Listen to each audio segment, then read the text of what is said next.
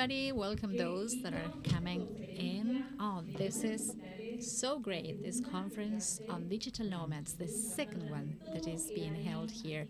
We've been preparing this throughout the years, so I'm so glad to see how this community of nomads keeps growing. I would like to start with a round of applause for all of you, please. A little more energy for this Friday afternoon, such a beautiful afternoon we are sharing here, because we're going to have an event with lots of stickers, experiences, and this is for you to enjoy it so that we can do some networking, have fun, get together as a community, because there are increasingly more people that dare work remotely, that dare travel, discover, experience. And throughout the year, we've been holding several events, some cultural events. We visited museums, yoga lessons. We also had meetings with entrepreneurs and many other things that we've been doing precisely to bring this community together. And we are the first community of digital nomads working with the government of the city of Buenos Aires, the autonomous city of Buenos Aires. So we are very happy about that. And we're going to, this is a wonderful closure for this event. The planetarium, this is a wonderful place, so thank you to the hosts for allowing us to use this beautiful, comfortable space that is so representative of all the things that can be done in the city. There are so many different proposals. I hope that those of you that are not from Buenos Aires, I hope you've been able to enjoy it throughout the year. Next year, we will also have lots of activities. So let's start this great event. What I was supposed to tell you first is that you cannot eat in this room, you cannot drink anything, so you can do that at the lobby, on the ground floor where you have the food trucks. You can go there and have something to eat and drink, but please do not do that here. We are also going to have an after meeting after this event, so if you would like to start filling up with energy, well, keep some energy for the end, because the idea is that then we can celebrate together this wonderful year that we've shared in this conference that is also a closure for the year. But throughout the week, we've been having different activities, and it's been a pleasure to experience all these things. And this is all thanks to you as well. That's why I liked starting with a round of applause, because you are part of the community. You make this possible. And for us, it's a pleasure to be with you and offer different proposals. So now we are going to welcome, for that, we'd like to invite Fernando Strafase, the Secretary General of International Affairs of the city of Buenos Aires. So an applause for him.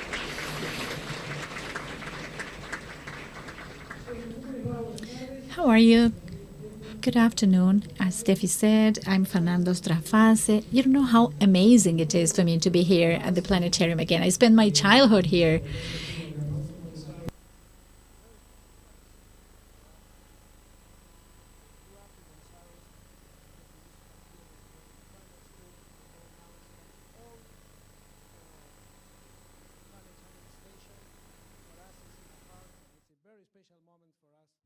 Be here. So hopefully you share some of the feelings we are having with the people of Buenos Aires and Argentina by coming back to Planetario.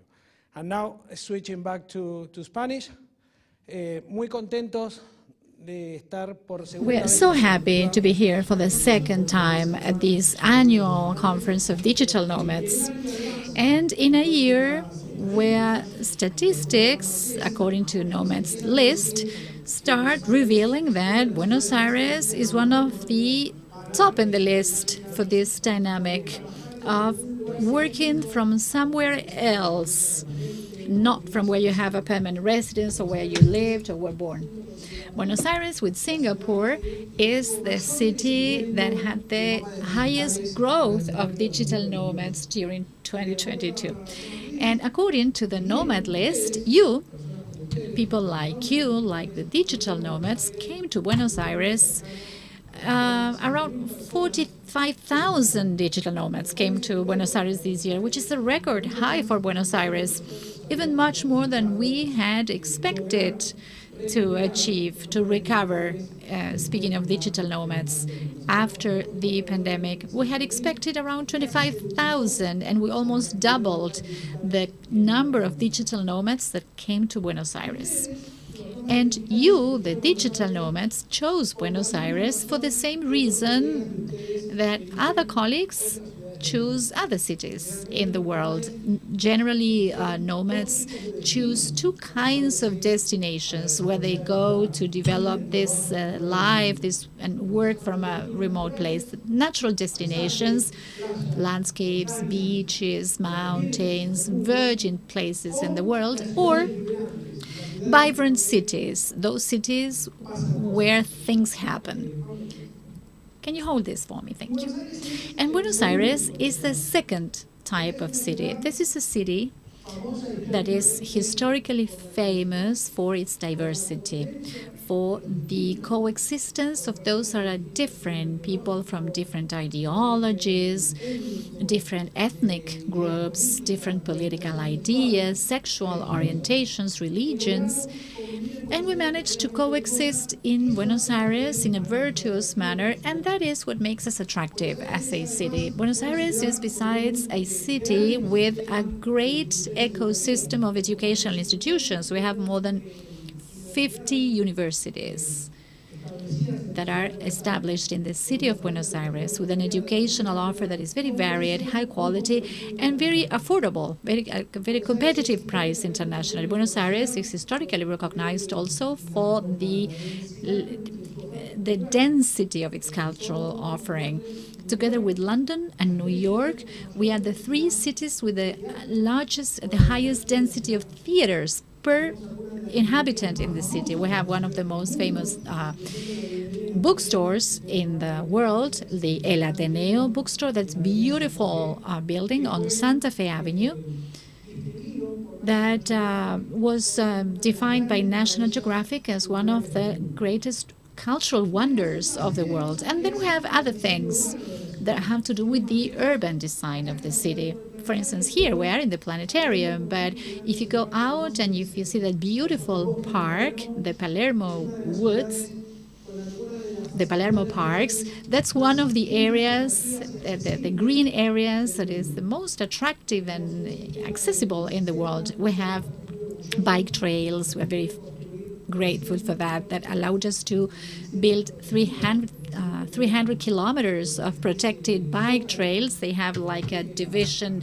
a curb that protects bike riders, because we also pay attention to sustainable mobility. And we also created the system of bikes, as the shared bikes, as many other cities in the world have. And from the government of the city of Buenos Aires, when the pandemic was at its full height in mid-2020, and we saw that in the north of the world, the northern hemisphere, there were many digital nomads that were choosing some places, normally natural paradises, to conduct their activities. We said, let's promote actively the competitive advantages of the city for that moment when the pandemic is over and we can welcome those digital nomads before other cities do. So we started promoting and projecting internationally the offering of the city. The most effective way of promoting the city of Buenos Aires, those who knew about it told us, and we realized on their own, that the community itself should attract the closest nomads. That is, those that were already in the city could say to their friends all over the world, come to Buenos Aires. This is a great city to spend some time. The same happened with international students. Buenos Aires is today the preferred city, the favorite city all over Latin America for international students. Those students that are not from Argentina that choose Buenos Aires to stay for a semester, for a short time, perhaps even there are full studies here. In 2019, we received 90,000 foreign students in the city, and we're very proud of that. We're very proud that that happened. And this year, we are recovering half that number, and next year, we expect to have more than 90,000 students coming.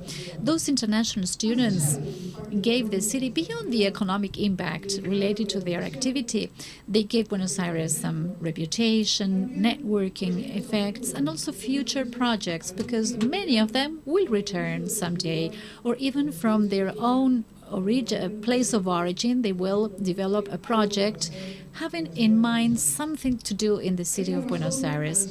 There's an additional reason why Buenos Aires is so attractive for nomads and for international students. Its entrepreneurial ecosystem. We are a city that is characterized by the entrepreneurial spirit of our youth. And as a result of that, 11 of the 15 unicorns of Latin America were born in the city of Buenos Aires. Some say that it's because of our ability to adapt in Argentina, others because of their education and training. Others say that it's because of the effect of this entrepreneurial community. But that's very interesting in Buenos Aires, both for students and for nomads that would like to stay here with a project in Buenos Aires. I thank you so much for helping us as an international community, for helping us promote Buenos Aires. Times here in the city, please call your friends, tell them that Buenos Aires is waiting for them, that we have an awesome, endless possibilities to enjoy the city, to study, to work, to know people, to establish here, probably to marry. And we really hope that your time in Buenos Aires is unforgettable. Thank you.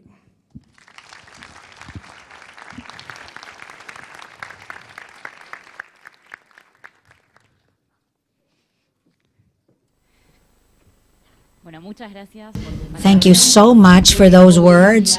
It was very clear how interesting this city is to come here, to discover, to do digital nomadism. I believe that there's so many things, really, innovation, different outings, culture. Myself, I lived outside, and I continued to choose Buenos Aires to live because I believe it's a city that is full of proposals.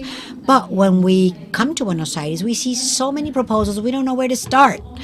So we will be talking about what can we do in Buenos Aires? What are those things that are the best to do here and to know the city better? So in doing so, we will talk to Fernanda Alvarez. She is a lawyer specialized in tourism. She is a faculty member, tourism researcher, member of tourism unit of the Lawyers Association, and she also works with the Tourism Chamber. Currently, she serves as a competitiveness manager and as well as tourist regulations. An applause, please, for Fernanda Alvarez. Hello. Good afternoon, and thank you for that introduction. I'd like to thank the Secretariat, the General Secretariat and International Relations for inviting me to join you at this space. And as said by the presenter, let's see what we can do in the city of Buenos Aires. But above all, and briefly tell you that the tourism body is the one that creates public policies and programs within the city of Buenos Aires, and it is the one, in a coordinated fashion with other provinces in Argentina, the one that consolidates programs and projects so that we can actually empower even more, not just the city of Buenos Aires as a destination, but Argentina at large. Let's see what we can do in the city.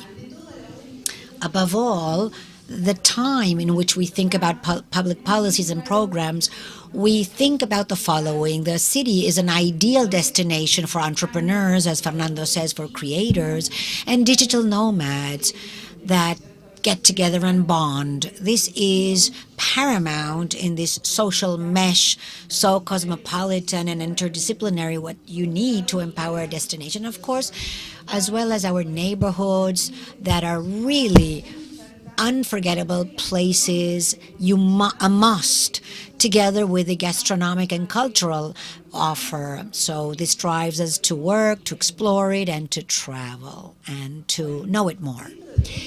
Among all the programs we develop, on the one hand, it's not mentioned here, but I will say it. It's called the Innovator BA Buenos Aires. This is the 7th consecutive year it's been developed, and last year there was a great focus on you, on digital nomads. Another program that started in the pandemic when we were confined and locked down, people chose as an experience proximity destinations or in the outdoors. Within the city of Buenos Aires, we're divided in communes. There are 15 in all, but each commune has different neighborhoods. Some neighborhoods that par excellence are destinations that have a lot of visitors, a lot of tourists. If I say La Boca or San Telmo neighborhoods, but there are others that we touristically call emerging neighborhoods that have a lot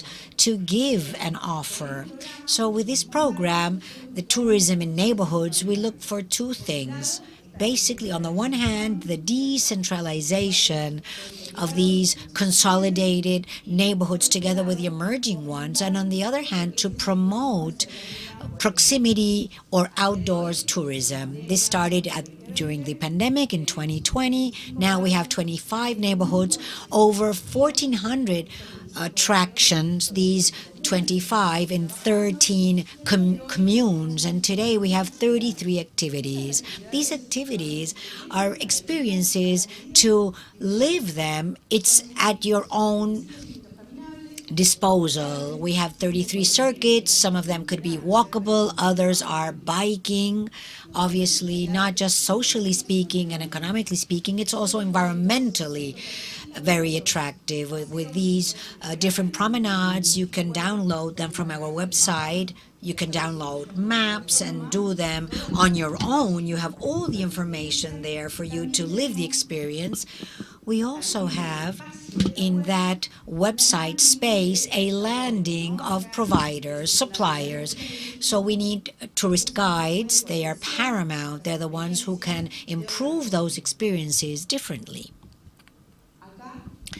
So I show you in this map so that you can visualize what I mentioned earlier, the decentralization of all the neighborhoods. These are the neighborhoods that have these walkable or biking circuits. There are 25 neighborhoods. What we look for are economic benefits, not just the local identity of the neighborhood, but also in the economic aspects, in the neighborhood commerce and the local work.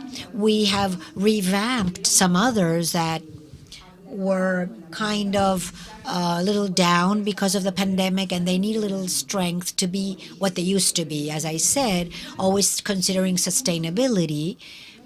And we don't work alone in silos. Tourism as such and the tourist sector needs in a cross-section fashion to work with other areas in the government.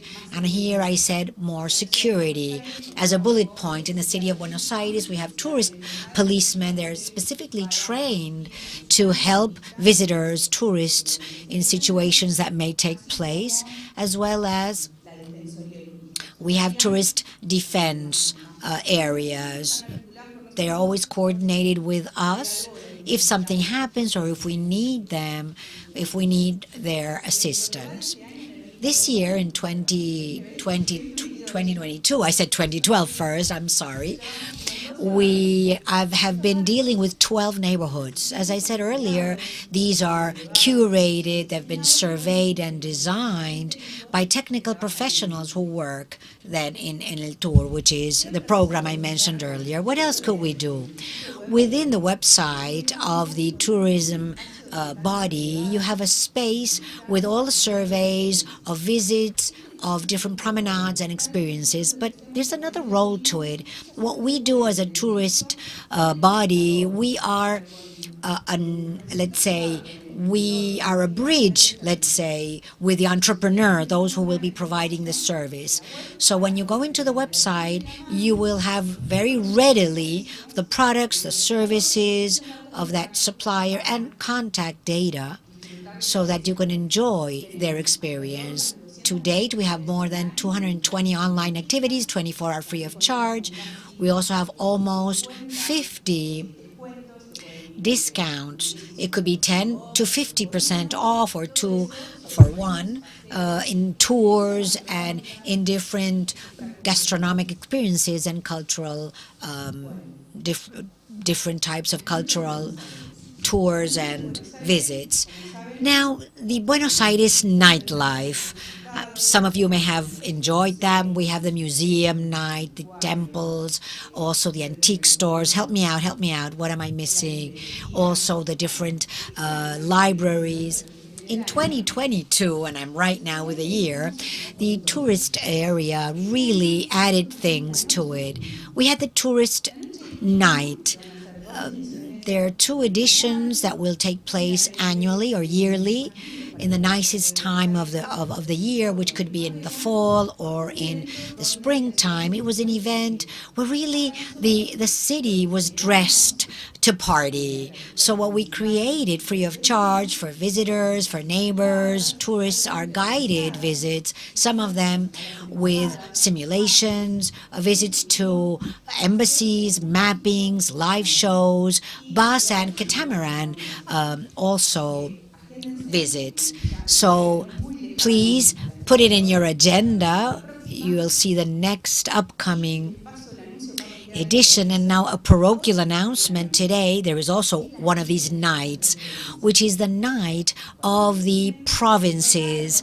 So when you're done here today, you have the exact time. It's from 6 p.m. to 12 midnight to enjoy the nights of the provincial, let's say, cultural, let's say, buildings. They open up their doors and they will offer gastronomy, culture, tourism, and different types of shows.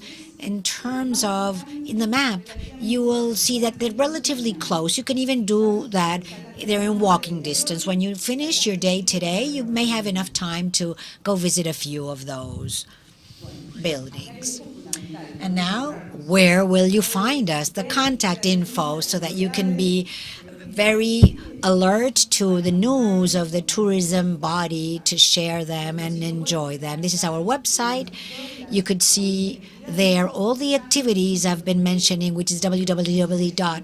As you see here, turismo.buenosaires.gov.ar. We're in Twitter, Instagram, YouTube, and also in the city chat box, the boti. You can do your inquiries there. We are always available for suggestions, what to do in Buenos Aires, or any type of queries. So you're more than welcome, as well as our WhatsApp. We ourselves pick up the phone, those from the tourism body. I don't know how I'm doing with time. My inner clock is so different. Am I all right? So I'd like to just thank you. Thank you for allowing me to share this space with you. It's a pleasure. And I'd like to wish you a wonderful day session. I hope you do great. And I'd like to now share a video where you will see in motion everything I told you about the city of Buenos Aires. When you come to Buenos Aires, the nicest thing of every place, every activity, every walk and promenade is to stop, pull up your head and watch. There's always something new. Coming to Buenos Aires is to stop for a minute. Let the city move and lead you, but also go with the pace, taste everything, and let it all there. It's seeing a face you had never seen before. To stop in Buenos Aires is always having something new to know and to discover. Buenos Aires, there's always something new for you. Tourism Buenos Aires City. Thank you so much.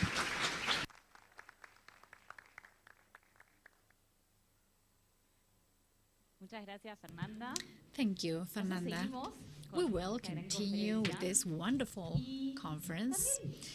And a lot is being said about new technologies, about how there's increasingly more innovation that we can discover. And for instance, we see cities that apply the Internet of Things, 5G. But what do we mean when we say smart cities? What does that mean?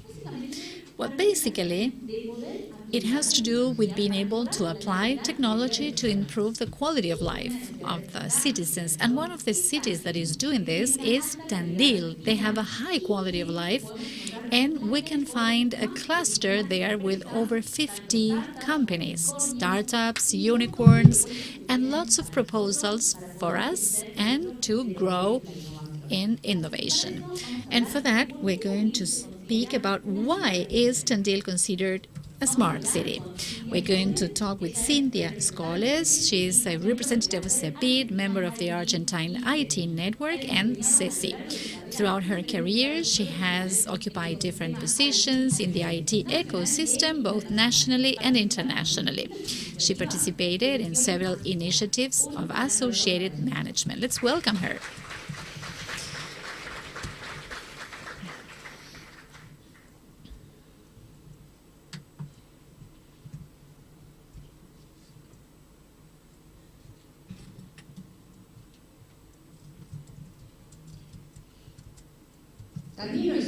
This is not Tandil.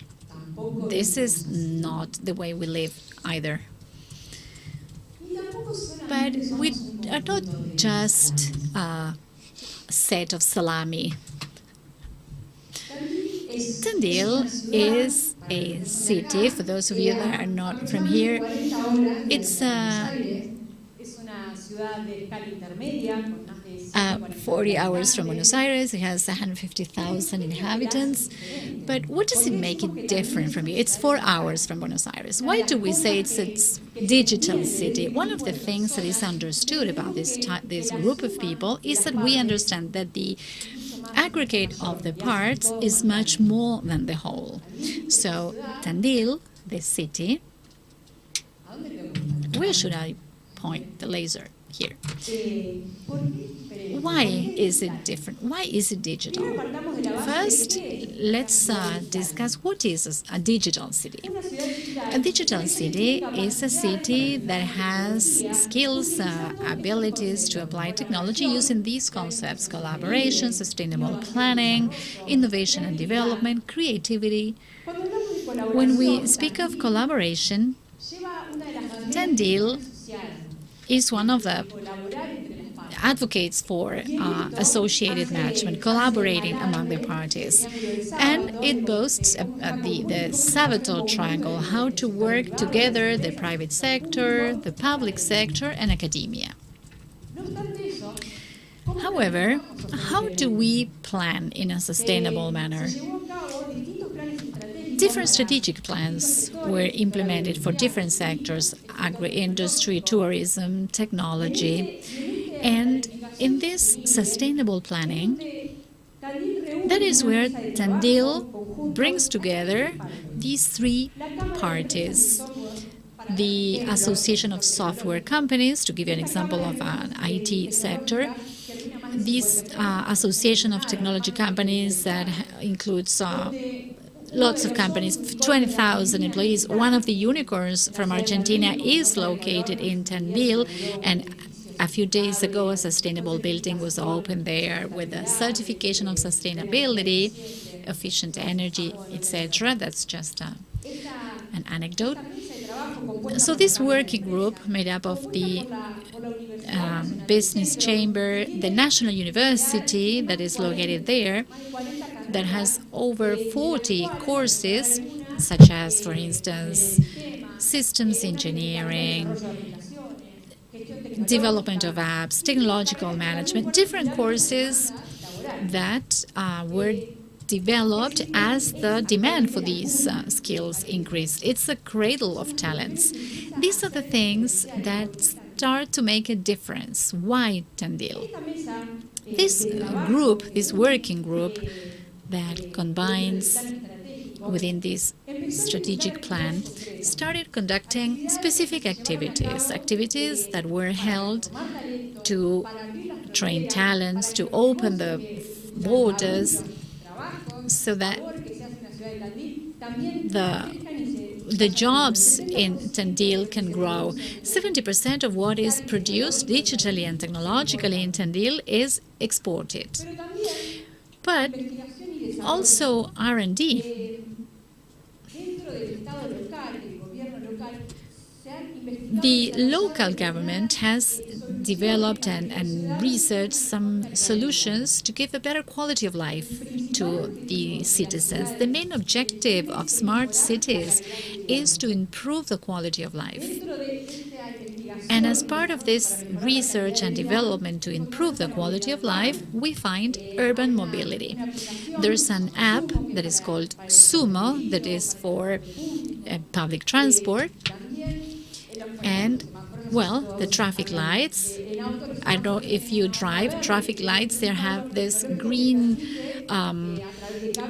wave, as we call it. So through a wiring system, you can always catch the green light. There's also a system of citizen security. There's an app mobile. When a person is registered and they are in an unsafe situation, they can press the alarm button, and at that moment the monitoring center geolocates that person and reacts to that situation.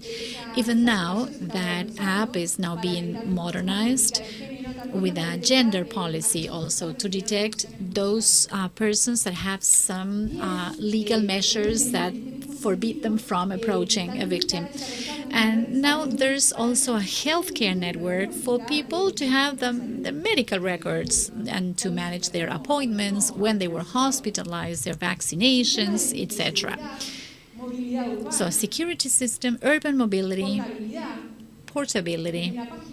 In the web page, you can do all sorts of proceedings, services with the municipality of Tandil. So, collaboration, sustainable planning, research and development, and creativity.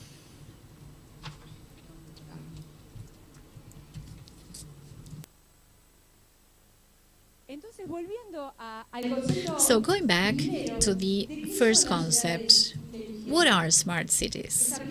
The idea is to apply technology, but technology in the wider sense, with the main objective of improving the quality of life.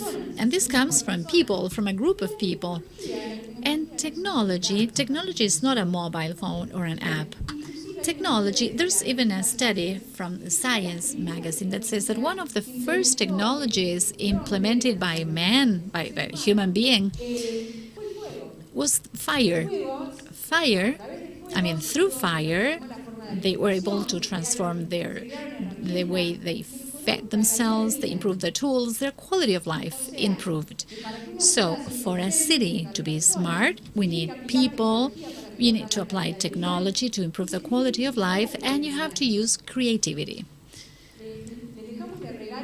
And as a present, as a gift for you for the weekend, we will ask you to join these 9 dots with straight lines without moving the pencil out of the paper. Think out of the box. Think differently. That is creativity. Do you all have mobile phones now? Right now, do you have your cell phones with you? You have Instagram, LinkedIn, any social media? Yes? Okay.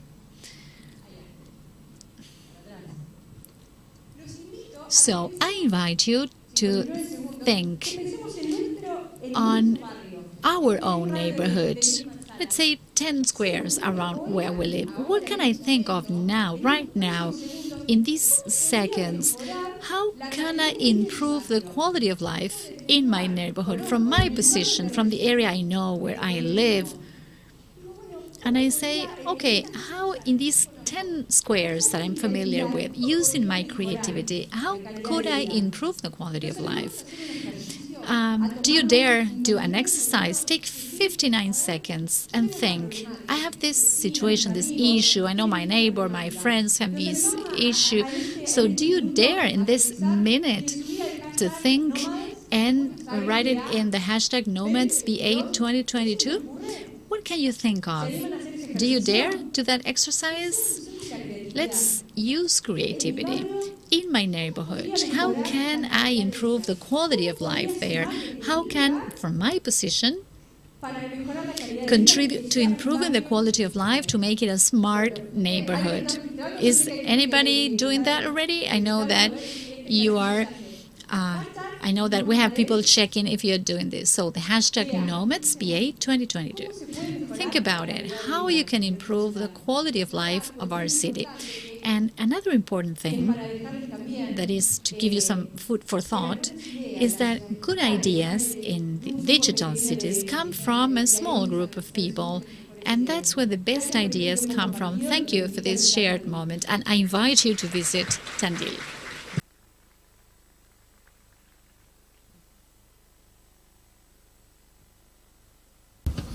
And we'll continue talking about innovation. And now we will be visiting and go directly to the city of Rosario, because Rosario was known anciently as a strategic place because of its port, but nowadays it is known as the economy of knowledge, and for everything they've been doing in terms of innovation and strategies to be applied. So now, in this first afternoon, we're going through different places and learning different things we could see, cities we can visit, and what there is there. So now we will be talking about why Rosario is an innovation port. We will be talking with Rogelio Villasi. He is a tourist. He has great graduate and undergraduate degrees in national and international universities, researcher, and has a few books published. He has ample experience in public administration. He's consultant in private sector and in international bodies like the World Bank. Currently, he's head of cabinet of the city of Rosario. So a round of applause for Rogelio, please, Biasi. Hi, thank you. I need to take a picture here because I never gave a talk with people lying down. I gave a lot of talks, but lying down, no, it's my first time. Thank you. So it's so hard to talk after Tandil. I mean, Rosario, you can't eat just a salami. So let's see how good I can do this. Thank you for being here. Thanks for the invitation to this excellent and wonderful event. And thank you especially to all of you for being here.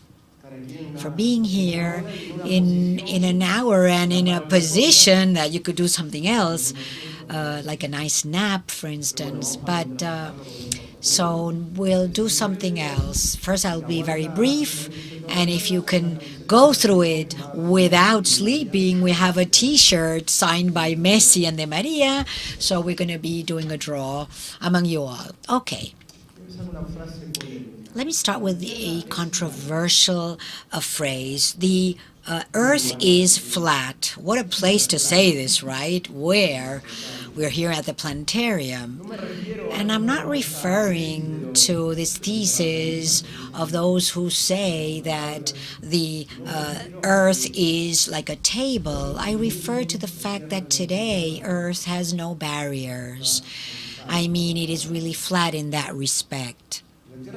And it's flattened, and the world flattened for several factors that flattened it. We could say, maybe we could mention at least three. First, it started with a dissolution of some artificial barriers, political barriers, economic barriers that did operate in some part of the last century.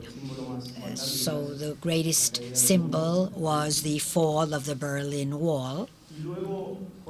And then, with other two flattening agents, was the transportation and communication revolutions and infrastructures, enabling us to move around from one place to the next. And of course, the technological revolution and the appearance of internet. So we flattened it so much that there are no barriers between people who are from one end of the world considering the other end of the world. This technology revolution, that of the communication sciences, enables us to do a lot of things that we were not able to do before, from a remote place to another remote place. So nowadays, we can be operators of a call center, let's say in Buenos Aires or in Rosario City. We could be working for a company in Madrid or even do more sophisticated things like robotic remote surgery. The patient can be maybe in Seoul, and the physician operating and the surgeon operating on that person could be in Houston. So this ended up flattening the world. There were precursors in the globalization, the discovery of America, and going on ship rides, traveling, going overseas, and other physical mechanisms like the press, the printing press. They were precursors of enables us to expand knowledge throughout the world. But globalization per se could be divided into at least three stages. A first globalization, which was with the Industrial Revolution, the advent of international trade, the exchange of capitals, the first exchanges with migrations of people in the planet, and also an expansion of the product market of goods and services. It's hard really to walk 360 degrees in this stage giving this talk. But anyway, and there was a second globalization. The first one ended, I would say, probably before the wars, with the great wars in the last century. The world was divided and it was broken up into pieces, and there's a second globalization stage. So we create, the United Nations were created, this the idea of countries to have bonds and to network and for the world to advance in an organized fashion, which improved the level, the lifestyle in many countries. But also there were inequalities in countries of other continents. And today, this is a 3.0 globalization where we've broken all the molds, as we said, of physics, of parameters in terms of time and distance. So there are no more linear time and distance parameters. There are other parameters, of course, because what happens in one end of the world may be replicated in another end of the world in real time. And then we have this third globalization stage in a world where there's a period that we had met 100 years back with wars, where there's a worldwide pandemic. 100 years ago, there was another pandemic, world pandemic. And there are wars in Europe. For 100 years, there were no wars so general and pervasive as there is now. And where definitively, we have this model of breaking up the time and distance barriers, not just the internet proliferation, but the devices that use internet for these things like, I would say, the smartphones and all other devices we have to use the beauties of this worldwide network enabling us to be connected. There was never so much motion and movement of things, of goods and services and of people like right now in the world. Never before. Physical movement and movement also through technology. Today I was speaking with my friend who's here and said that the movement of people has been naturalized to such an extent. If you look at a world game or a World Cup, if there's any Uruguayan here, I'm so sorry for you, really. I'm sorry. We really wanted them to win. They're out of the World Cup because of South Korea, who won.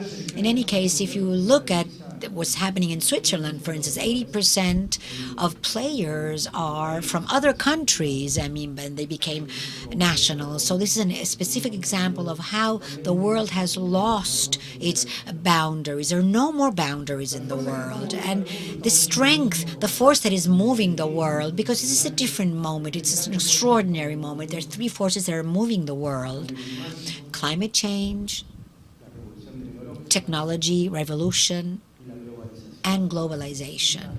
So this is the extreme globalization, the one that I was mentioning before. And all these forces combined imply such a brutal change in the way in which we live that we can't really understand it. We human beings are the only animals on Earth who cannot manage uncertainty. I mean, we human beings are always projecting ourselves. Animals don't project. Human beings do. So this brutal change that is happening because of this combination of the three forces is really we're not focused. We're at a time where we have to focus and try to change our habits to get used to this myriad of exponential changes that are taking place. I come from Rosario, not from Tandil. We don't have such great salami, but I come from Rosario where we have a lot of nice things. So now, let me tell you a little bit about Rosario. I have to sell Rosario to you. So Rosario is a river. I mean, not Rio de Janeiro, but it's a river. It's the Paraná River. So if you don't know it, so we have the Paraná River coastline. It's a very wide and long river. Rosario is green. It's a city in Argentina that has the most green space per capita if we think about the great cities, that more green areas per capita it has in terms of the city itself. We have 12 square meters of green space, public green space per capita. This is, for instance, Buenos Aires has 3.5. We're the second city in Latin America where there are more public park space in Argentina, and it's the second city after Curitiba in Latin America. We have 300,000 trees, which is a lot. And I don't want to compare myself to other cities, but it is a lot. It's one of the cities that has more trees per capita that have been planted in the city. It is a city that has a vocation, cultural vocation, which is really, really very huge. The culture in Rosario is cosmopolitan, as said by the presenter. Rosario starts in the port. It's a port city. It is the first world port to export grains in the last century, at the beginning of last century, and now we're right there in the second or third place, considering Hamburg and some other cities. We are a port city originally. That means that it is a city that made itself, and it was populated by people who came from other places. That is why we have this spirit which is cosmopolitan in nature. So this port origin, that origin we do have, we want to change it into a new port, but a port not for tangible assets, but one of intangible assets, a port of innovation. That is why we're focused on a strategic project which is called the Port of Innovation, or the Innovation Port, with an alliance between the public and private sectors. That is, the government of the municipality and other institutions of the private sector and of the third sector. We are creating the Innovation Port, a place where things will happen regarding technology, agri-technology, creative industries, and innovation to export from Rosario as a hub, the economy of knowledge to export to the world. This is an innovation port that its base, its physical base, is in what used to be the port facilities of last century, right there at the shoreline. Beautiful areas there that are all revamped. Things are happening in this regard.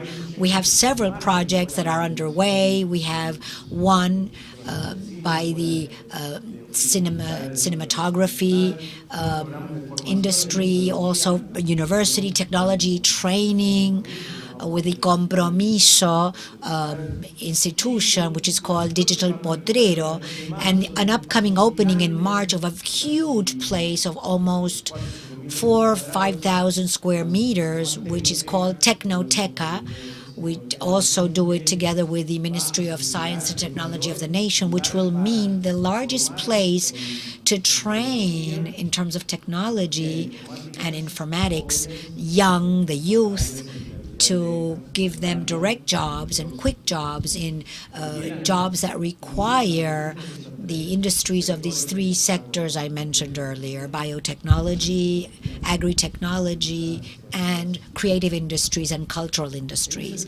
So that's what we're doing. Rosario gives a lot. There's also a mobility network that is very expanded, urban and non-motorized. There's bike lanes of over 200 kilometers, also public bikes of over 700 public bikes and 100 bike stations that are distributed among the city. We're really betting on a mobility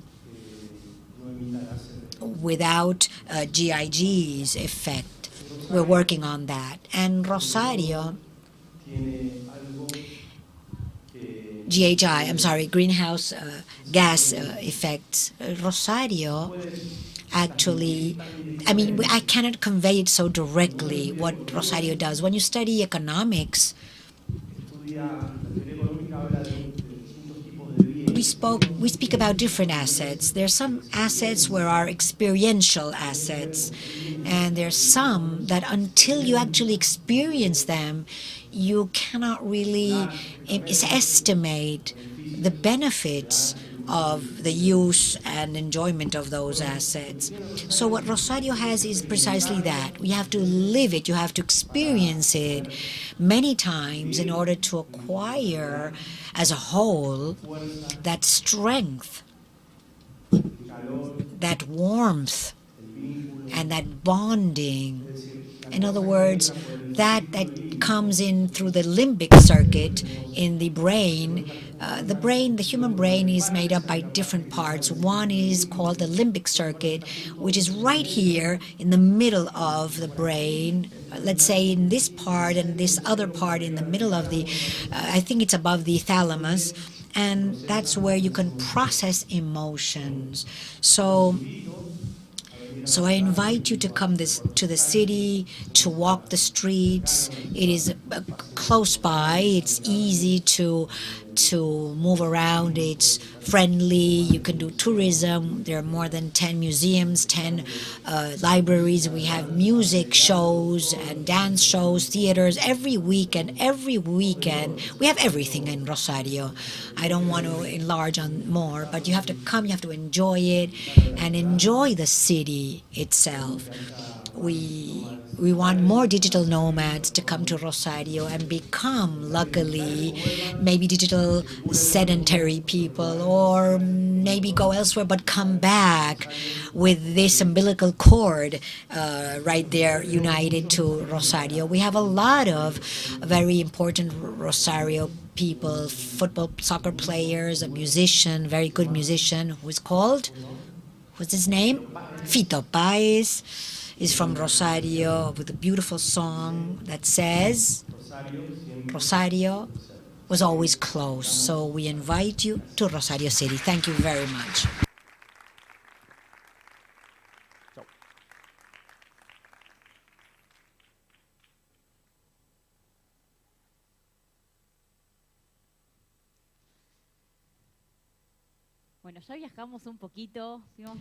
So we've been visiting several cities with their different offerings, and now we're going to move to something. I'm sure you're expecting this, because this is somebody that adopted Argentina as his own.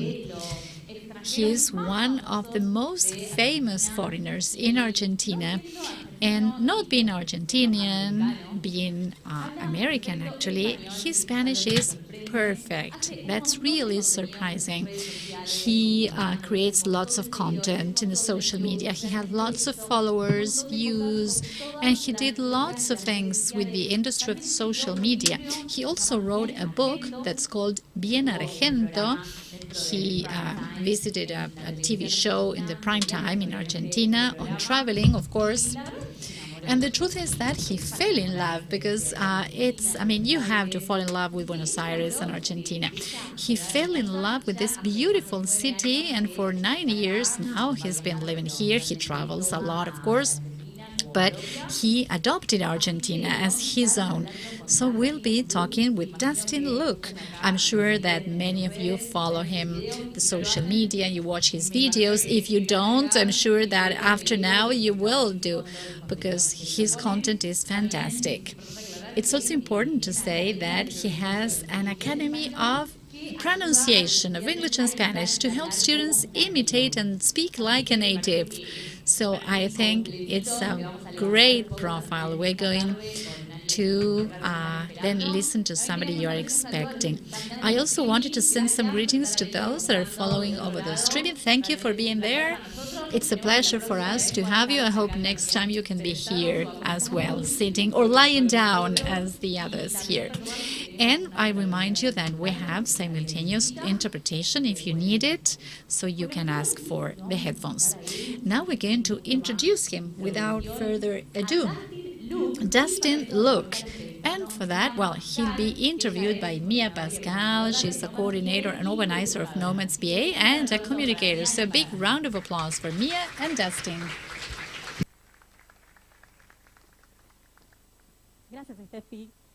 Thank you, Steffi. Hello, how are you? Hello, how are you? It's great to be here. We are on this atypical stage. How are you, Dustin? How did you get here today? It was very funny. The previous speaker said I had never spoke to an audience that was lying down. That was funny. It's so comfortable. This is my first time here at the planetarium. It's an honor because this is where, particularly in the world of YouTubers and content creators, this is the place where we get together and we do this meet and greets and that kind of thing. So it's an honor for me. Right, it's a space where lots of important events are organized. So we are so grateful to have this great venue. Shall we start? I have lots of questions for you. Why don't you start thinking if you have any questions so that we can then open the mic and interact? Testing. The first question that comes to my mind is, what was it that inspired you to say, I'm going to Argentina for the first time? Well, it's a very long story, but basically, I did an exchange in Spain. I didn't know anything about the world. I was a typical Yankee that didn't know anything. And actually, because of that, for that trip, I obtained my first passport, the first time I left my country. And my first day in Spain, I came across a lot of Argentinian. I said, what is this? They were so passionate when they spoke. I barely spoke Spanish. And they told me, whenever you want, you have to come to Argentina. We are a beautiful country. And, well, it turned out then with some friends, they convinced me to come here. And when I came, I fell in love with everything. It was such a remote place. Nobody spoke about it. No family member, no friend had ever visited Argentina. So I felt that I found Narnia. I don't know how to explain it. It was something like that. So when I came here, it was like, this is the place. This is beautiful. This is for me. What was it that struck you at first that made you stay here finally? Well, I come from Atlanta, Georgia, in the southeast of the United States. And in Atlanta, the South in general is more conservative, more reserved, more. And coming here, it was absolutely the opposite. It's like Argentinians were very affectionate. They kissed me, they hugged me. I said, what? Come on, wait. And What I mean is that then I started to learn how to be more affectionate, to express more love without fear. So initially, that is what called my attention. Then the accent. I love the mix in Argentina, particularly here with the River Plate accent. It's obvious that it's a mix of two cultures, Spain, Italy, a little bit of everything. And personally, I thought that was excellent. I love to know something different, this mix, and the passion as well. And now the World Cup. What about that? Oh, well, precisely, I came here to Buenos Aires to live that experience. And actually, we are living that in the square here on Sarmiento and Libertador. I don't know if you've been there, but you have to go. It's excellent. I think that 40,000 people went there. I've seen all the games there. Of course, we will continue. We go tomorrow again for the game. It's excellent. It's great to see Argentinians all together. Nobody cares about anything. All hugging one another, all happy. It's a unique moment, and I feel that everybody should experience it. It reminds me of what you say in your book, this love at first sight. That's what you felt with the country. And then about your more creative side, content creator. What was that turning point that made you have such a large reach? You connected to so many people. Your content went viral. I think, well, I started with YouTube here when it was just beginning. So that gave me like some advantage because I was able to reach a lot of people. And I feel that being from the US, and I made a video that was a funny video. It was like an imitation. I was wearing a wig. I called myself Facu, and I said things the way Argentinians do. But I was a Yankee, and so at the time, anything that was published on YouTube that posted that included Argentina, everybody saw it, and if it was good, it went viral. So that was the first boom, I would say. I still think of that day. It was crazy. The number of messages I received was crazy. But then years later, I said, everything I say in the social media is about Buenos Aires, but this country is huge and it has everything. So I would like to travel around and visit other places in Argentina. So my idea was to come back here and organize like a travel show. And then I returned, but I was called from an important channel here in Argentina. So I did a travel show for a channel in Argentina. And that was the first time that a father would watch TV with their son, that they would talk about a YouTuber that was on TV. So that was the combination. And Argentinians love to see how the others see them, how they are, things they say. So I think that was the secret. And many Argentinians tell me now that when foreigners come to live here or whatever, they say, you have to watch the videos, he can teach you a lot. It's true, it's amazing. And I would like to know what some tips for anybody that would like to be a content creator, particularly being a foreigner living in another country, or perhaps remote workers that are nomads, how you can grow in this, even traveling a lot like you do. How can you grow in the social media? Well, first you have to start, and you have to know that you will make mistakes, that it won't come out right in the first attempt. In my case, it was like the 7th or 8th video went viral, and I was lucky actually. You have to be constant. I mean, you have to post content permanently and use the new stuff. Like, suppose in TikTok, you can reach a different audience that has nothing to do with you. Perhaps today I do lots of things in TikTok and I'm reaching audiences I had never reached before. So you have to be aware of the social media, which ones are more popular, and tell something authentic. Be yourself. Tell something that really happened to you and that you would like to share. In my case, I shared my experience with Argentina, the things I thought were funny from a positive perspective, and people loved it. I have lots of questions. If you have any questions, of course, you can interrupt. Initially, what do you think is this phrase that you say, it's more bridges, fewer walls? Well, that means a lot to me. It's something that we created with some friends. I have several friends that are from the United States that love Latin America, etc.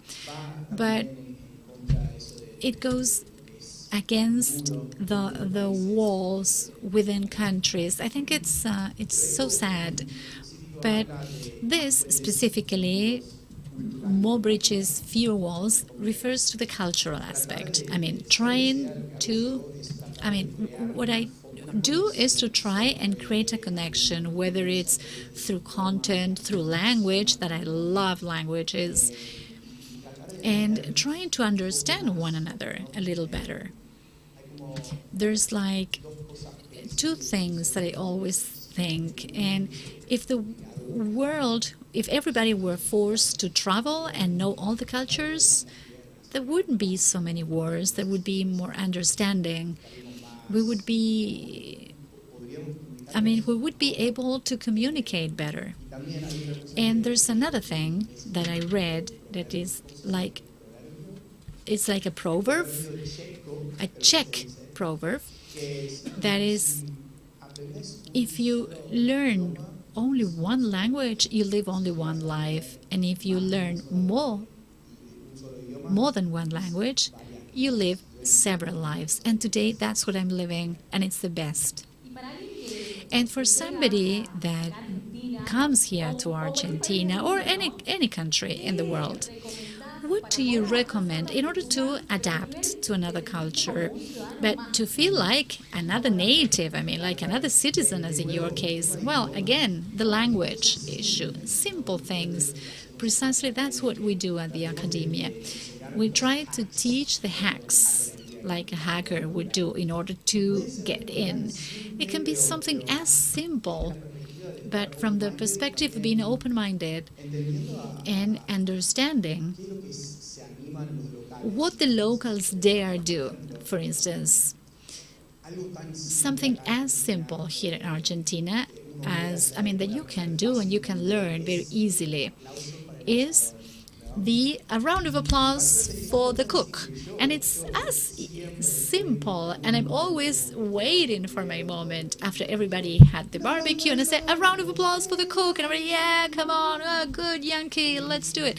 So those things, just a single thing, can generate such a strong connection with something so simple. So it's basically trying to understand them, using their language, and really connect. And language is key for that, in my opinion. Let's open the floor for questions, if you agree. Raise your hands if you want. I can't see very well. Perhaps you can help me. There's one here.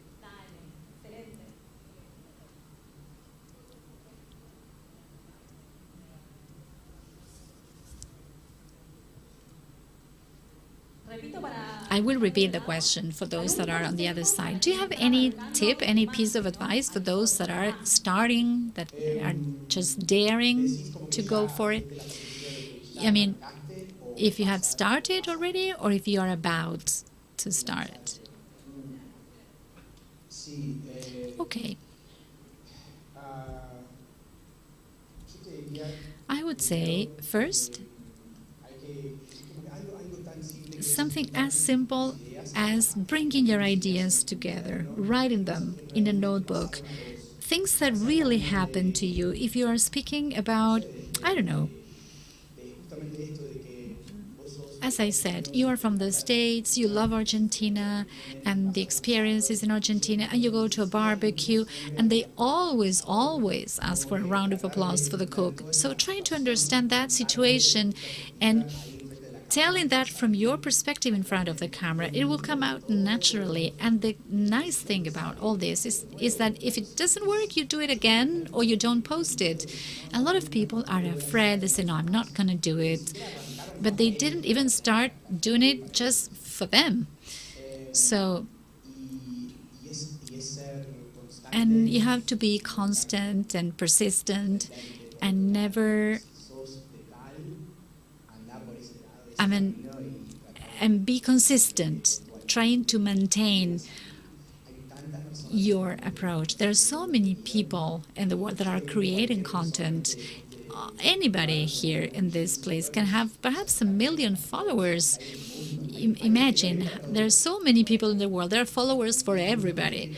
And you just have to understand that. But beyond that, you also have to have this contact. There's a theory of these 1,000 superfans. The theory is that you need to have 1,000 loyal followers that can buy any service, product, whatever, that may cost $100 per year, and that's $100,000 per year. And you can live on that just when 1,000 followers. So it's you have to be persistent because eventually it will happen and it's worth it. Thank you.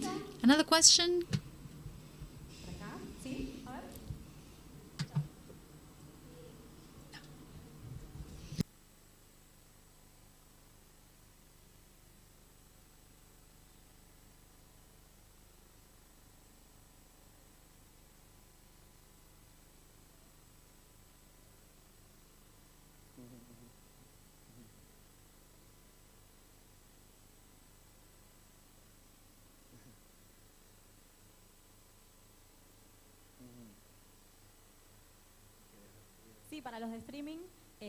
Yeah, for those that are following on streaming, the question was, what was the process like? How long did it take you to achieve this Argentinian accent?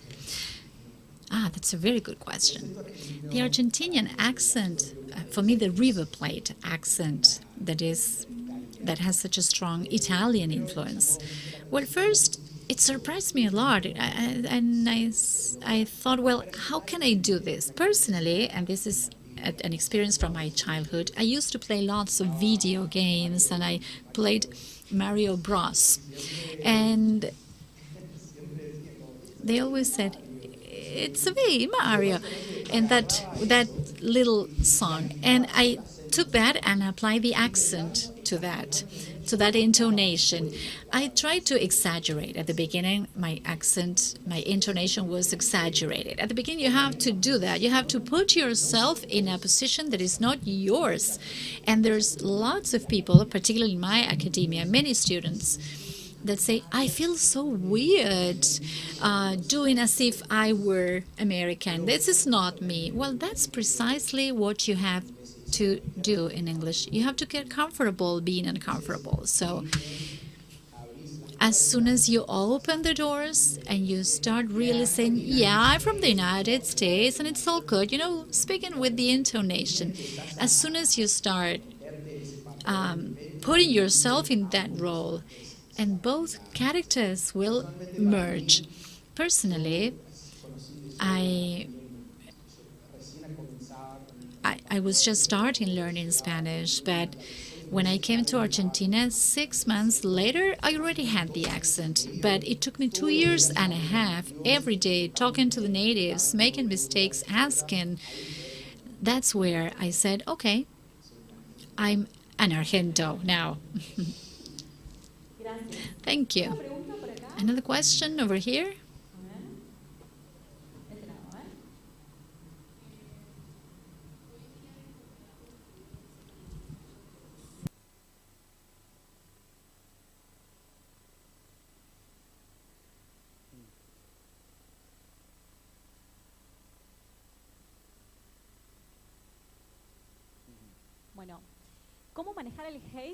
So how to manage hate in social media? Well, yes, that's very difficult. Actually, before I started, I knew that the internet was a difficult world and that I could have hate moments, and I did.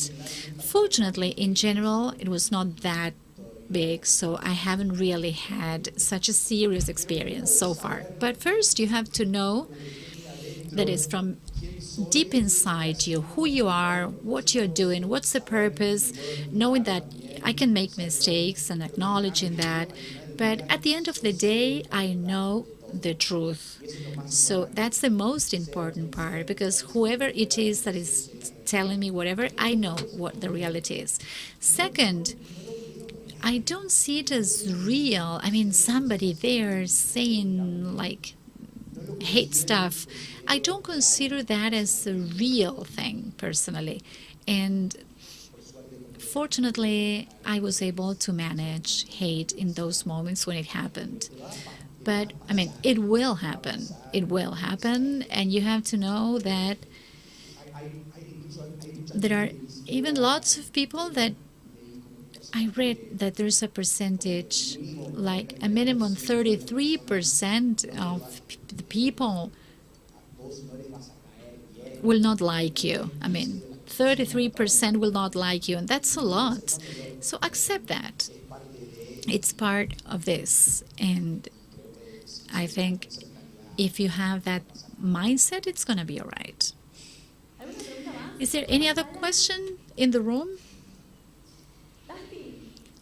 Dustin, I ask you also, what would you recommend to somebody that is thinking of coming to live in Argentina or stay here for a while, perhaps start something here? What things should that person consider?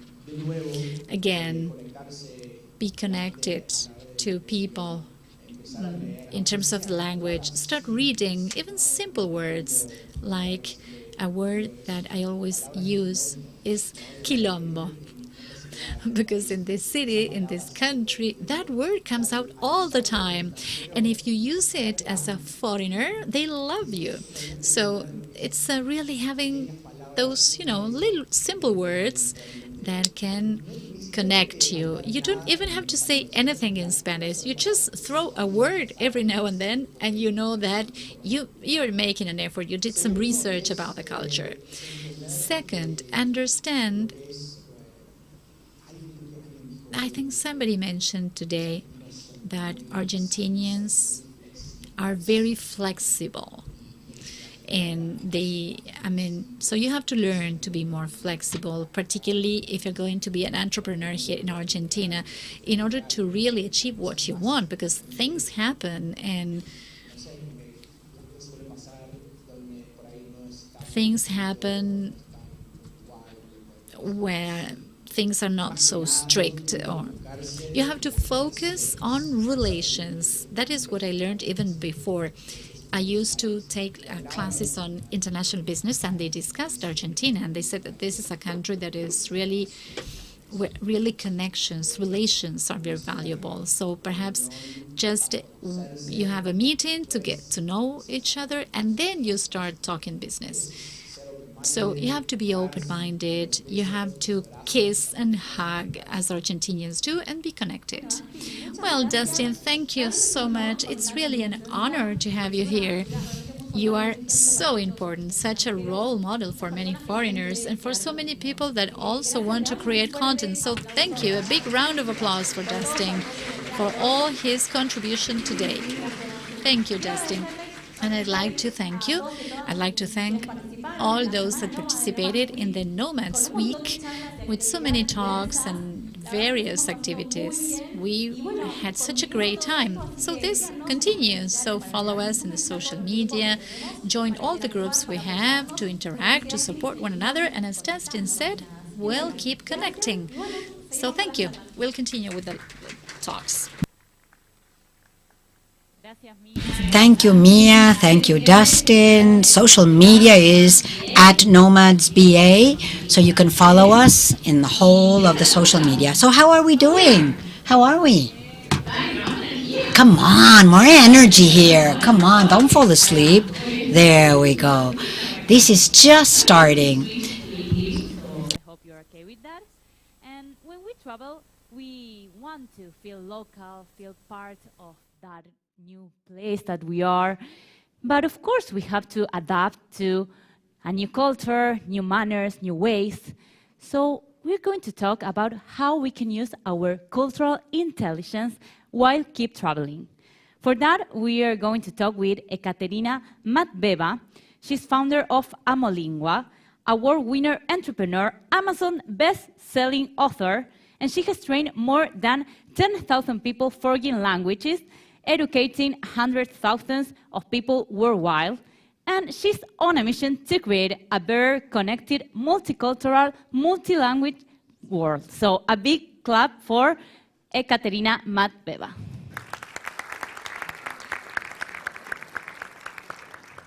Oh, thank you. Thank you so much. All right, we are here. Oh, wow. That's quite a stage. ¿Cómo estamos?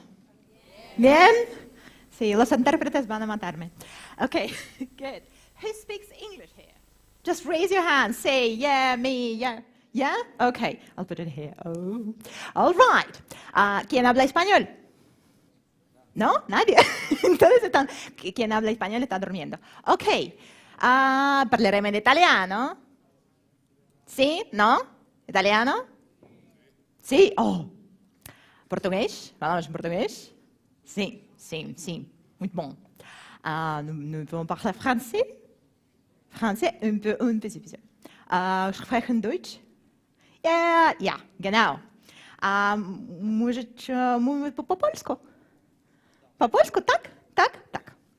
A po-ruski? Da. Oh, okay. Czungen? No? Czungen? Okay. All right, so we will speak today mostly in English. Sometimes maybe we'll switch to other languages. As I've been presented, so I'm extreme fever. Typically in English, I'm called Kate. En español, en Argentina, soy Caterina. Pero en España, soy Catarina. And then in different languages, I actually go by my local version name, even though it's all the same because it's Greek Katrina from Catharsis. And here today, we're in a special place. It's a very, I would say, well, not like a sacred place, but you'll get what I mean in a moment. Right, are we ready to start? Good. All right. When I was a little girl, well, my father, passionate about astronomy, gave me a telescope. So I spent quite some time looking at the stars. And quite quickly, I discovered my favorite, well, constellations, star sectors, and this is one of them. It's called Pleiades, Pleiades, Seven Sisters. And what's so special about that place is that the place where the stars are born. Isn't it beautiful? The place where the stars are born. It's like crazy amount of energy coming there. And if you look at it, it's actually pretty easy to find in the sky. Because when you go and look at the Orion, and we all know Tres Marias, yeah, they're called in Spanish, but the Orion's belt, Orion, just a little bit like the little side of Orion, you'll find Seven Sisters. And when I was looking at the stars as a girl, as a teenager, and now as an adult, I noticed one thing, that pretty much the sky, even though it's like shifting, like the Earth is shifting, but the sky is the same for us. We can be in the northern hemisphere or southern one, and constellations can slightly change. But there are some places and some constellations that you can always find in the sky. And typically, that would be the Orion's belt, right? And the Orion's constellation. And when we dig into history and all their, well, discoveries, we would find out that a lot of civilizations, especially Asian civilizations, would try to align with this belt, yeah, their constructions. That's quite fascinating. We still don't know so much about our roots. Well, while talking about the stars, obviously, well, we need to kind of think, okay, where are we? And when we look at all these galaxies, suddenly we discover that we are so tiny, so small. Yeah, so our planet is somewhere there in the Milky Way. Here we've got these giant clusters of galaxies, and there are billions and billions of galaxies, and especially with James Webb Telescope, new one, now we're just discovering further faraway galaxies. But yet, we are here, and we matter. Yeah, how it happens, so like, we are actually here, and there's so much diversity. And like today, we're speaking in different languages, yeah? Speaking different cultures. Argentina is composed of so many cultures. There's such a rich heritage. That's what I love as well about this country. And here, when we start already diving into, say, the story, we would go from like astronomy to my own story that when I was, well, a child, I would be traveling as well quite a lot because, well, my parents, and then in teenage years, I would go on study trips. And typically I would be around Europe because, well, I grew up in between Moscow, Warsaw, and then all over, like studying in Spain and in Italy and in France and Germany, like everywhere where you could imagine in Europe. And while at 14, 15, I visited these different countries, I discovered that my 3 languages that I spoke at the time were not enough. Even more, I couldn't get people to do something that I was asking to do. Like, for instance, just to come to France and say, well, do you speak English? And they would say, yes. And ask, could you please bring me a glass of water? And I would be, yes. And I would be still waiting for a glass of water. So, at that point, I realized how diverse we were in our communication and the way how we would be relating to each other. And it just started coming to me that I would like, at some point, to open a multilingual, multicultural center that eventually evolved into Amalingua. Well, my company today is a school where we train languages, cultures, and soft skills. Great. But then, like after my European, let's say, period, I actually went to Asia, and I happened to work there and also to live there to study, and I discovered that there was even bigger difference. And when you look at Europe, when you look at Asia, and later on, of course, Latin America, and all the diversity, you discover that people, even how people perceive time, perceive space, relationships, emotions, is so distinct. And it made me wonder, all right, in this case, how can we indeed connect in order to really understand each other? Like, if it's just language, okay, then let's work on words. Like somebody was saying about accents. Don't know, I can play around here. No, we can start talking about cup of tea. Whatever could be, like we can play with accents. It's okay, but it's not just that. It's not just about tonality. It's not just about words. It's more. And here, it came to me, well, that it's not always about the language. It's also about the culture. And when we travel, especially when we feel that we would like to go somewhere and like to be there for a while, as in one of the talks during this week was the concept of slow nomading, when you would go to a particular country and you would stay there for 6-8 months. Great. So there you need something apart from language. So if we look here, we can see, that's a lovely quintet, as well, like taken by James Webb Telescope, but then you have here IQ, EQ, LQ, and CQ. Well, can you please guess, what is IQ? Okay, so intelligence. EQ. Emotional, good. So emotional, we all know that emotional, it's about, well, being able to control our emotions, being aware of our emotions, right? So in our own language, let's say, if you have one, if you are bilingual, multilingual, so in different languages, right? Then if we go and look at LQ, what is LQ? Good, but there is another one. It's not only language. That's the point. That's a trick here. What's universal? Yay! Good. So if we go and look at this gentleman, maybe you know him, Jack Ma, I mean, quite a story, in China, as like a Chinese entrepreneur, he would say that in order to become a successful leader, you need IQ, EQ, and LQ. And he would say that love, in this case, would be the skill, ability to be loving and kind. In other words, he's talking about compassion. And indeed, when we talk about emotional intelligence, like it could also embrace, this part of love intelligence. But because when we look at the world right now, what's going on there, we can definitely say that love intelligence should be put aside. So compassion, right? And when we go back and we see, so got IQ, EQ, LQ, and CQ, cultural intelligence, that's right. And we go to cultural intelligence. And cultural intelligence has various definitions. And for us, while as well, like we're traveling or we're hosting people from other cultures, it's very important to remember that It's our ability, how we can adjust to another culture, how we can change our behavior when we are getting immersed into, well, another culture, right? Like, for instance, if we know that if we schedule a meeting in Latin America, or not only in Latin America, but, in specific countries, at, let's say, 3 p.m., we might expect people to be a little bit late. And it wouldn't be insulting, it would be okay. So we will be adjusting if we're coming from, let's say, somewhere from Central Europe, or United States, where we need to be on time. So we're adjusting, right? And we're changing our behavior. I'll talk more on that. And then what happens? When we are learning cultural intelligence, we need to take into account 3 components. One of them, definitely, is theoretical. It's about our knowledge, what we read about different cultures, right? If, as here, lots of people learn English or other languages, so what you need to do, you need to learn more about the culture of that language. So it's not just a language, so you learn about history, about economy, perhaps sociocultural context. You have to understand better, well, the natives.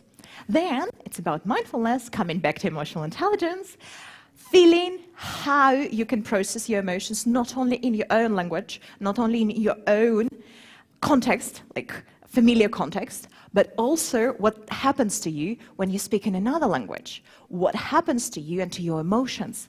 How can you feel? Can you actually feel deep in that language or not yet? Can you develop that? How do you feel negative emotions in that language? How do you feel love? Like, how do you describe those emotions in another language and being in another sociocultural context? And of course, it's all translated into behavior, how we behave in that context, as we already talked a little bit about, right? So how we adjust or how we create, well, another personality. That's a little bit, about it in a minute.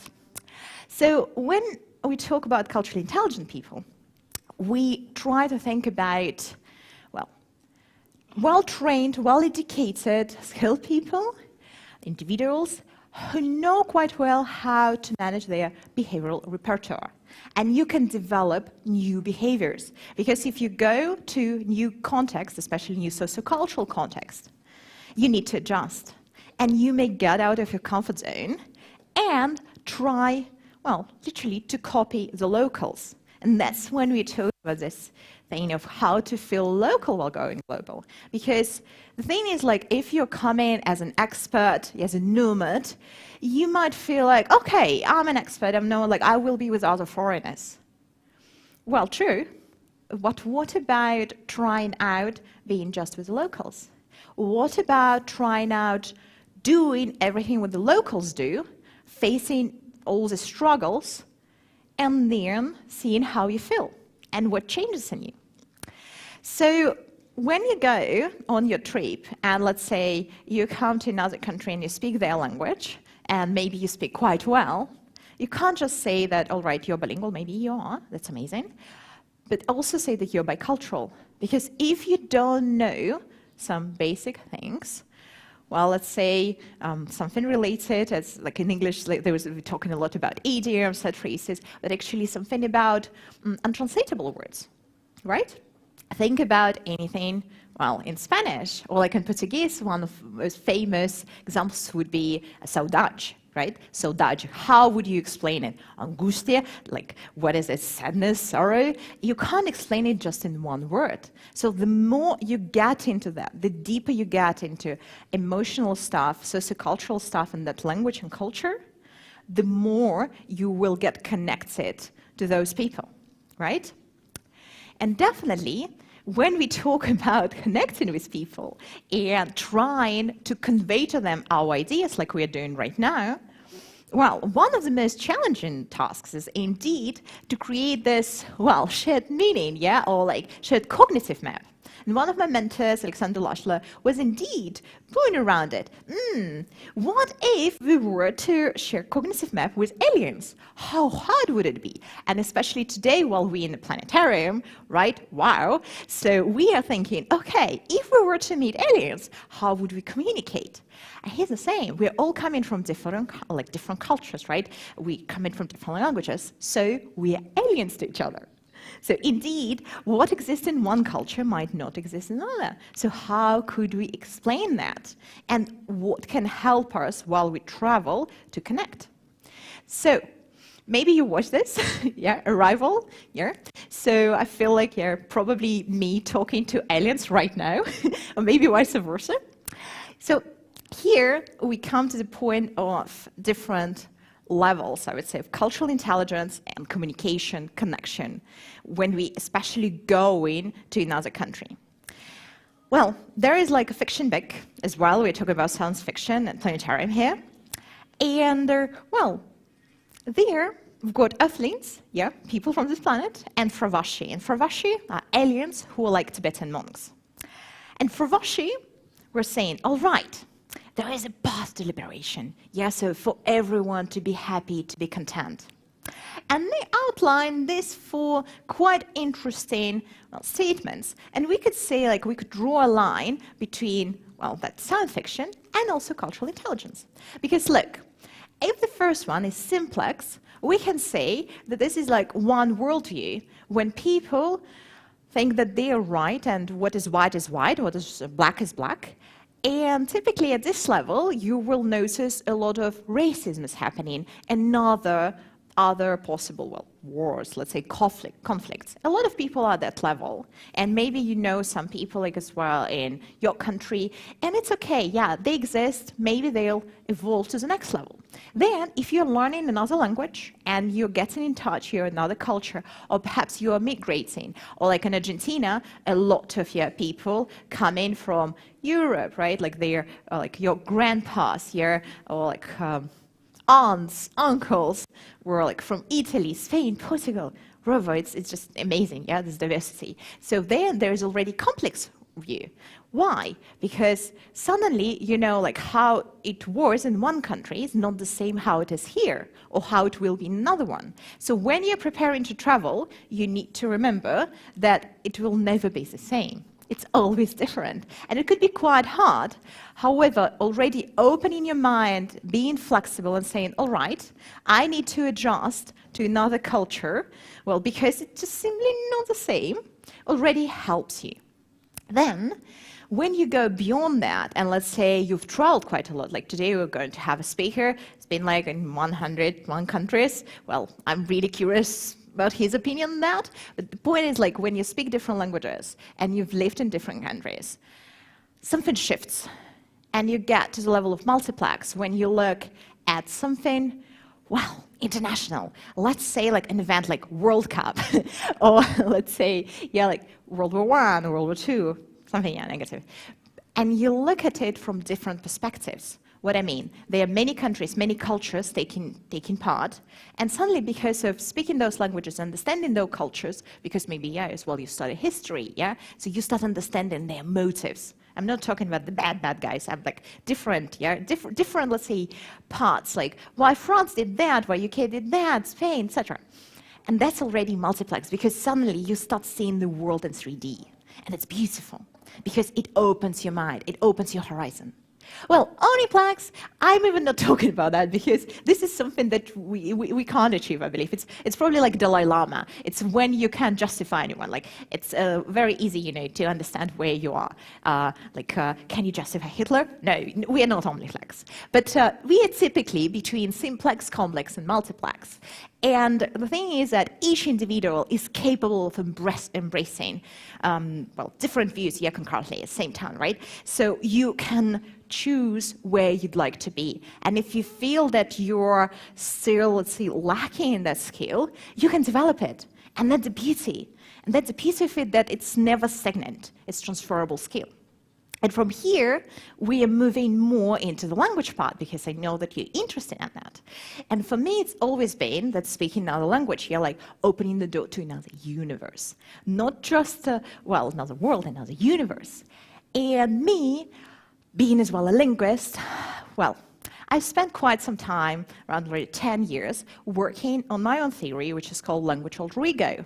And that's where personalities come in. So what it means. There are different definitions, I'm still setting on that, but literally it's about creating a personality, right, based on neurogenerated behavior, and, well, particular sociocultural context, your environment. Literally what it means. When in the past I would be traveling, I would be going to study somewhere, to leave, I would indeed feel that something would change in me, but not, let's say, the core part, but like how I would approach the world, how I would approach a contact, like contacting people, connecting with people. And what's beautiful about it, that there is a theory by Carl Jung talking about archetypes and personalities, and then indeed that we all have different personalities. I thought maybe I was crazy, all right, okay, so I have different personalities, but in fact, more and more people confirm that, like during the studies, saying, all right, oh, I feel different, I'm connected to different types of emotions or experiences in those languages. So if you're here, learned languages at school, at university, you're probably like having this like holistic approach, right? So where you're like, okay, yeah, I know how to order coffee. But if you haven't lived emotional experience in the language, maybe a deep friendship, relationship, maybe some of your relatives have been there, right? Like speaking to you in that language, then you might struggle to connect with your inner world, with your inner emotions in that language. And that's what you also need to think about while you are, well, traveling, right, and experiencing, say, other cultures. And what's interesting here, that when we look at it, another James Webb image, that we are all like universes, right? And there are more than 6,000 languages, right? And like more or less same cultures. I mean, even like looking at it in India, how many languages they have there. Again, in Latin America, how many, well, extinct languages are there, Asian languages. Well, it's not only, let's say, Spanish and Portuguese, right? There's like Guarani, Quechua, and many more, you may name them. And that's the beauty, that the more languages we kind of start picking up, the more universes, we open up, and we indeed expand our horizon, and we start seeing something that actually is unseen by many because they just don't connect with that culture. So when we are diving into new language and culture, what happens there, we can choose how to behave, right? And we can even like consciously think how to create that personality, that alter ego. And I typically look at these profiles, like ambassador, mimic, and chameleon. Like, for instance, me having experience going to Iran and working with entrepreneur there as an entrepreneurial mentor, judge, speaker, I wouldn't speak Farsi, right? But what I would try to do, I would try to communicate convincingly, like in a way that, okay, I belong here. I start learning Farsi, right? I start to communicate to people. Yeah, up to the point that somebody would take me for, well, a Persian woman. But then I'm coming here to mimic. And in mimic, that would be a thing that it's not just about, okay, how can I copy an accent? Start working on, let's say, your personality, behavior, even before you open your mouth. What I would typically do, often in the past, I would sit in a cafe, like first days, and I would just observe people. As I practiced, theater, theater studies, I played a lot on stage, I would actually prepare for my part, for my role. And that I would do the same for like some language, cultural parts. So I would study and see, okay, oh, how do you walk? Oh, he walks this way. All right, how does she order a meal? Oh, this way. So when you come to a new city, new culture, try to catch the rhythm of the city. Just a few months ago, I came to New York for conferences. The first thing that I did, I spent a day walking, just walking, trying to catch the rhythm. And as soon as you feel the heartbeat of the place, of the people, that's the point when you start connecting. Then when you walk, when you start copying them, mimicking, then it's very close to the point that people may start taking you for a local, just because the way how you move, perhaps like how you behave, right? How you treat others, even without speaking. So don't worry about the accent. Like accent, you can work on that, you can mimic, and it's okay if first it doesn't work. Like I've been working with people on accent for quite some time. We've got even the course like Genius of Accents where we're like playing all around, and suddenly, you know, people say, oh yeah, it's not that difficult. It's about the shift here that you may sound different and you may even feel that something is wrong, yeah? But it's okay, just welcome your new personality. And the same about chameleon. If you can get to this point, why not? That's great. Some people are natural. Some people may feel that, well, they can just embody another personality and just roll with that. Some people need to study a lot, right? So nurture, nature, nurture. And perhaps if you study a lot and you live in another country quite for some time, you indeed can become, yeah, the chameleon. All right. So I love interpreters. Thank you so much there. Okay, so when you come into a new country, indeed think whether you'd like to be with locals or with foreigners. Everywhere, wherever I would go, I would indeed spend quite a lot of time with locals because I love embracing local culture. But it's also true that I have international friends with whom we would also gather, like here, in Buenos Aires. And it's nice because, again, you get different perspective and you kind of feel like that you're a different group of experts, another community. But it's up to you. If you indeed would like to dive into new culture, you want to feel how it is, choose with whom to mingle. And some people might say, well, why do we need to spend so much time and on languages and on cultures and developing all the skills?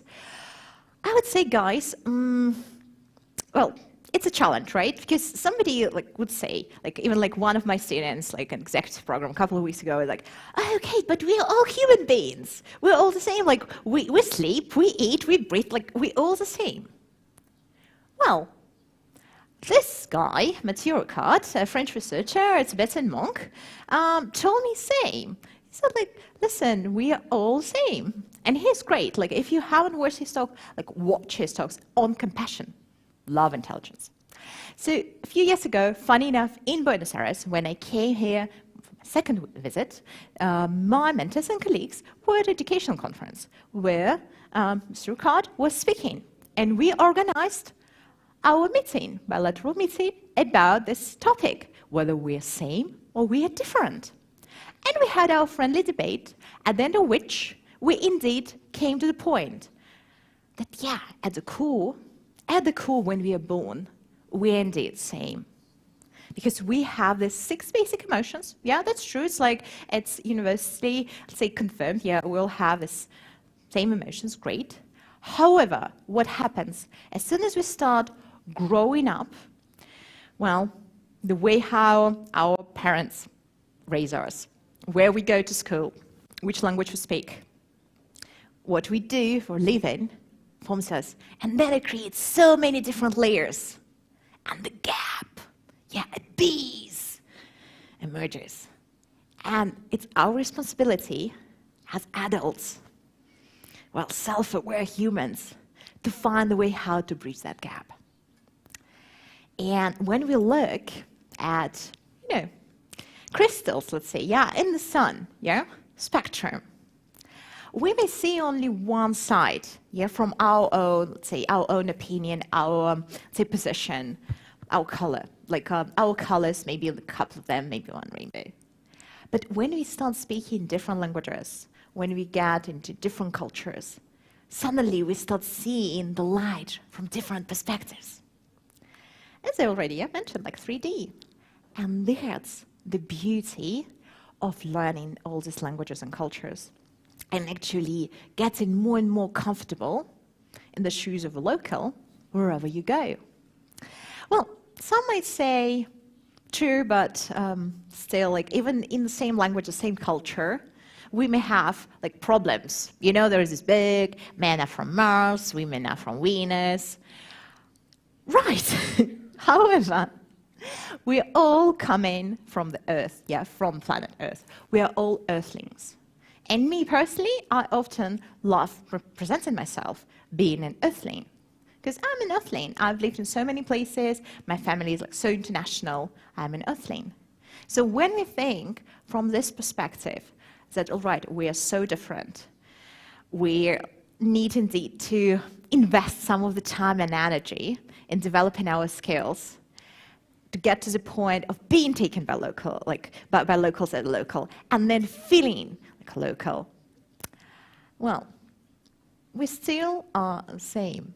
And when we look at the sky, wherever we are, with whom we are, I even don't know how many nationalities we have here today, we still see the same sky, the same stars, same galaxies.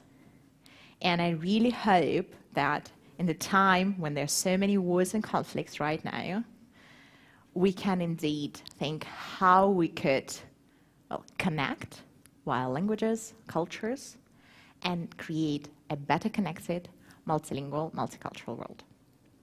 Thank you.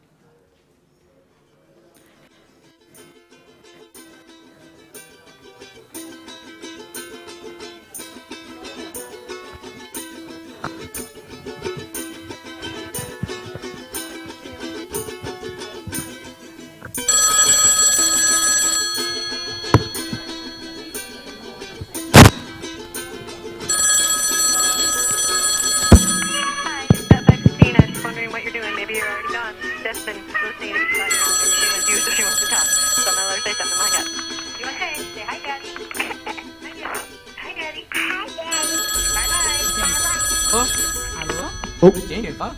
Adivinha? Érica. Oi? E aí, Érica, tudo bem? Saudade da área. Como é que você tá, Érica? Como é que estão recebendo as coisas por aí? Ah, eu tô ótimo, você sabe, na correria, trabalhando muito. Tá assim. certo. Mas aí, eu te liguei mesmo porque eu tô com muita saudade, eu queria desejar pra você um Feliz Natal. Pô, Érica, valeu. Eu também quero desejar um Feliz Natal pra você. Você sempre tá aqui no meu coração. Igualmente. El teléfono al que usted llama tiene restringidas temporalmente las llamadas entrantes. El teléfono al que usted llama tiene restringidas temporalmente las llamadas entrantes.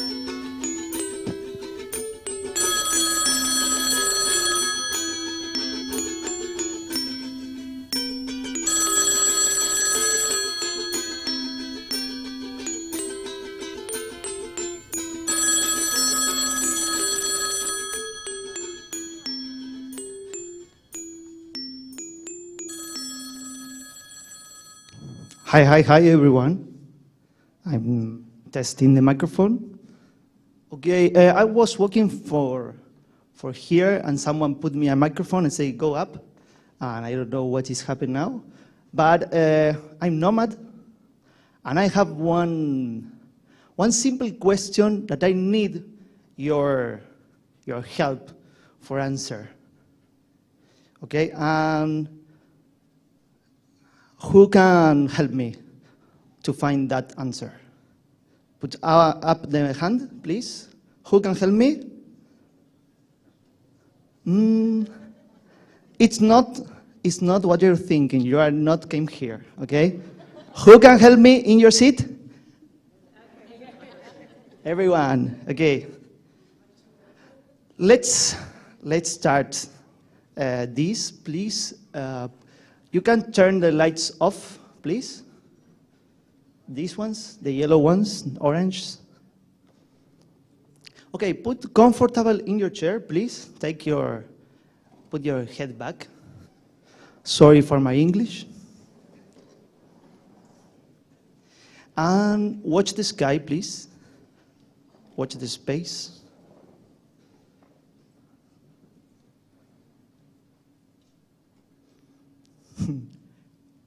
It's always moving, no? The video.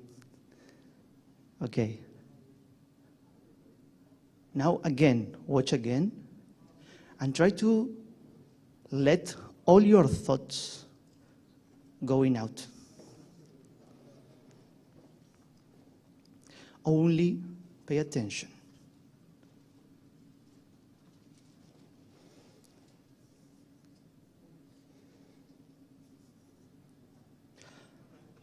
that simple question that I have, and I need your help, is what's the meaning of life?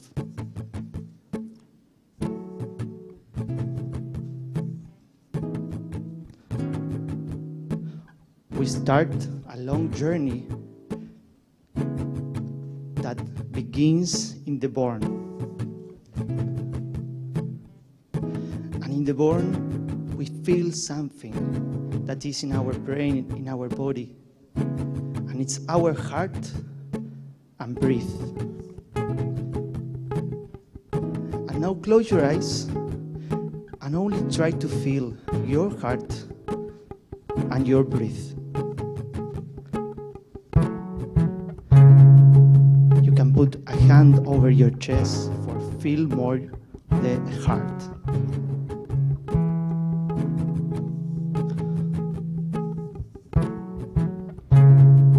We are here in the space, in the middle of the space. And now try to breathe deeply. Inhale, opening your ribs, your chest. Exhale, putting out all the air. And feel your breath. Slowly feel your heart going in the same rhythm.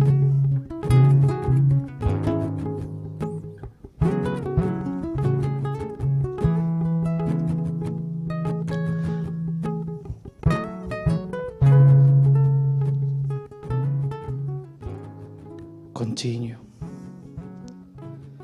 We are only feeling now.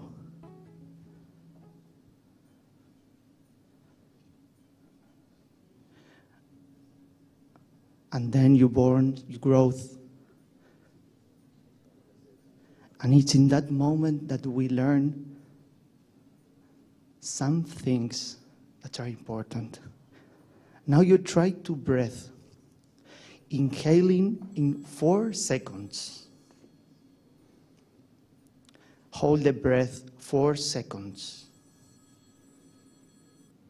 Exhale in 4 seconds.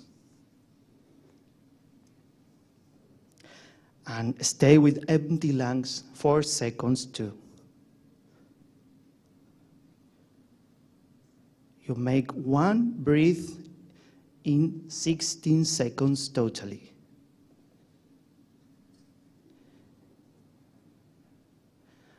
Follow the rhythm, 4 seconds, inhale, 4, exhale, 4 seconds, inhale, 4 seconds, hold the breath, full air, exhale in 4 seconds, and empty lungs 4 seconds. 1 more.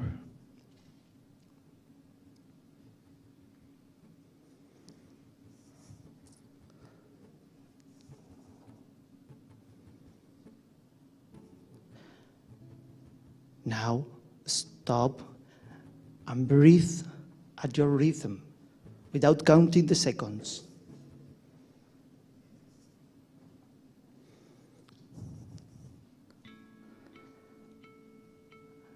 And then you learn some lessons. You growth. You go like child and then continue growing. And then you want to do the things at your way. And now I need your attention again. Open your eyes, please. Stand up in your place. Put the sole of the foot in the floor.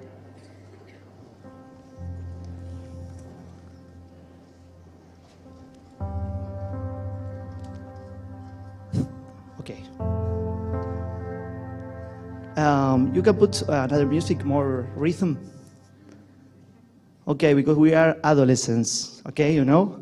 We learn, now we want to give a, how do you say this? A kick to all that we learned, and now are we, okay? Stay in the place, and start shaking little. More volume.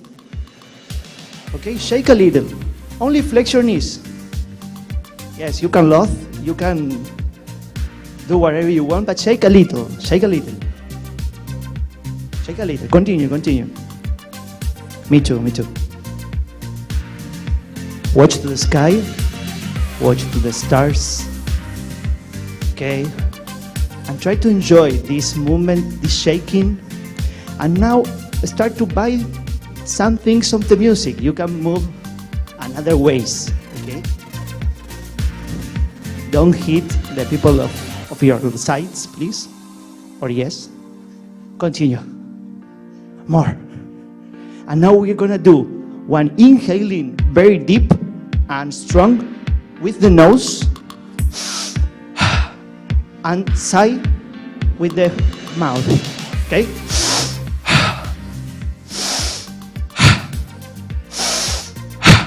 More, more, more. I need your help, I need your help. I'm not feeling helped. Yes, yes, yes, I'm feeling here, I'm feeling. More, more, more. You can say something. Noises, not words, please. More, more, more. Now, by your arms too, at the sides or to the front. And move up the foot. Come on, come on, come on, come on, come on. This is a functional training class. Come on, come on. Seguimos. Continue, continue. Lose yourself, lose yourself. Normal, it's boring. Normal, it's not here, okay? Lose yourself, come on.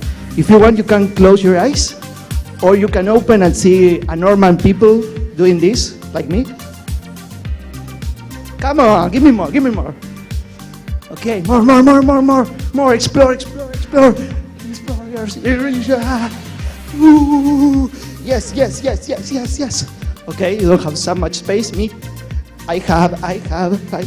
Okay, now, buy less. Stop buying. Marketing is full, okay? Stop buying. And now move yourself, by yourself, wherever you want. A little more, slowly. Okay.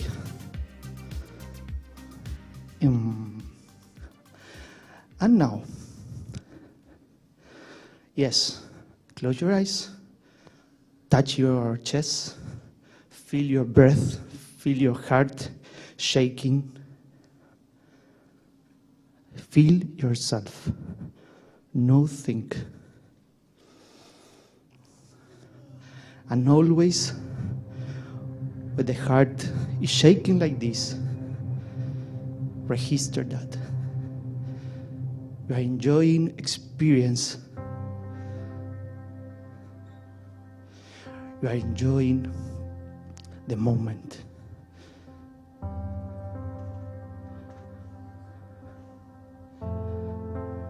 Breathe more. Breathe more. More deep. You can give more. Passing through the normal, we learn a lot of things when the heart is giving some big latidos. There are big moments there, all the time. But we lose it if you don't feel this. The internal experience that we have.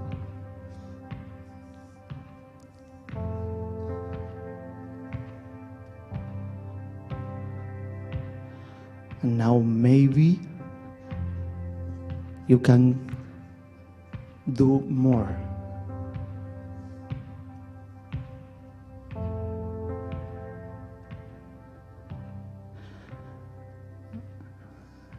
And now,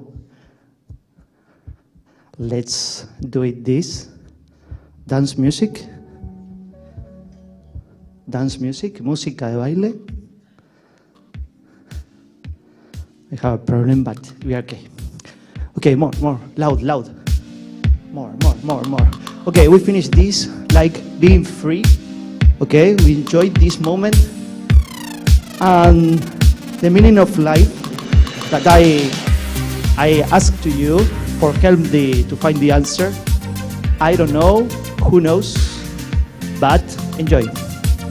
Thank you.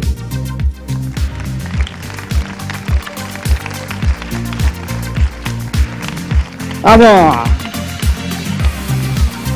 Bye bye.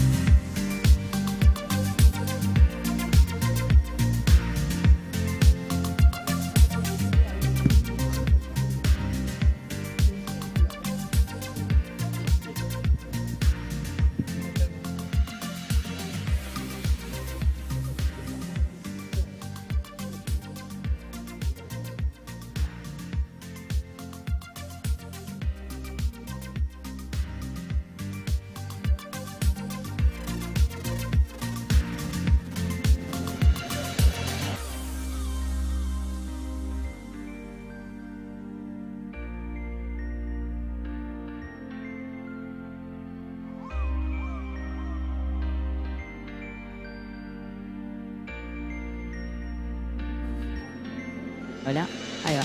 Hola. Bueno, me imagino que ya descansaron un poco, después recuperaron un poco de energía, bailando, moviendo sus cuerpos. Así que espero que ahora estén con mucha más energía para seguir con esta wonderful afternoon, this conference on digital nomads. And I'd like to share with you that we've entered into some agreements with several cities in Argentina to create a network of collaboration, articulation, multi-destination with cities all over the country for digital nomads. So this is great news that we received this morning. Rosario, San Salvador de Jujuy, La Plata, Lobos, and San Antonio de Areco have joined the network, continuing with the purpose of improving the experience of the Digital Nomads program. We have some new companies like Idioma, Selena. Well, so we appreciate the effort and collaboration of all the companies and all those that are supporting us for this to grow even more. And now, moving on to another topic, we're going to speak about decentralized finance, because the truth is that finance is changing, traditional finance is changing, and we are seeing this with the adoption of cryptocurrencies, all the things that we are seeing. Buenos Aires has one of the highest cryptocurrency adoptions, so we're going to go into this topic that is called decentralized finance, its impact, the difference between traditional finance and this. And for that, we're going to hear Pablo Sabatella, the founder of DeFi Education. He's an investor and researcher of Ethereum and DeFi ecosystem, and in 2017 he founded the Tech CXOs, the first community of technology founders. So we're going to welcome Pablo, and he knows a lot about this topic. So let's listen to him. Okay, today I'm going to tell you what this is about DeFi, decentralized finance. Perhaps I will get dizzy walking around. It's an amazing venue. It's amazing to talk from here. So let's start. Before talking about decentralized finance, I always said that you have to acquire knowledge in layers. So I'm going to give you a very brief introduction to blockchain and a couple more topics for you to be clear about that. Blockchain, I don't know how many of you are aware of it. It's a public registry of transactions. It's like a large database.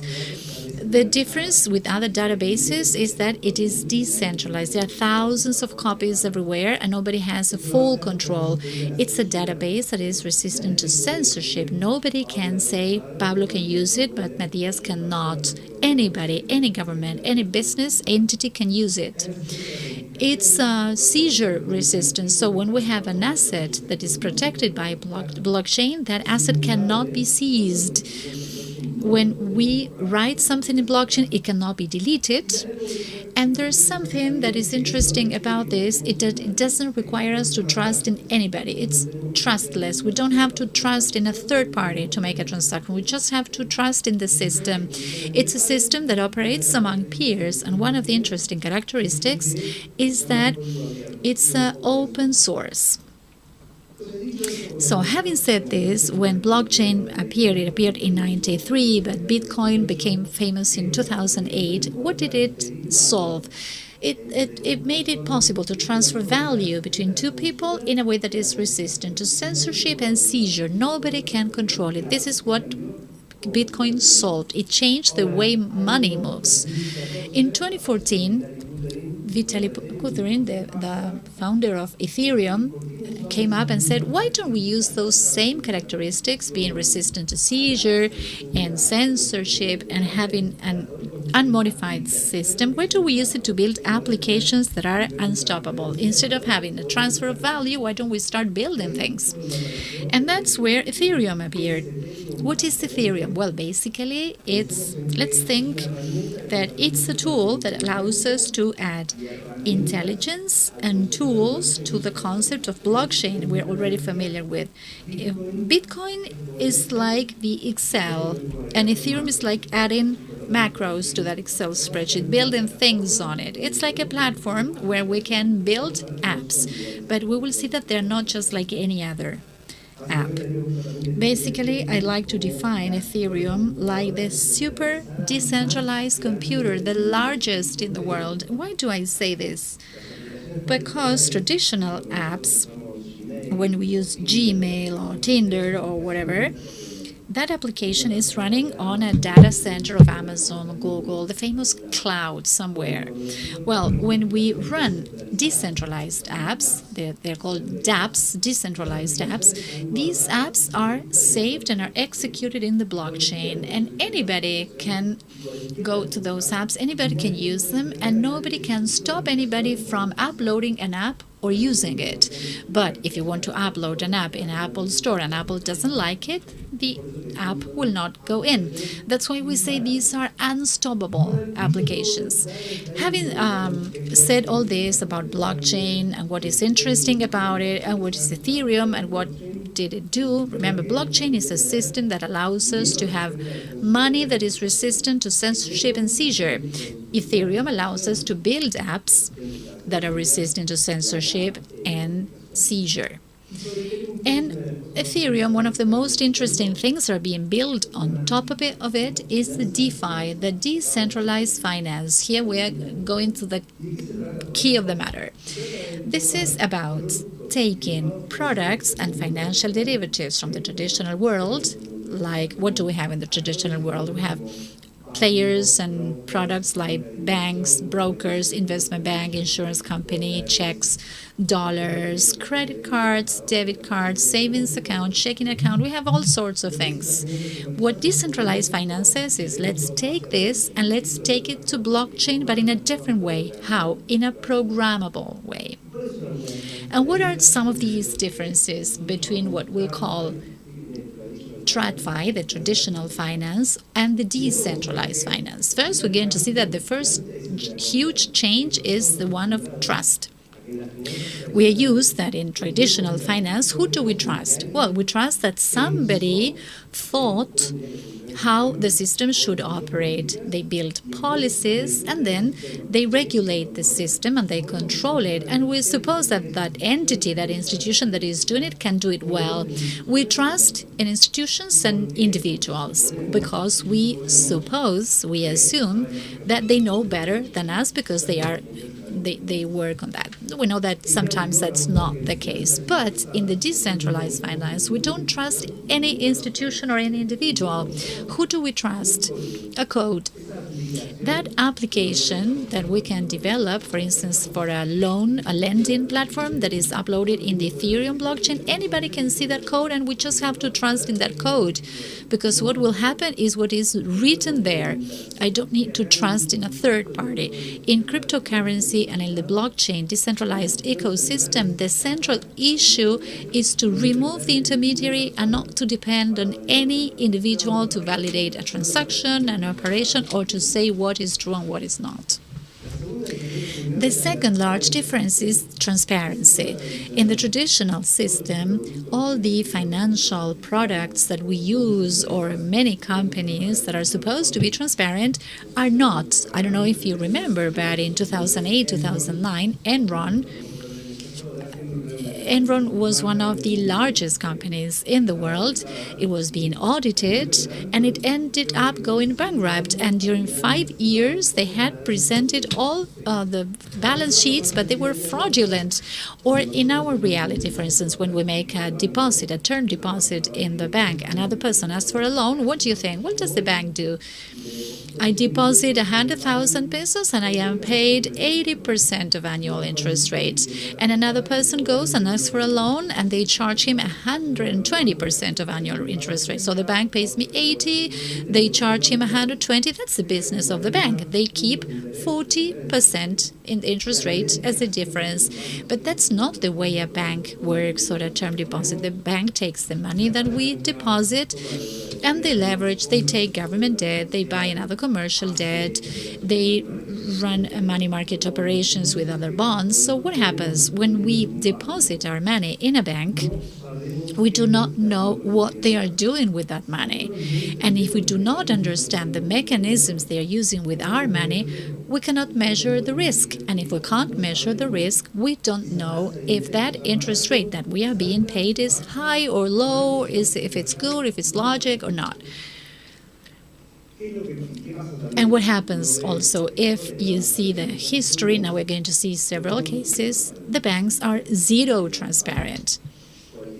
Any of you, if you try to see a balance sheet from a listed bank in the US, it's impossible to understand. And that's done on purpose. Now, what's the difference in decentralized finance? All the products and financial derivatives, the apps that exist, are 100% transparent. What does that mean? That I can go in and I can see the code it was used to program it. I can see exactly how it works and what is being done with my money. All that is 100% auditable. If I go into a platform that says that I can be asked for money and that the interest rate is defined by this and that mechanism, I can go there and verify if it's like that. In fact, one of the phrases that defines cryptocurrencies, do not trust, verify it. Everything should be verifiable. If we cannot verify it, we should not go in that. Now, what happens as well, if I go to these platforms and they say, well, we are managing $15 billion of our customers or the people that use the app, should I believe them? No. I can go to blockchain and see very transparently that this protocol has $15 billion deposited, how many users they have, how many loans are asked for, how much they make every month. Everything is 100% transparent. So as a result, everybody has the possibility of understanding how the financial product works, the product that is available for us.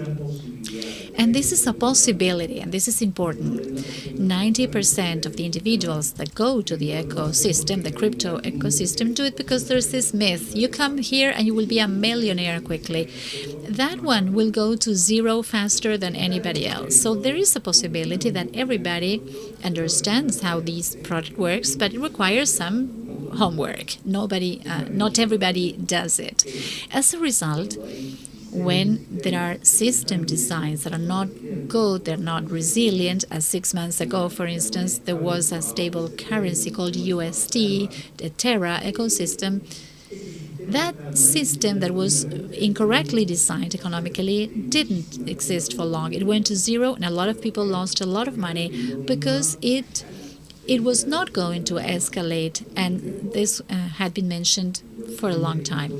The thing with these systems is that when something is not fully well designed, it's quickly detected and it's eliminated. That is very strong, and it generates a lot of problems in the short term, but it makes them stronger in the medium and long term.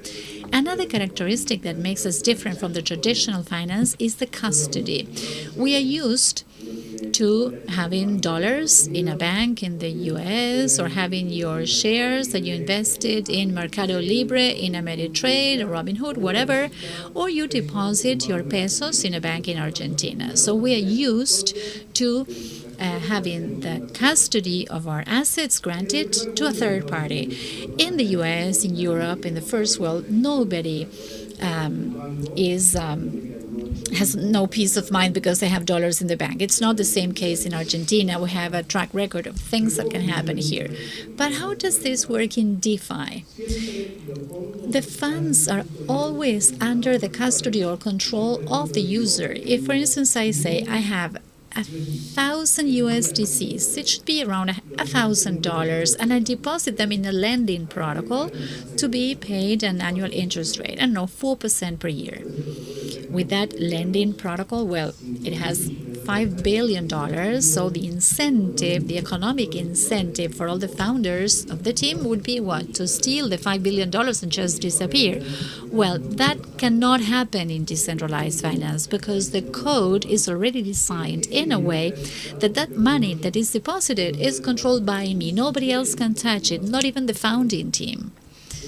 So that is a big difference. Always control is by the user. Now let's talk about the rules. There's a well-known saying in crypto that is, code is law.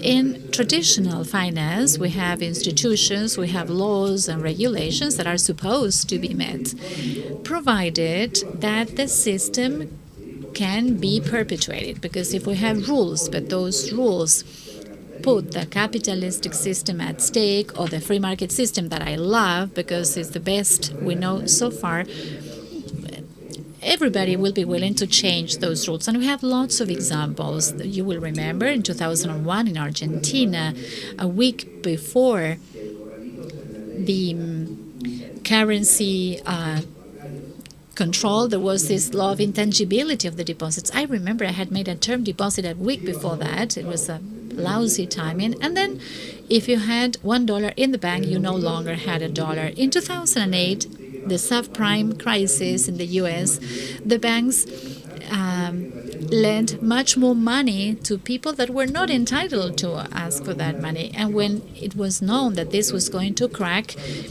well, if you had borrowed a lot of money and you couldn't pay it back, what was going to happen with your house? You would lose it.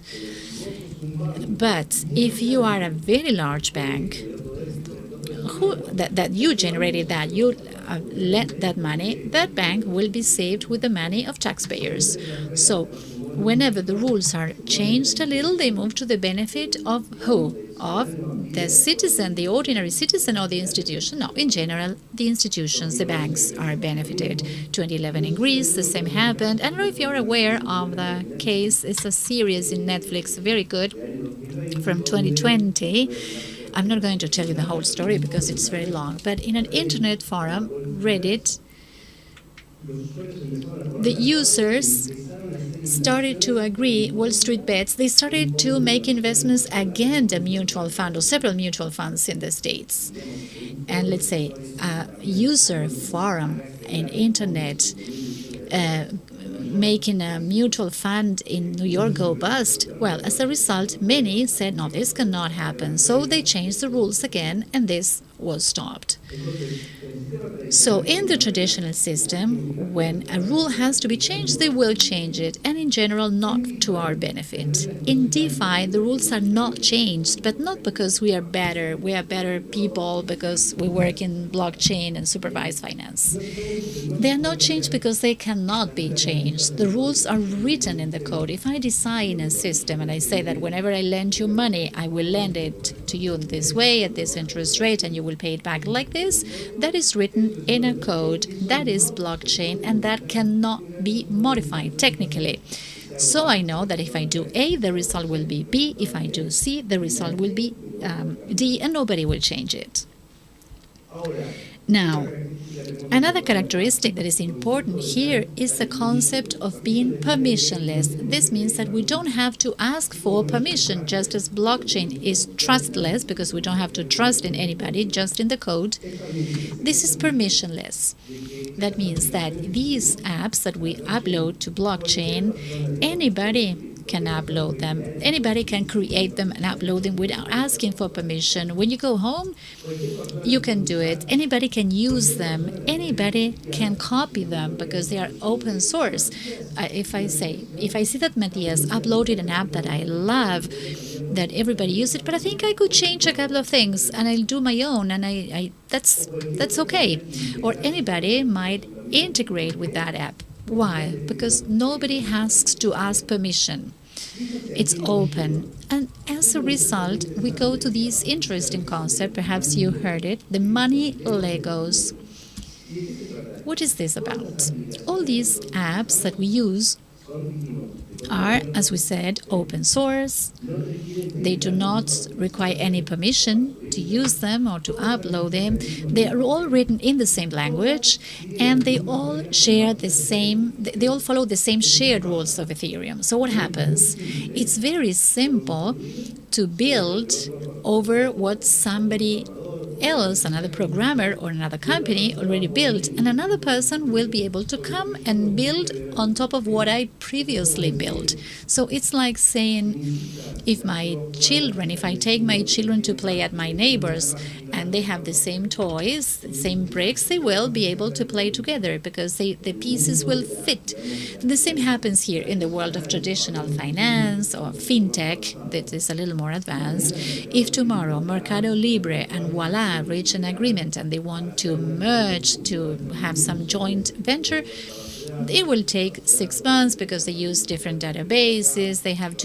You have to ask permission to use the other database. Well, here that integration is done within a week, and that's one of the reasons why this ecosystem is moving ahead so fast. Another characteristic, from day one, when you launch an app in blockchain, specifically DeFi, but this is for all apps, those apps are global from day one. That means that I upload them, and that app can be used by a person in Palermo, in London, Australia, or Kuala Lumpur, anybody that has internet access. There's an issue of education, of course, to be able to use it. Now we're going to see that.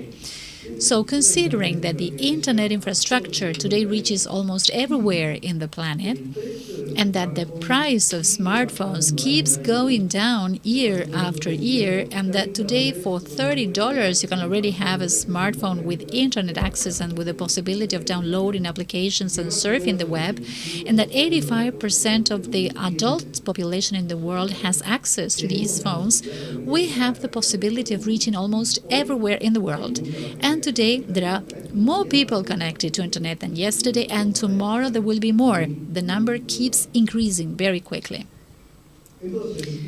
So having said this, I'm going to tell you how are we doing with time. Very good. What are some of these apps? Because so far I shared some concepts, but what are these apps and what are they used for? Let's go one by one very briefly. First, we have stable coins. These are, well, stable coins, as the name says. These are tokens, cryptocurrencies that have the same value as a coin in the traditional world. And 99% of the cases, this compares to the dollar. Why? Because I cannot get my salary in bitcoins, and when bitcoin goes up, I go to eat sushi every weekend, and then when it goes down, I just rise every day. That's not good for fixing prices. So I have stable coins. Number one, it allows me to make transfers, to trade, and to fix prices. I can fix a price in stable coins.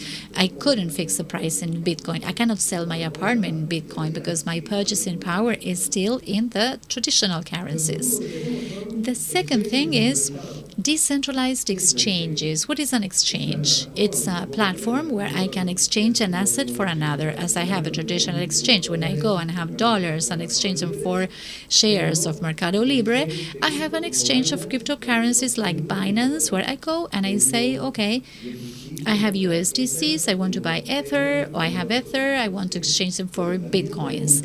We also have decentralized platforms where I can do all this, but anonymously, without asking for permission and without any intermediary.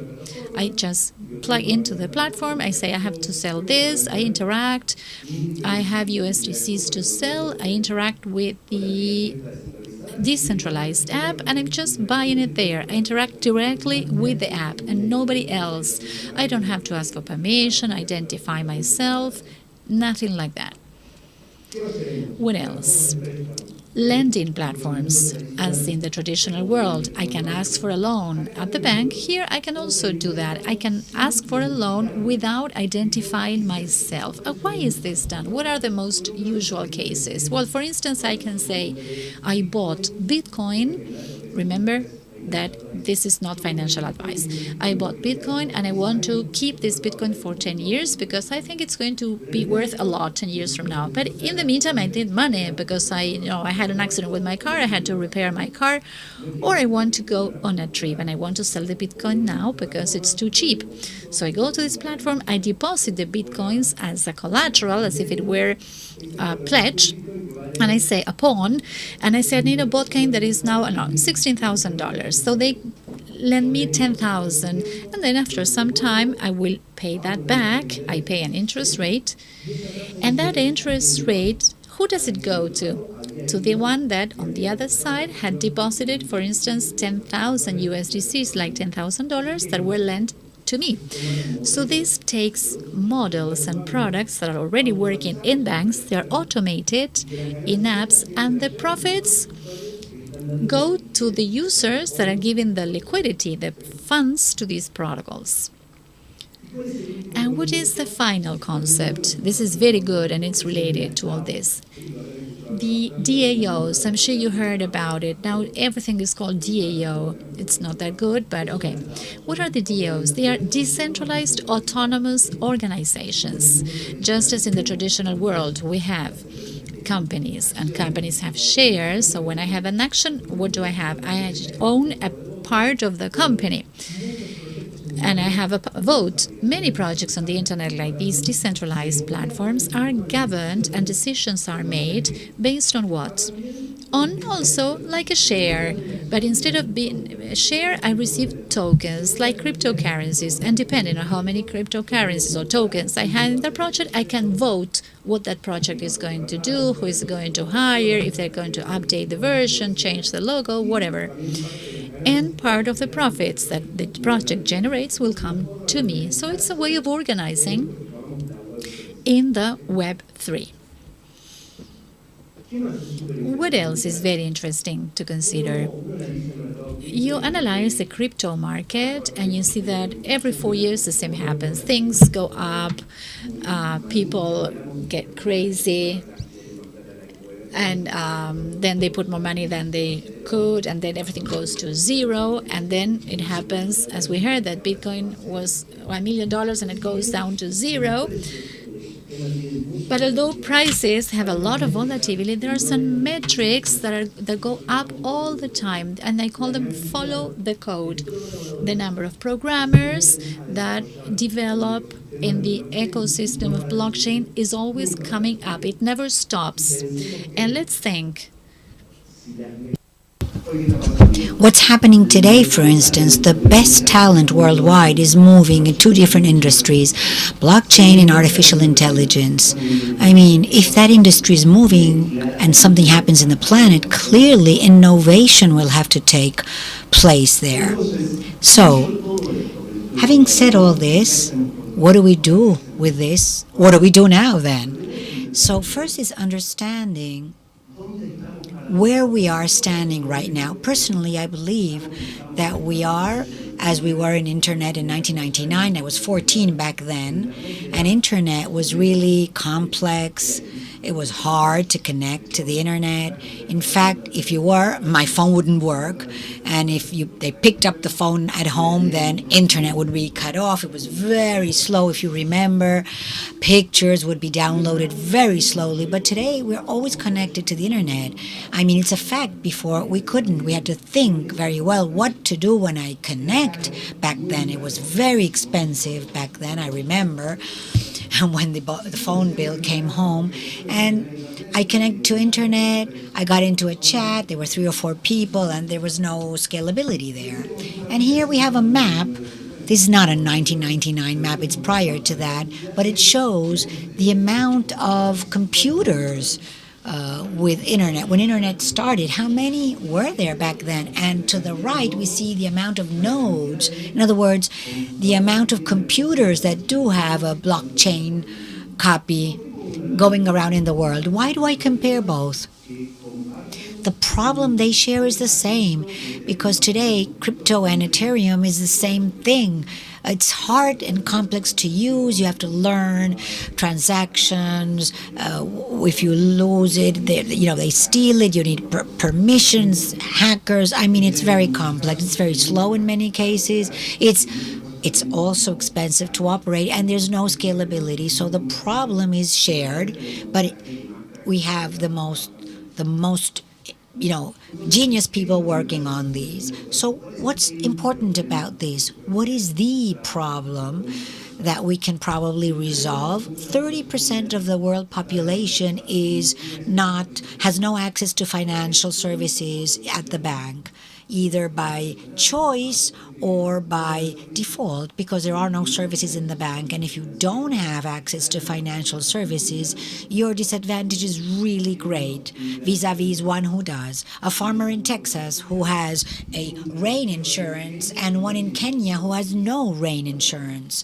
So when there is no rain in Texas, he will be able to charge to collect insurance. But in Kenya, what happens if there is no rainfall? Well, the farmer will lose everything, home, crops, everything.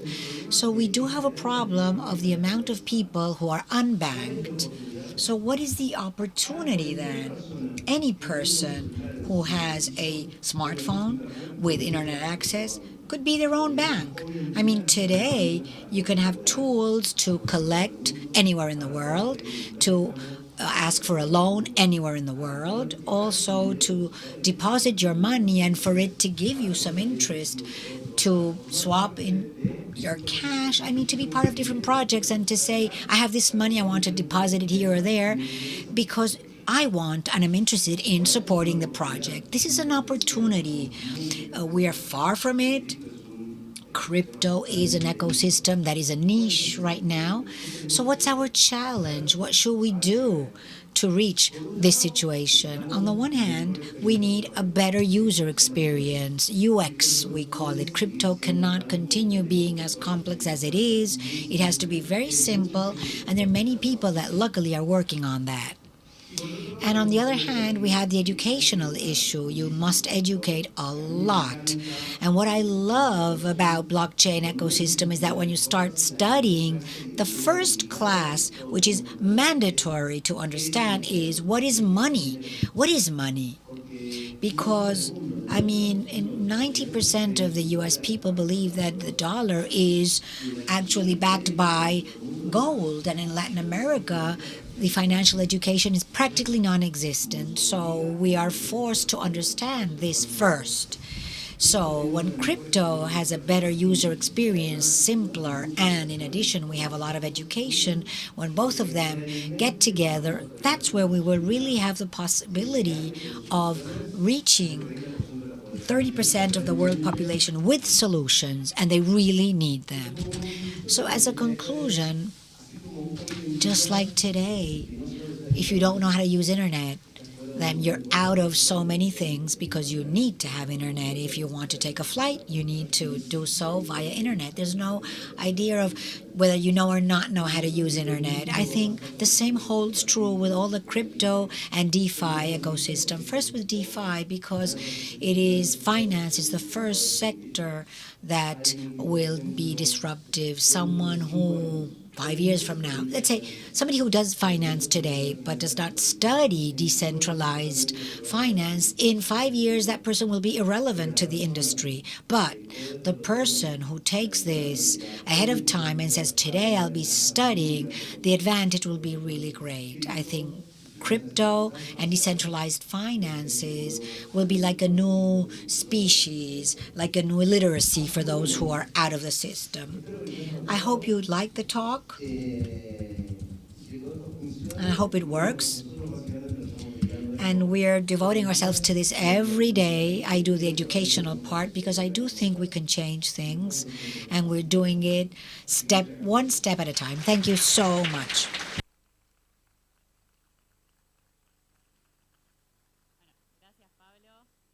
Thank you, Pablo. Unbelievable. What a great talk. And I hope you took notes. And of course, you can contact him. And DeFi Education, as he said, he's always imparting courses. And it's important for all of us to continue learning on this. And speaking about new tools, technology, we will see how the city of Buenos Aires is working on the transformation and innovation and all the efforts made to transform this great city in a more digital city. So we will be speaking with Julieta Rapan. He's head of cabinet in the digital channels of the Secretariat of Digital Transformation and Innovation of the City of Buenos Aires. Facundo Santiago, project manager of the gaming program, also in Digital Transformation Secretariat. Pedro Alessandri, general director of Digital Citizenry in the Secretary of the Innovation and Digital Transformation of the City of Buenos Aires, and also Pedro Pistoni, who is the Manager of Data Projects in the Undersecretary of Data based on Digital Transformation and Innovation of the City of Buenos Aires. A round of applause to them. Enjoy the talk. Good afternoon, everybody. How are you? Let me start off with a challenge, which is to talk and walk in a circle. I hope it's not that complicated. My name is Pedro Alessandri. Let me start. If I fall, please help me. Please. So we are here in the government of the City of Buenos Aires, and I can find you all. So we will start our presentation. This is an image that summarizes what we do, basically, or one of the things we do. It is related to enjoying what we want to do with our time, whether if we're working or because we want to enjoy the place around us. I mean, it could apply anywhere in the world. We are the Innovation and Digital Transformation Secretariat, and we come here to tell you about the tools and work we're doing, new applications we're building for the citizenry, those of you who are here for some time or those of you who live here. Information management. We also work with transforming the management and privacy of information. And lastly, we will see where is the future in terms of technology, innovation, and more. So we organized ourselves in 4 different spaces. Julieta, Juli, there are 2 Pedros, another challenge because half of these speakers are called Pedro, and Facundo Santiago, because Santiago can also be a proper name. We were already introduced, so now Julieta will take the floor. Yes, thank you, Peter. When we were convened to come here and we thought what to share with this community, let me tell you a little bit about the fact that I'm a mother of 2 boys. I studied different things like you could see on screen here: sociology, political science, project management, customer experience, technology. And what links all of this together? I mean, the common denominator is more related to creating more questions than answers. Why do I do what I do, for instance, at each step? And also, what for? This is what the Secretariat asks us to do, to work here at a government level, accompanying with the technology. And when we ask ourselves why we do what we do, many of the people who are here are interested, maybe you're also searching for this. So that's why you move around, that's why you think about traveling. And I did that too, being a tourist. More than a tourist, I was a traveler. I lived in different cities in Argentina and other countries, looking for this what for. And the what for is translated into management, the one I'm working at. And from the government, we ask ourselves why we do what we do in technology products. We believe that technology is a social transformation tool.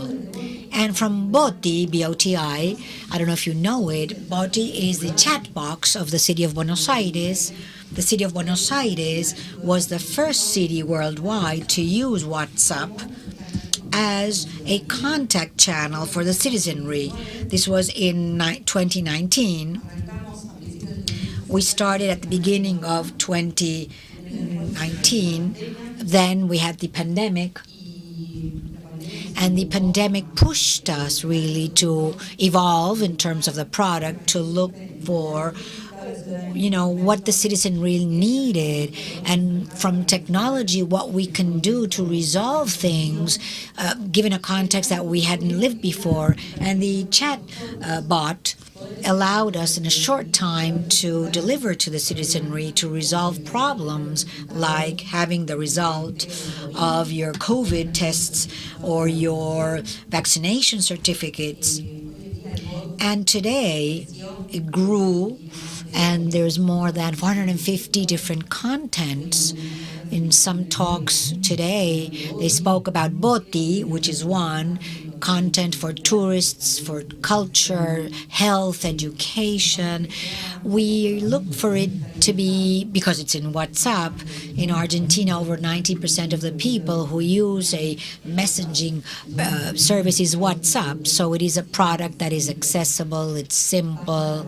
So the technology barrier is no longer there. Anybody who knows a little bit about technology can use it. And in addition, when we talk about the what for, how do we move forward with our work? So we use the nimble technologies. BOTI has a work team made up of multiple people and profiles. They're writers or journalists, philosophers, developers, testers, implementers. We have communicators, lawyers. It's a team that we're using the agile technologies or nimble technologies, asking ourselves why we do what we do, what is the value we can add to the citizenry. We use this logic, which is increasing value, adding value early on, and from there, how citizens adopt it and evolve from there. And as a team and as a challenge, because that's what it's about, how do we add value and bring technology to people? Challenges forward are as follows. BOTI, at the very first quarter this year, had 26 million chats. There's a lot of content, as I said. And our challenges are now on, for instance, how can the bot be more intelligent? So we're working on a project that is to improve or enhance artificial intelligence, change the model where BOTI is based, and many of the bots worldwide, they're based on a trigger type of model. And we're trying to change this and to continue deepening that tool. We think it's very versatile, with a challenge, of course, of integrating it with the rest of the services of the government, because we want it to be a friendly and simple front. And there are other Secretariat products my colleagues will mention, and other areas, for it to be a tool close to the people. Great. Let me talk a little bit more about my part. In terms of my presentation, it's going to be very summarized. My parents taught me, as you can see here on screen, I wanted to be a paleontologist when I was 6 or 7, and then when I was in front of a computer, I said that's where I want to go, and 25 years later, this is where I am at. So the talk you had just now with Pablo was very interesting. He touched upon concepts important to understand when we think about self-sovereign identity. This is being spoken worldwide. So the city of Buenos Aires, as one of the pioneers in terms of technology, it is key to be part of the change. So in summary, information technology is managed in a centralized fashion. Paulo explained it very well. There are information silos, there are applications, servers, infrastructure that adds pieces of our information. So Google has some information, TikTok, when there is some behavior, keeps that information. And from the government, we have different bases, databases with silos, health on the one hand, then you have your driver's license, etc., etc. So this is how internet started off, really. And today, it is not a technology decision that can be sustained over time for two reasons. First, privacy issues. Those information silos, for those apps to store it, we have to accept terms and conditions which enable them to do whatever with the information, and not all of us read all the terms and conditions that we agree on. The other difficulty when we think about information as separate silos is that between the need for those silos or information to interact, they need another silo. It's a complex process. Technology today is such, it's not an exchange of information between two different technology spaces, but so here we have self-sovereign identity. You have a phone with great processing capacity, and it could also protect information with biometric data. So let's tap into it to give it back to the citizens with the safety and security we can provide for the person to do whatever with that information, to control the access and use, and also to go from one app to another from their cell phone. So it's a very simple interaction. In the city of Buenos Aires, we're working with other partners for Quark ID project. It is an implementation of what I defined. It's not theoretical or academical. There are applications with a back-end infrastructure that will support these transactions or operations. We're building a wallet, and we will also release a decentralized application to verify all the information that is included in the wallet or verifiable apps. The next steps are in January, between January and February. We will make the wallet available with the advantage that the information will be able to comply with international standards, to take it anywhere in the world, public or private, share it easily, and for the person to use it for whatever use the person needs. In February, we will be releasing this solution, yet the adoption will not be immediate. We believe that it will be implemented in the upcoming years. It is key for us to have a good adoption from scratch so that in the upcoming months and years, it should be simpler and easier to operate in the city or anywhere else. And now, Pedro can take the floor. Thank you, Peter. I'm Pedro Pistoni. I'm a lawyer, and I'm working in project management for over 10 years. In the last years, I devoted myself to IT, and I'm now studying the last courses of the MBA, and data is my passion. So searching for my happiness and goal in life, I had the pleasure and value and courage to be part of the public policy evidence-based subsecretariat. It's called Subsedatos. It's a young department in the government of the city of Buenos Aires. It's 3 years old. where we create, or it's designed to create public policies evidence-based. So that is thanks to a great team of practitioners, over 50 practitioners of different sectors where we work on data architecture projects, artificial intelligence, data analysis and visualization, governance, and data privacy for the city to be updated and designing public policies that are efficient without so much bias. Just to tell you a little bit about some of the projects we're working on. So we have the VA data, which is an open source. All the data we create as government, we expose it to the society because we're convinced that data are for everyone, and that this is how this year the OKFN awarded us as one of the most transparent cities in the country. We're working in 3D City. It is a platform where everybody can know the volume capacity each one of the city lots has.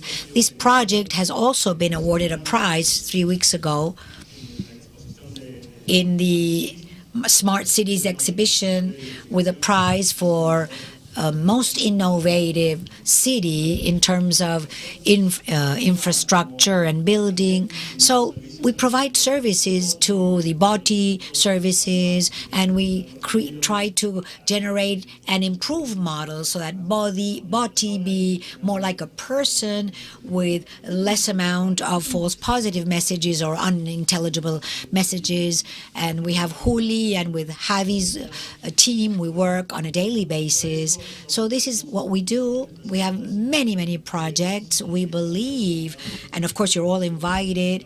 You will see in the last slide a link to know our proposals, and if you would like to apply to them, you're really invited. This is a wonderful team at the Secretariat, and now Facu will take the floor to complete this session. Thank you, Pedro.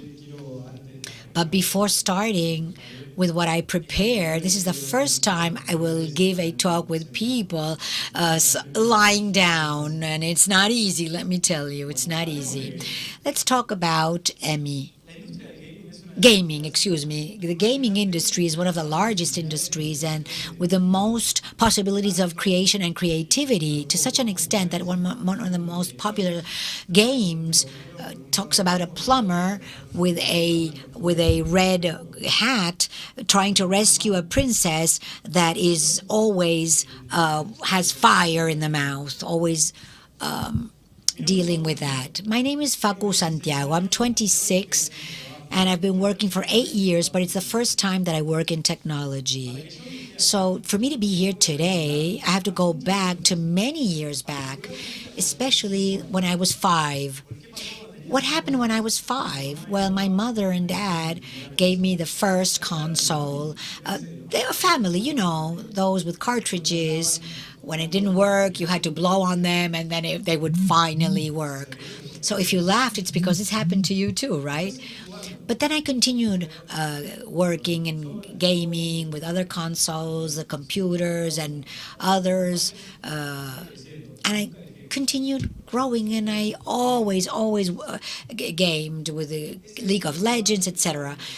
You know, and knowing the gaming world took me to where I am today. I'm working at the Innovation Secretariat as a leader of this plan, the gaming plan of the city of Buenos Aires. But what is it? At the beginning of the year, we started talking with the whole ecosystem, teams, the industry, producers, gamers, universities, colleges, and we said, hey, we have to have a public policy, build it to work on this industry. And this public policy was built in a collaborative fashion, and the result of that was the plan with these 3 bullet points. The first is positioning, the first pillar. We tried to position the city of Buenos Aires as one of the main gamer cities in the region, with international and local events to happen here in the city. The second pillar is the community development.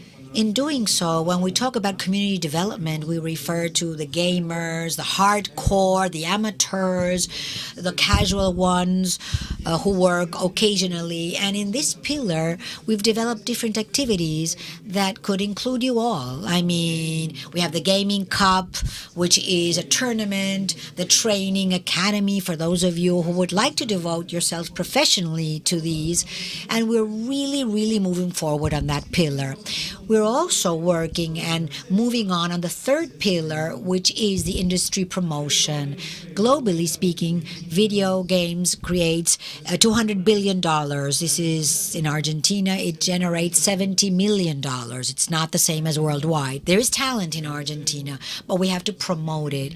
So in this last pillar, we started working because what we needed were tools for you to access such work. So we started with different programs, video games.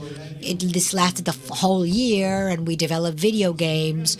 Also streaming. Streamiando is the name of the program if you want to devote yourself to the streaming world. And we said we have to continue moving that bar, the yardstick, higher and higher at the climate change summit. We did a game, let's say a game where we invited people from the world to play. That's our ecosystem, why I'm here and why we are telling you what we're telling you. But I came here to answer two questions, really, which I believe are paramount. First question, can you work in gaming? Second, can you work in gaming from anywhere in the world? I'm going to spoil that answer because the answer is yes.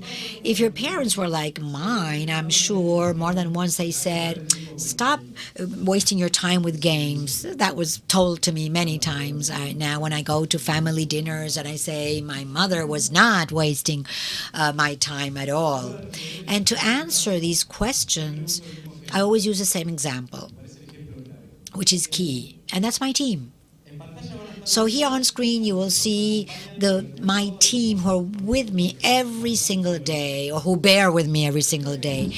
But let's just stop and see each one of their orientations. Pablo, who's a lawyer, Mecha, who is social communicator, Holly is working in administration, and Wada is our star graphic designer. When we see their careers, none is related to gaming specifically. You know what really bonds us together? Passion for what we do, passion for this industry and their knowledge related to gaming, and the expertise in what we know. And together in that union is that we work, and this is where the plan comes out and how we build on it. So it's not just the only careers that can work in gaming, because Seaports, you need players, you need coaches, you need trainers, the CEOs, etc. Industries, entertainment needs casters, they need influencers, they need event producers. You also need lighting people. The development industry needs programmers. You need music experts, designers, community managers. I mean, there's so many branches to work on the gaming industry. So the first answer was there already to that question. Yes, you can work in gaming. And the second is, you can from everywhere in the world. Of course you can. Of course, from anywhere in the world. If you play with a computer and with somebody at the other side of the world, of course you can work and you can do gaming through computers from one end of the world to another. From the Innovation Secretariat, we have different roles, as you can see on screen. Obviously, this is an office, of course, image that everybody loves, but we have developers, we have accountants, human resources, community managers, lawyers. I mean, it's a humongous group, and we could do it face-to-face or remotely, so we can be more efficient. And in that efficiency, that's where we are also searching to visualize that efficiency in the city of Buenos Aires. Today, the city of Buenos Aires is one of the main capitals to receive, to welcome digital nomads because we have this vision. And when we talk about this vision, I invite you to come, digital nomads who want to come work in the city of Buenos Aires. I invite you to come because there is work, there is an ecosystem, there is an industry. In the next slide, you will see our social media to find. Our doors are open for you to come to work, and you will be welcome. The city of Buenos Aires is proud of welcoming all digital nomads who want to come work here. Thank you very much.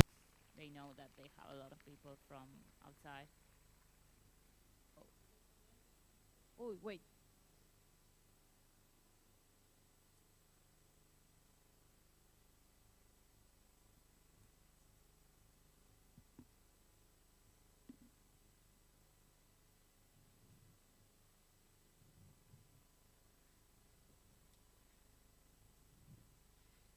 Well, raise your hands who has entered the metaverse. Nobody here? Come on. Okay, I see one hand. Wow. Few. Well, so this is a good opportunity to know what is the metaverse about, the potential about this technology. This is a technology that is growing so fast, and all the brands want to be there. You can do so many things, and it's the future. So for that, we are going to have a talk with Sebastián Schuffer. He knows a lot. He's an expert in metaverse, and he's also the founder of two companies, Cineastas del Futuro and EdTech, that provides filmmaking and content creation for children and adolescents around the world, and also Raptive, a metaverse development and service agency of e-commerce, events, education, and entertainment for companies. Also, he's ambassador of Spatial, so please big clap to Sebas Schuffer. Gracias, Stefan. Hi, how are you doing? I was going to ask the same question. Like, I'm sorry. No, it's okay. I was going to ask if anyone has any kind of experience on metaverse or on virtual reality or augmented reality. Yeah, you can see that I have a headset here. Give me one sec. I don't know why the presentation started somewhere else. Okay. Nobody. I only saw one person over there. Anyone else has any experience on the metaverse or virtual reality or anything like that? No. Okay. We are gonna have an introduction to understand what is it. Well, this is my avatar. You can see over there. Mainly, I wanted to show you that I've been. Oh, the video is not showing properly, but I wanted to show you that I've been a nomad for like 6 years before, because I'm gonna talk about it, and I think it's really connected because the metaverse is mainly about human connection and interactivity. We're gonna talk about it now. I'm gonna ask you before starting if you can scan this QR code here. It will make you download an app called Spatial. It's free. You can download it in your phones. If anyone has problem with the QR, you can you can go to bit.ly. You can read it over there, and it's Sala and Conferencia. You can see it over there. It's in Spanish. Try to download the app now. We're gonna do an experience pretty soon. So try to download the app, and afterwards I will ask you again to scan another QR code, and we're gonna get somewhere. It's gonna be later. Can you do it? Anyone? If you couldn't do that, you have the link over there. I will give you like a few more seconds if anyone hasn't downloaded yet. Okay. It's okay? You were able to get to there? If you had any problems, you can go to spatial, like over there, and just download it over there also. Oh, yeah, I have people that are already getting there. Yeah, that's Janet, it's over there, cool. Okay, so what's the metaverse? To start, I want to have a conversation with you because if you check on the Royal Spanish Academy, that is the main place where we develop our Spanish language, I tried to find the word there, and it's not there. It says that they don't have a definition yet for this word, metaverse. So this is something that many people are talking about. Probably you heard about it, but it doesn't have a clear definition of what is it right now. So what we are going to talk is try to understand together what it is, what it could be, and the potential that it has for human interaction and connectivity. This is Neil Stephenson. He is the one that first used this word in a book called Snow Crash. I don't know if anyone saw or read that book before. But mainly, meta means like beyond, is a Greek word. But a basic definition will be like beyond or across or over. And verse is related to universe.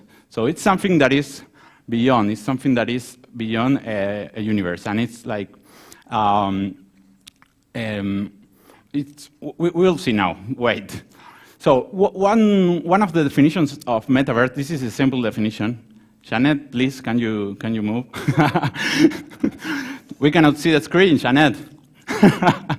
You can move like clicking somewhere in the floor. Yeah, thank you, the camera director of the metaverse. Okay, so a definition that we have is a virtual reality space in which users can interact with a computer-generated environment and other users. This is the definition I saw before in Wikipedia. So, virtual reality space, interaction, and it's generated by a computer, right? So, for example, like a video game, it's a metaverse, for example, in this definition. Anyone? Like a video game. It's a metaverse space, for example. Yeah. Why? What? Because you are in a virtual environment, virtual reality space, you can interact, yeah, and it's generated by a computer. So it could be. We need to understand what it means, a virtual reality space, maybe. A virtual reality space, a definition that we have, it's an environment of scenes and objects with a real appearance that creates in the user the sensation of being immersed in it. And it says also, I'm not really sure about it, but that it's contemplated through a device of virtual reality, like this one. So, you have to have the sensation of being immersed in it. So there is a certain level of immersion. Like, I believe for the word immersion, we have like a graduation of immersion. Like, something could be a little bit immersive, or it could be much more immersed there. We have more people getting there. You can dance also in the app. You can see like there's something down. You can dance if you want.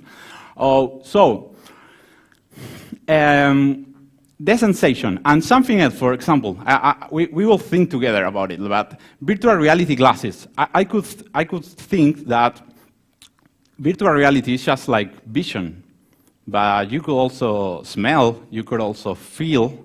So why only one of the senses in this definition? It's just vision.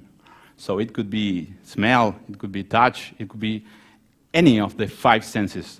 So why only glasses, right? And for example, like a video game. FIFA. It's a game where you can play soccer. The players are obligated to play for like 90 minutes in the same place. So, for example, like if one of the players is someone that they like a girl or a guy, whatever, and they want to talk with them and they want to go somewhere else and like be talking with them for like 2 hours about the meaning of life, like Chris make us that question before. So you cannot do that. The players, the avatars, like are totally obligated to be like talking, to be like playing 90 minutes, and they cannot go somewhere else. They cannot be talking for 2 hours. They have 90 minutes that they have to be playing. They cannot do anything else.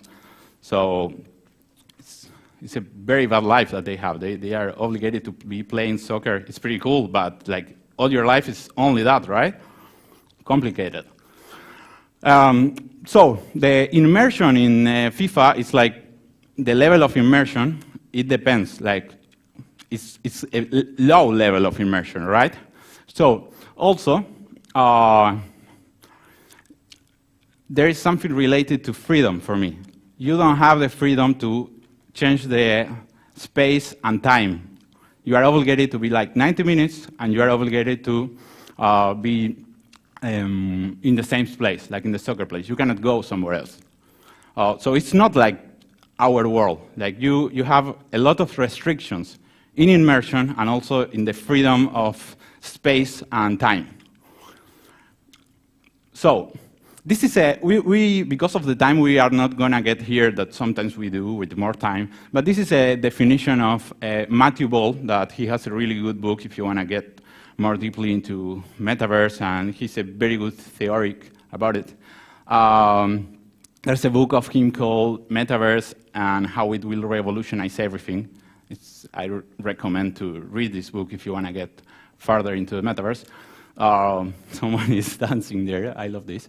So he gives this definition: a massively scaled and interoperable network of real-time rendered 3D virtual worlds which can be experienced synchronously and persistently by an effectively unlimited number of users with an individual sense of presence. So, wait. So, his definition mainly... I'm having a problem with the... Okay. So, his definition, we are not going to get very deep now here in most of those words, but he mainly explains that the metaverse has a lot of actual limitations to get into what he understands a metaverse should be. Like, for example, we don't say that we have, one internet, or accessing one internet, or that we say there's one internet. There are not many internets. But this was not clear when we started to develop the internet. There has to be a lot of consensus and a lot of things related to get protocols that we can all connect to the same network. This was not obvious that we will going to have like one internet. If you study the history of the internet, it was not sure at all that that was going to happen. So now we have one internet. We have internet. We don't have many internets, right? So his definition says that we will have to have something that is like a universe, and that he understands that the theoretical thing that the metaverse is going to be one metaverse. And to get into that, all these different words that we have here, he said, for example, that it has to be 3D because our interaction in the real world is 3D. We don't interact in the real world like 2D with screens. That's not how we interact between human beings. That's not how we are used to do that for thousands of years, right? So it has to be interoperable. That means that you can move things between, someone is clapping, that you can move things between one virtual space and another space. He uses the word, virtual worlds, right? Thank you. Virtual worlds. He says that there are many virtual worlds, but there is not that we are supposed to have like one big, the same universe for the metaverse. We are not going to get, because we don't have time here, more technically here, but nowadays we don't have like one metaverse. There is no protocol like the internet yet. We are in a very young stage of the metaverse. So there are lots of restrictions on processing, on many things that are not yet there, but there are many things that we can do right now. And it depends on us if we're going to have like one metaverse or not. That's not obvious that it's going to happen, and it wasn't obvious when it happened with the internet. Well, augmented reality, just quickly, if probably you saw like Pokemon Go or anything like that, it's something that is like you can see a virtual object connected with the physical reality. So I can see you with some glasses or with my phone, and I can see that you have different hair, or you have a different t-shirt, or I can see avatar here talking and whatever. So that's augmented reality. And it's also a part of the metaverse, because in a universe that we have in virtual reality or augmented reality, I can interact with people like here, and I can have a meeting with someone that two people are like physical, and two people are like, I can see them through my glasses or through my phone, that they are there, and they interact with the physical world. ¿Qué es un metaverso? This is a definition. Y movernos libremente en un espacio generado por la computadora o por el sistema que estamos usando. This is one of the best definitions that I saw. That is a student of my filmmaking academy for kids. That he was in Córdoba, and I asked him what the metaverse is. I was giving a talk like in a university with adults, and he answered that. And he uses the word. It was in Spanish. It's in Spanish. So he uses the word freedom. Like, it's very interesting, because he says that the same definition, but he has this word freedom. So he's the one that he's a kid of 9 years, and he taught me that the word freedom in the metaverse is very important, because we don't need to have these limitations of space and time. And for me, this is one of the clearest ways and simpler ways of understanding the metaverse. The metaverse is like internet, but in 3D. That's why it's so revolutionary.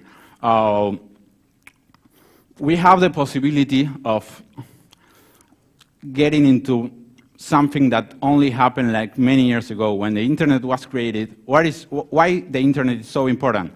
Because it's the way we interact in the virtual world with human beings, where we can connect, we can make commerce, we can do interactions with other human beings, we can socialize, we can learn, we can interchange information in the virtual world. So that is the first time with the internet that we were able to have a virtual network where all the human beings could get there and interact between each other.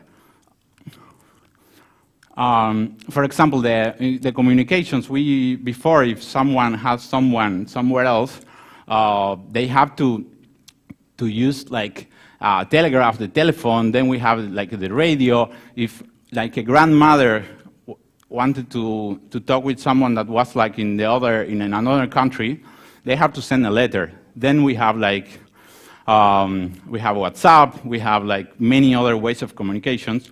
But now we have like a possibility of extending the possibilities of human interaction in the virtual world. We have a possibility of extending that possibility in a different way, that we can, it could be more similar to how we interact in the physical world. Because in the physical world, when we interact with someone, we can watch them in the eye, we can touch, we can move, we can have a connection with people that stimulate certain things in our neurological, in our brain. It's a neurological thing that we have more serotonin, we have oxytocin, we have it's chemical reaction that we have in our brain when we interact in the physical world. It's really different from the virtual tools that we have now to connect. Okay, for example, this is like Richard Feynman, that is a Nobel Prize of Physics, and Einstein, probably you know about him.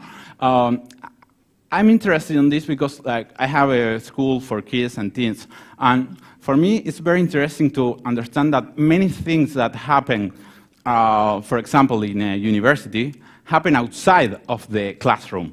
Like, these people were talking with their students and they were able to interact with their students outside of the classroom. Like, many things that happen that are really interesting and important for the future of humanity, like in science, in any kind of field, happen outside of the school. Like, even here, like, you have to listen to me here, but maybe you want to leave because it's boring, or maybe you are waiting for the amazing thing that we will have some drinks afterwards or whatever, and you want to connect with people, you want to connect and have an interaction with other people. And in the virtual environments that we have now, that's not so simple. Like, you can talk in Zoom, you can have an event or a class in Zoom, but now we are extending the possibilities of connecting with other human beings through a virtual system, a virtual device that is really different and much, it's like more similar to how we interact for thousands of years, how our body is used to interact with other human beings and connect and have interactions for developing things or learning or doing commerce or whatever. So for me, it's like very interesting. Now with Raptive and Future Filmmakers, we are developing people are dancing. We are developing a campus, like a university campus, where kids can go to different classes. They can, if they are bored in a class, they can just leave. If the teacher doesn't say anything, but they can leave and they can talk with other people outside of the class, and they can connect with other kids, and they do it. Like, they have interactions that it's much better, not much better, but it's like, it's really important what happens when we connect with other human beings and that kind of connection. And kids are having this kind of interactions outside of the class. Like, they can talk with the teacher, they can stay later when the class finishes and start to talk and interact and have a connection. Like, they can talk about whatever they want, and it's really different from what happens in a Zoom or Google Meet or whatever. So we are having these kind of things. Like, this is one of the campus that we are developing now. We have one now, but we are developing a new one. But this is one of the things. We can create here whatever we want. Like, we find references of the best architectural things that we found. Even we use artificial intelligence. We ask an artificial intelligence to create different spaces, and we are using that also. It's not here, but now we ask artificial intelligence to develop things, and it's really crazy what it created. Like, it's like totally creative, and it's like way out of like whatever we could think about it. Like, so we are developing that right now, and it's you can do whatever you want. Like, we are developing things, we are scanning things, objects, whatever we find in reality that we like, we are scanning it, and we can put it in the metaverse. And you can do that also. It's like simple. And also we are designing different kinds of places that are totally impossible in the real world, and people can fly and whatever. But for me, beyond that, the interesting thing is that we can have, in the virtual world, for me this is not replacing the physical world. It's like you could go and take classes there, but for me it's like if you are all the time in your phone, or all the time in the computer, or all the time in the metaverse, it's not a problem of the device. Maybe it's like you need therapy or whatever. It's a psychological thing, but it's an extension of the possibilities that the device gives us. Like now we can connect in a different way. So I will go a little bit fast so we can have the experience on the metaverse from your phones. But what I want to say is like there's a guy called Ray Kurzweil. I don't know if you heard about him. He wrote a book in 2005 called The Singularity is Near, where he basically says that the biological and technological evolution of human beings it's not it's exponential. That he says that probably the moment that we're going to have this exponential growth is going to be when we have nanobots in our brain. 2 days ago, Elon Musk gave some of the new discoveries that he had in Neuralink. Neuralink is a company he bought, I think, in 2018. You can see that on YouTube. Like 2 days ago, I think he gave like some experiments they did again in monkeys. For me, what's going to happen is that we're going to have a. It's not so crazy that this is going to happen. And this guy, hi, he's saying hi. He says that, okay, we don't have so much time, so. Okay, I'm going to go fast with this, but basically, this guy is the director of engineering of Google for the last 12 years. He was in, and we're going to go fast here. Basically, what I think is going to happen, what we think and what we are developing now with Raptive, is that we think, oh, sorry. They are clapping. Well, right now we can access the metaverse, we can access a virtual reality space or an augmented reality space through our phones, through our computers. Right now, you will test it right now. And the headsets are going to have a curve of implementation. But what I want to say is like, you can access right now, you can have meetings. We are having all our meetings not in Zoom, but in a virtual reality space, like all our meetings. And we are having events and classes and everything. And it's, first you have an experience that is like, whoa, this is crazy, whatever. But then it's comfortable and it's really good. I'm having lots of people doing this, and at the beginning they are like, I don't know what's this, you know, or they don't know much about it. But when you try it, it's like, it's different, the way of interaction, even if you don't have the headset. And what I think is going to happen is that we're going to have an evolution of glasses. This is not what I want that will happen. I think this is going to happen. But we're going to have it in the retina, and we might have nanobots afterwards. There is a lot of problems with that. It could be very dangerous, but that's what I think is going to happen.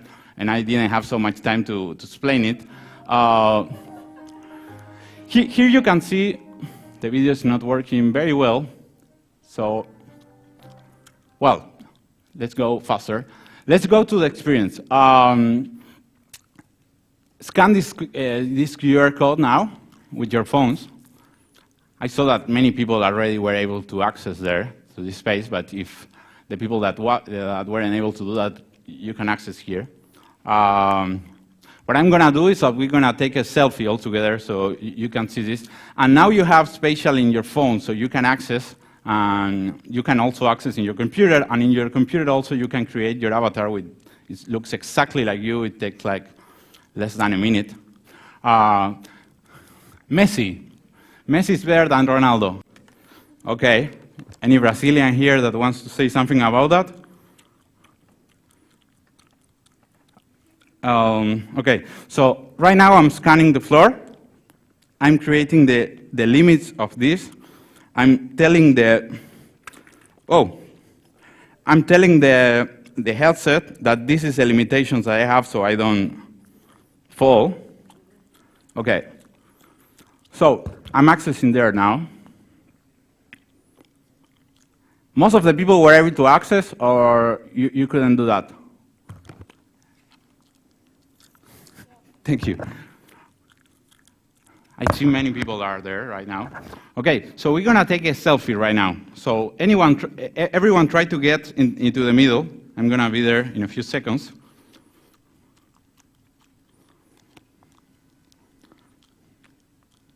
Okay. Go to the middle so we can take a selfie all together.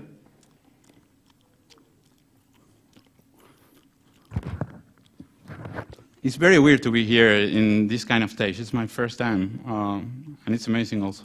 Okay, I'm here. Can you see me? I'm having my hands up.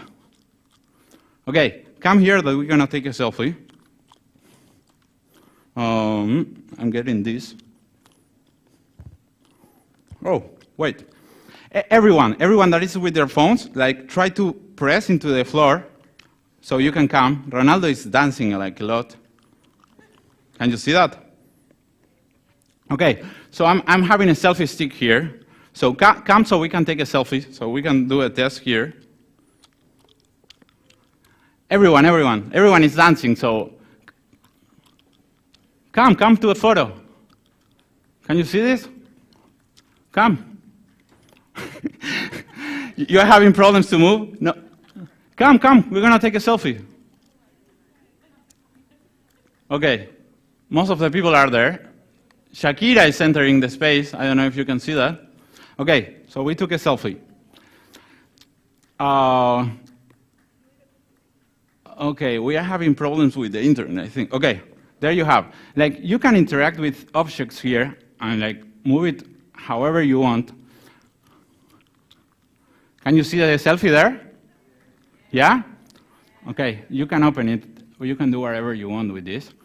Okay. This was just to show you a little bit of what you can do with these kind of platforms. Okay.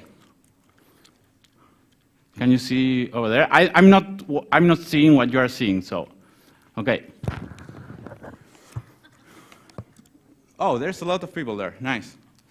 Okay. Yeah, I like it. Now we can put music, like in many classes that we are having, like with universities and companies and many things, like we finish dancing and with music most of the time. Oh, we can see the video now, it's better. You can see some of the things like that you can do. En Rapti, buscamos crear experiencias únicas e inolvidables.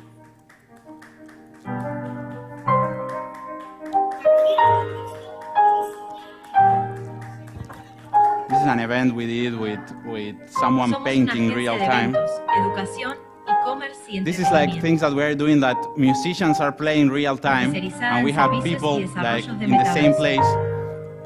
This is a DJ playing. Alex is clapping. You can scan places, any kind of place, even with your phone, and just put it there, like any kind of place. We are scanning university over there.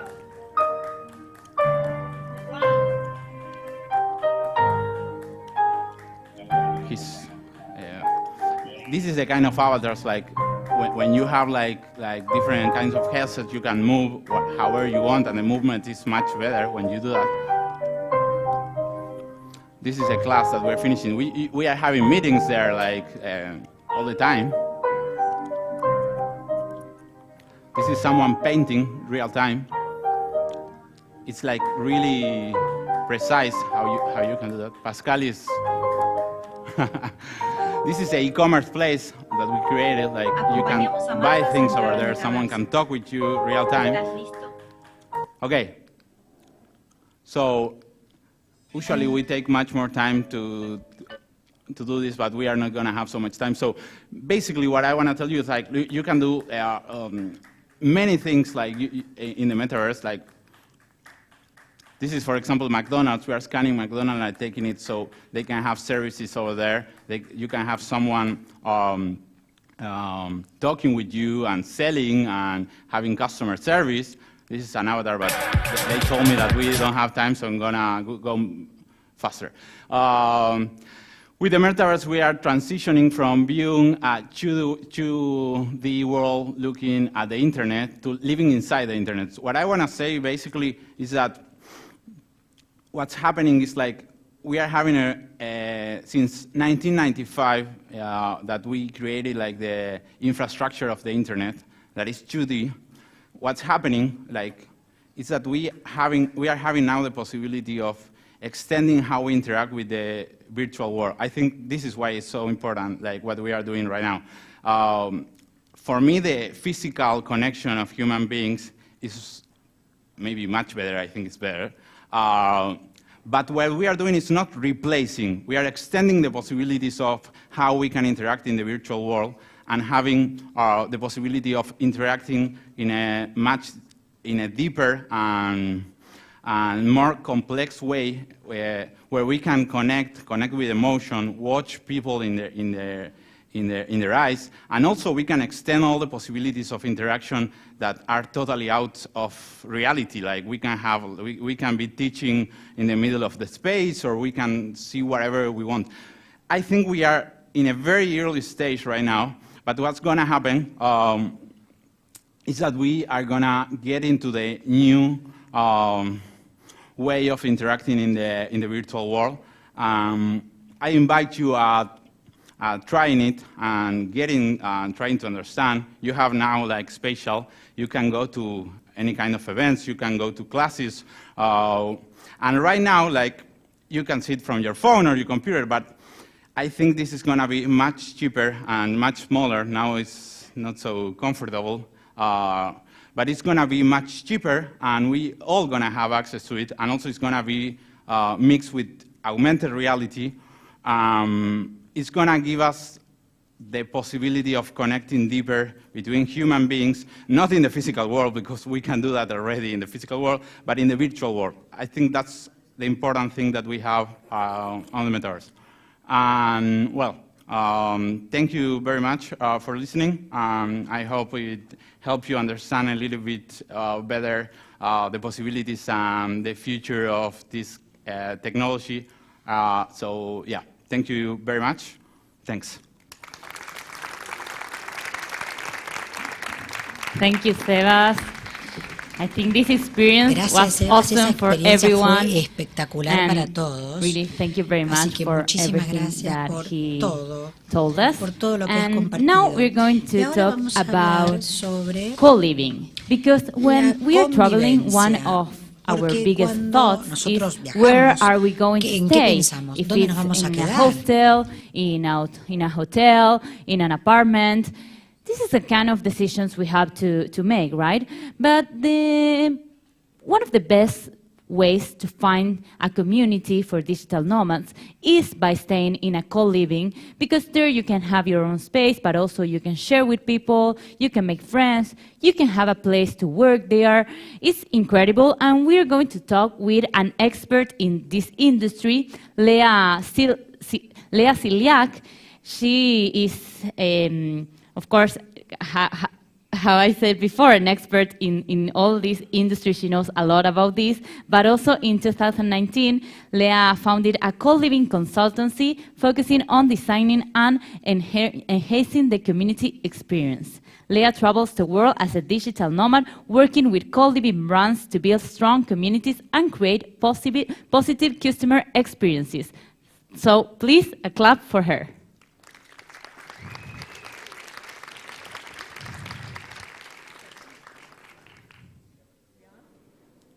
It's working? One second.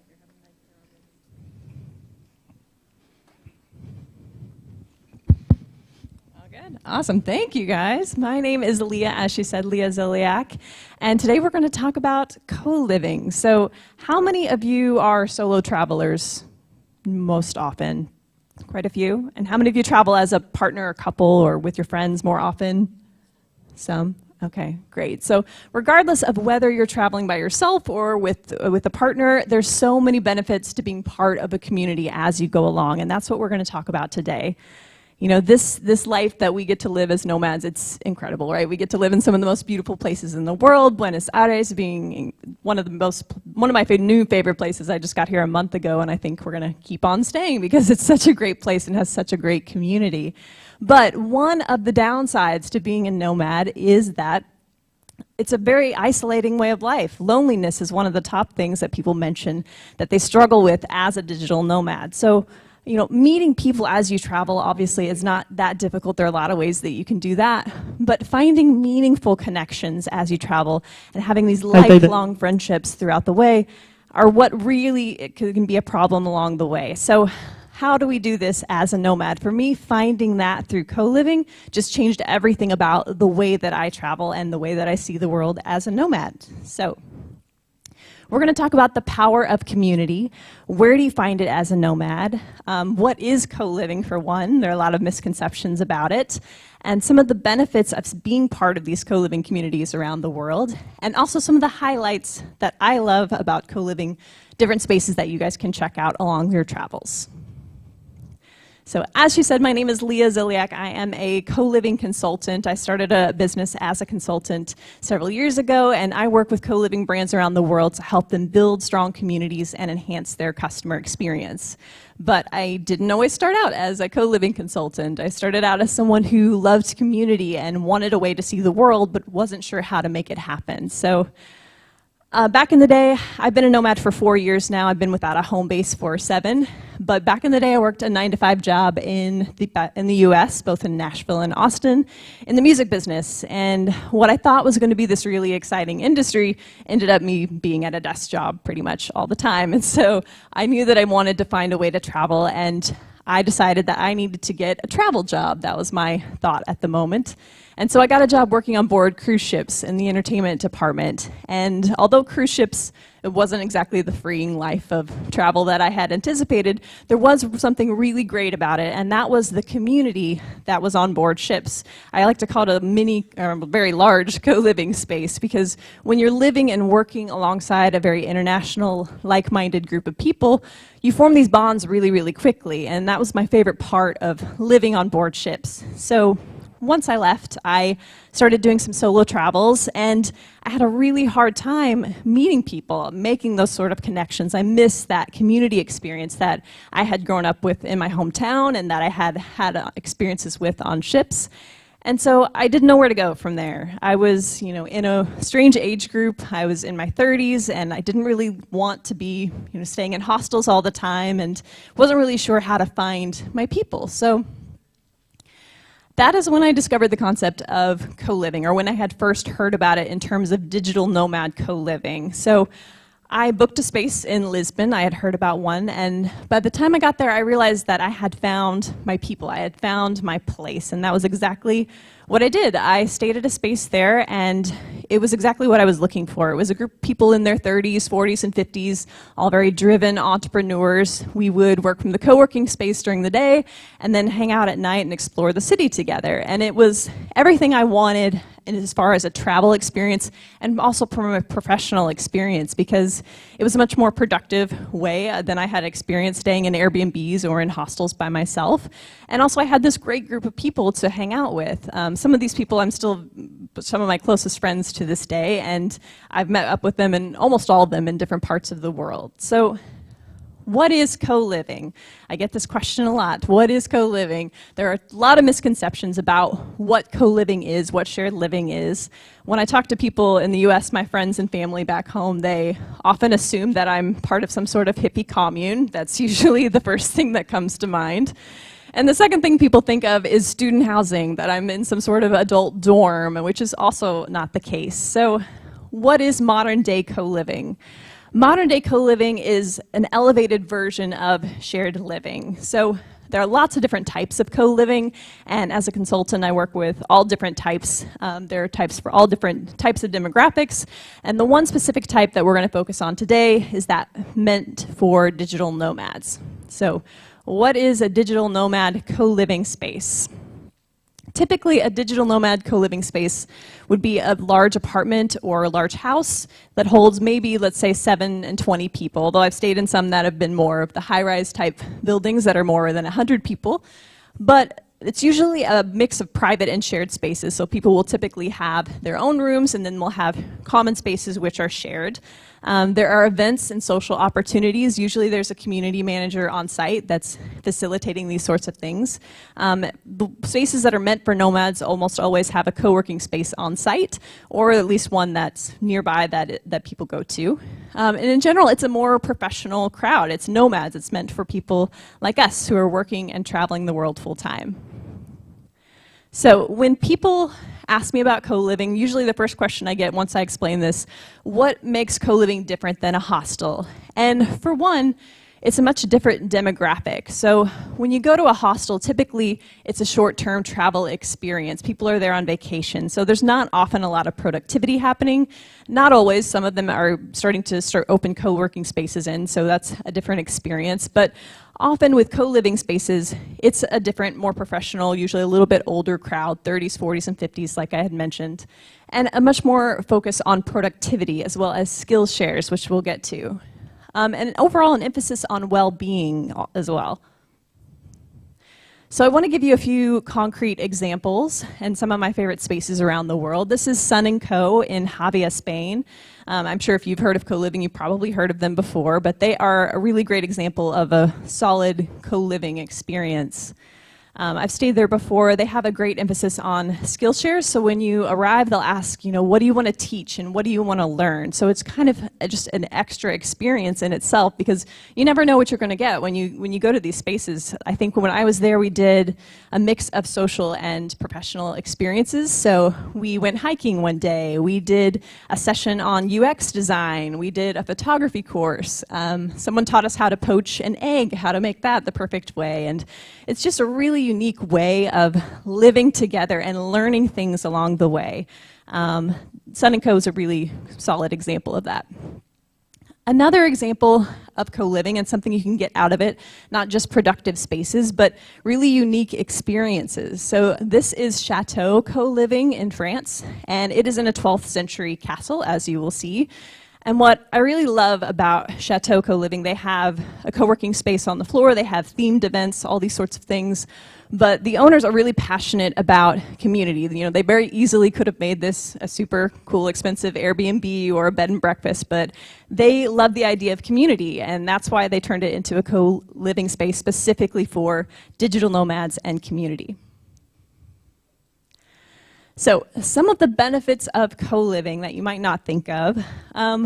For one, it gets you to live like a local on day one. So say when you arrive to a new city as a nomad, it takes a little bit of time before you can kind of feel integrated and feel on your feet. Where is the nearest gym? Where do you get cash? Where's the best cafe? Where do you work from? Where can I find solid Wi-Fi? All these sorts of things. So when you're staying at a co-living space, it just adds as a softer landing when you're arriving into a new city or a new area, because a lot of these things are done for you. It's either in their onboarding information, or they have a person on site, a community manager that's telling you all these extra things, which is such a perk because it saves so much time for people like us whenever we arrive into a new space. Reliable Wi-Fi is a huge one, because the people who are running these types of spaces, they understand the nomad demographic and how important it is to have reliable Wi-Fi, and so they usually have Wi-Fi that's really fast for one, but then backup plans in place for if that one goes out. And so you know that you're always staying in a space where that is reliable. They have co-working spaces on site, like as I mentioned. For digital nomads, these types of spaces just act as a sense of home. For me, when I go to some of these spaces, especially if I come back to them over and over again, you have a sense of being at home. And for new people who are just wanting to try out the digital nomad lifestyle, it acts as a sense of safety and security. It's a great place to get started and kind of see what's possible in that digital nomad world. This is another one of my favorites. This is Sundesk in Tagazout, Morocco. It is a little surfing village that's outside of Agadir, and they're really great about having super fast internet, for one, which is hard to find in Morocco.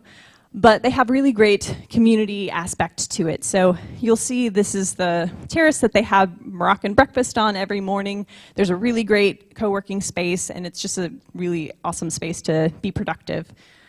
This is Neighborgood in Cape Town. This is another great one. They have a couple of co-working spaces in the town. It's in the Cape Town itself, and then they have co-living spaces around it, so you have access to the co-working as well as the co-living when you're staying there. Lots of events, obviously beautiful scenery, all those things. This is Co 404. This is a new one I wanted to mention. This is in Mexico. They have 2 locations, and I've heard such great things about it. But again, I wanted to point out how these spaces recognize the needs of nomads. You can see they have the ergonomic chairs that we all want whenever we're working, but it's just a different experience when you're staying at spaces where they understand what it is that nomads are really looking for. So I always say that co-living is an investment in your personal and professional well-being, and I really mean that because, you know, from a professional standpoint, some of these things offer so much value in the form of skill shares. You're learning things from other people.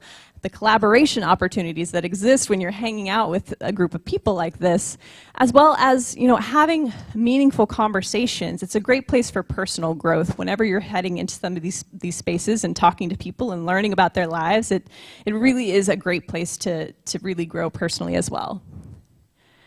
So people always ask me, they say, well, I'm an introvert. I would never want to live with other people, right? So isn't it just for extroverts, co-living?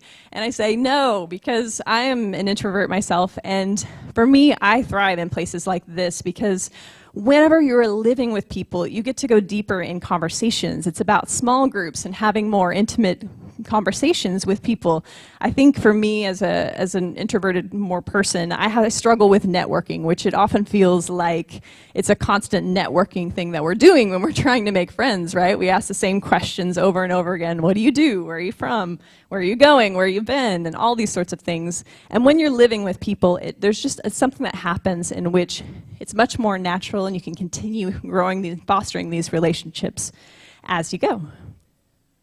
So another key trend that we're seeing in the co-living industry in general, again, like I said, I work with all types of spaces, but we're focusing on the nomad spaces here, is this rise in rural co-living and co-working communities. So all around the world we're seeing this, and I think we're going to see this in Argentina in the coming years as well because there's such great opportunities for it. But we're seeing regions that are bringing in nomads because of the community to regions that they might not have thought of before, regions that weren't typically touristy. We saw this in Madeira as well, in Portugal, that they're bringing people to a region specifically for the community. So a great example of this is Co-working Bansko. If you've been a nomad for a while, you've likely heard of it as well. But it is a tiny mountain town in the middle of Bulgaria, and it is 2.5 hours from the nearest airport, so it's not exactly the easiest place in the world to get to. But it's become a hub in Europe for digital nomads, specifically because of the community. People come from all over the world because they want to be part of this community, and we're seeing this all across the world, these rise in these rural co-working, co-living communities. Another key trend that we're seeing right now is the rise of these nomadic hubs. So Buenos Aires is obviously a key nomad hub these days. And of course, it has everything that we need as nomads. You know, it has solid Wi-Fi, as we all need. It's affordable. And there's so many co-working spaces. I cannot believe how many co-working spaces and how many cafes there are next to my apartment that I have to choose from on a daily basis. It's just a dream to be able to go into so many of these options. And also, more importantly, it's cities like Buenos Aires and other cities around the world that realize the importance of community. And so they're putting these initiatives out to draw nomads in because they know that we're looking for community. Events like this one, Nomads BA, they do events, you know, all throughout the year, not just for this conference. If you attended some of the events this week, they have them all year long. So finding these nomad hubs, I think the key of the growing hubs that we're seeing is that they're the ones that are promoting community and really making that a highlight. So us as nomads, you know, we are an interesting group of people. We don't want to have a home, but we want to feel at home wherever we are. And for me, as I said, I haven't had a home base in 7 years, and it wouldn't have been possible if it weren't for some of these community hubs around the world that felt like home for me. So when I first started traveling, as I said, I was a solo traveler. And my friends and family back home, they'd ask me all the time, like, don't you get bored? Don't you get, you know, lonely? And the answer is that no, because just because you're traveling alone solo doesn't mean that you're traveling alone. There is a way to tap into community all over the world, and that is what co-living can offer for you. So I wanted to mention this. People, when they ask me about co-living, they will typically ask what it is first when I say I'm a consultant.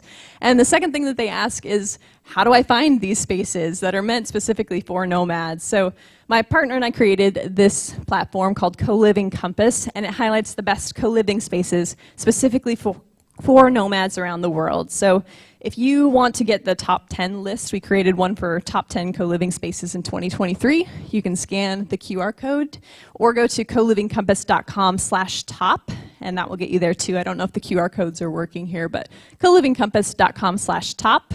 And so all of these spaces are ones like I've mentioned. They all have co-working spaces, they all have community events, community managers, and they really prioritize that part of shared living. It's an elevated shared living experience. And I know a lot of nomads, they tend to be drawn to community and want to create these communities on their own. I hear this all the time. So if that is you, if that's something you're interested in, take down my information. You can find me at any of my social media links or at colivingconsultant.com. But, you know, for me, there's so many serendipitous and synchronistic things that happen when you're surrounding yourself with a community of people who really get it. And, you know, you get to the places that you're meant to be, and you get connected to the people that make your life better in every single way. And so co-living, it hasn't just changed the way that I travel, it definitely has, but it's changed my life in every single way. So if community is something that really drives you, something that you'd be interested or drawn to, then definitely give co-living a try. So thank you guys so much, and happy travels.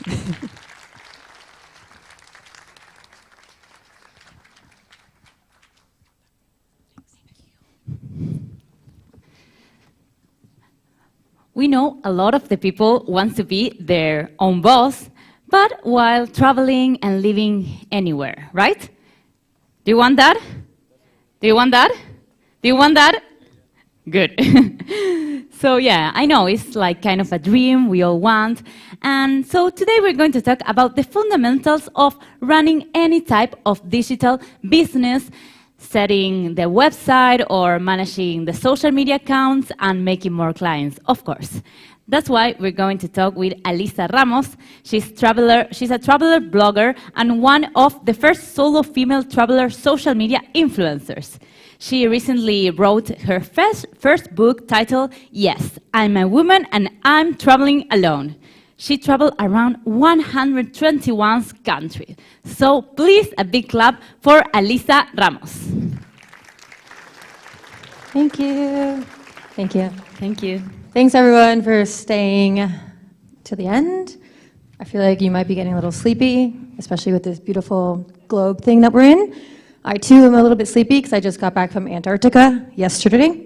So if you see me swaying a little bit, it's because I feel like I'm still going on the Drake Passage. But I'm very glad that I'm not, and I'm very glad to be here and that I actually made the flight. Shout out to also 5 of my guests who are also here, probably swaying in the audience. So I'm going to talk a little bit about how to make money while working and traveling, while traveling and living abroad. Is anyone interested in actually living abroad and working remotely? Or is it something you want to just like have a remote job so you can travel? Either way, same thing that I'm going to be talking about, but I guess first I should tell you a little bit about me. So that was me a few days ago in Antarctica. Yeah, I've been a digital nomad for 10 plus years. About 7 of those, I was also fully nomadic. I don't have a home until next month, where I have purchased my first home with money that I made while traveling the world as a digital nomad, which is kind of awesome. But I wasn't always a social media influencer, and I was not always a blogger. And I actually started all of this out with very, very little money. I basically didn't want to work in an office. I have a degree in biology. I was supposed to be a veterinarian. I tried for a few months, and I just couldn't wake up at 6 a.m. and listen to other people telling me what to do. So I went online, and I tried to figure out any job that I can do from a computer where I didn't have someone basically over me telling me things to do. So some jobs that I found, the first one was as a virtual assistant. So virtual assistant is one of the top in-demand jobs right now. I know this because I have 3 of them, and I'm constantly asked by other bloggers or business owners how they can find a virtual assistant. So it may not sound like the most glamorous job, but if you are just trying to make money and get started out and learn some new skills, this is a really good option. I'll get to that in the next slide. I always go ahead of myself, sorry. So other jobs that I did just to make money was being a content writer. So every website that has content on it, there's probably someone behind that getting paid to write that content. If you're a good writer, that could be you. I was also a junior publicist, which is where I learned how to pitch my own self for publicity. So I went viral a few times on Huffington Post. I got featured in Forbes. I've been in Lonely Planet, and it's all because I learned how to pitch for other people, basically worked for other people in order to work for myself first. So while I had all of these jobs that are less glamorous to some people, I was working on the dream job that I wanted as a travel blogger, and back then influencer didn't exist, so I still say blogger. That happened by default, which is crazy because in the beginning everyone told me it wasn't going to be a thing when I was trying to pitch for people to pay me to promote destinations or products. Everyone said no, and now it's one of the most highest desired jobs in the travel industry, at least so I'm told. Anyway, so I went from basically making a couple $1,000s a month to now I have a 6-figure income as a travel influencer, blogger, group trip host, author, and a few other random ideas I have, like my virtual assistant agency. So I went from a virtual assistant to having my own agency for virtual assistants. So just some ideas to throw out there. But next I'm going to talk about remote jobs. So I used to speak about how to become a blogger and how to become an influencer, but we all know that there are millions of courses and posts out there these days that talk about that. I'm sure we all know that it seems like a dream to just be able to do that, or maybe it seems like we just run around Earth taking pictures with zebras and things like that. But it is very, very demanding. I usually don't actually recommend it unless you want to work every second of the day, every day of your life. And also now it's just a very saturated industry, but it is still possible, and especially now with all of the algorithm changes and all of the different trends that are happening in the world, it is still possible. I just want you all to know that it definitely does require a lot of work, which is why I put it last on my list of some ideas for remote jobs. So as I was mentioning, virtual assistant is a really great job to do, and you can have multiple clients. So I have some of my virtual assistants that are making like $2,000 per client right now. And perks of that is that if you're online, you don't necessarily have to say where you're from. So for example, I have women in the Philippines that I've personally trained, and they are amazing. But there's a mentality, especially in the US, that if you're from another country that doesn't have US income, that you shouldn't be getting paid as much as you would get paid back home, which I don't believe in. So I have these women in the Philippines who are making like $2,000 per client, and they are very, very happy ladies. So that's a huge perk also of working online. There's a lot of different jobs you can do and a lot of different platforms where you can put yourself out there, and you can also promote yourself. I'll get to that in a second. So the second remote job that I like to talk about is social media manager. So who here posts on social media? That's it? I don't believe any of you. I feel like more of you have social media. Who thinks they're good at posting on social media? Can't really say. Okay, some of you. So anyway, basically what I was going to get at is that there are so many brands and companies that are not good at posting on social media, like apparently a bunch of you. But they are looking for people like some of you who are good at it, and they will pay a lot of money just to have someone do social media management, which you can do from anywhere. You don't have to be in an office unless they specifically want someone in office. But especially after COVID, more people are obviously out of office, and I'm hoping it's a continuing trend because I personally believe that you don't need to be in an office. You could be in Mexico or Thailand or Argentina. So yeah, social media manager is another good one. I'm pretty sure a lot of you are bilingual, right? Yeah? Yeah. thought so. So being a translator, transcriptionist, and also a language tutor or teacher is a highly, highly lucrative digital remote job. Again, something you can do from anywhere in the world just by tutoring. And I live in Mexico, and I have someone that they do like $30 an hour just to talk to me in Spanish, which I think is pretty good. But yeah, just some little things like that you can do from anywhere using skills that you already have or knowledge that you already have. You just have to kind of get creative with it and actually sit down and think about what you actually have as a skill that other people would want. So again, let's go back to the whole social media manager thing. You might just be like, oh yeah, I'm so good at posting on social media, but like other people aren't. So there's something that you can use it to your benefit to make some money while traveling. Content writer, I briefly went over as well. That's basically writing for other people's websites. And again, if you can write in 2 different languages or more, that's the more you're going to get paid. So this is a highly sought after thing. You could translate entire websites for people. You can translate entire ebooks for people. And you can just be making money from anywhere just by translating things online. So the next one is one that's a little tricky because I think this is also getting super popular thanks to things like TikTok. And it's people doing their own Amazon and Shopify shops. So I actually do have one of these. So that's one of my many. I forgot it on that last slide. But you can do drop shipping and Amazon supplying. I don't know if anyone has heard of it. But basically you find like one product that could potentially go viral on places like TikTok. And you start your own Amazon shop and you can just directly just like drive sales. I've seen so many people on vacation, maybe not vacation, mostly let's just say Mexico because that's where I usually am. And I'm like, oh, what do you do? And they're like, oh, I have an Amazon store. I'm like, really? That's like all you do? They're like, yeah, it's my entire yearly income, just having an Amazon store with like one product or a couple products. So we're something to look into, as well as Shopify. Last is content creator. Is anyone actually interested in being a content creator, blogger, influencer, anything like that?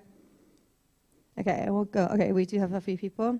Okay, so what I have to say about that is each and every one of you, just like I said, you have a skill that someone else probably wants. You have something about you that is unique and that is going to appeal to someone else like you.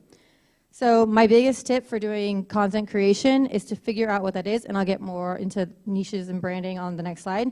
But my biggest tip is to find that one thing about you and just roll with it and like never stop rolling with it. Like don't jump from like for me, I'm a solo female traveler, but I started doing that before it was trending, so now I have to be more specific. Now I'm a solo female traveler who goes to bucket list destinations wearing long dresses. And it works. Like everyone knows that who's followed me, and everyone, like my audience members know that. We had like 30 women in Antarctica wearing gowns, so I know it works for a fact.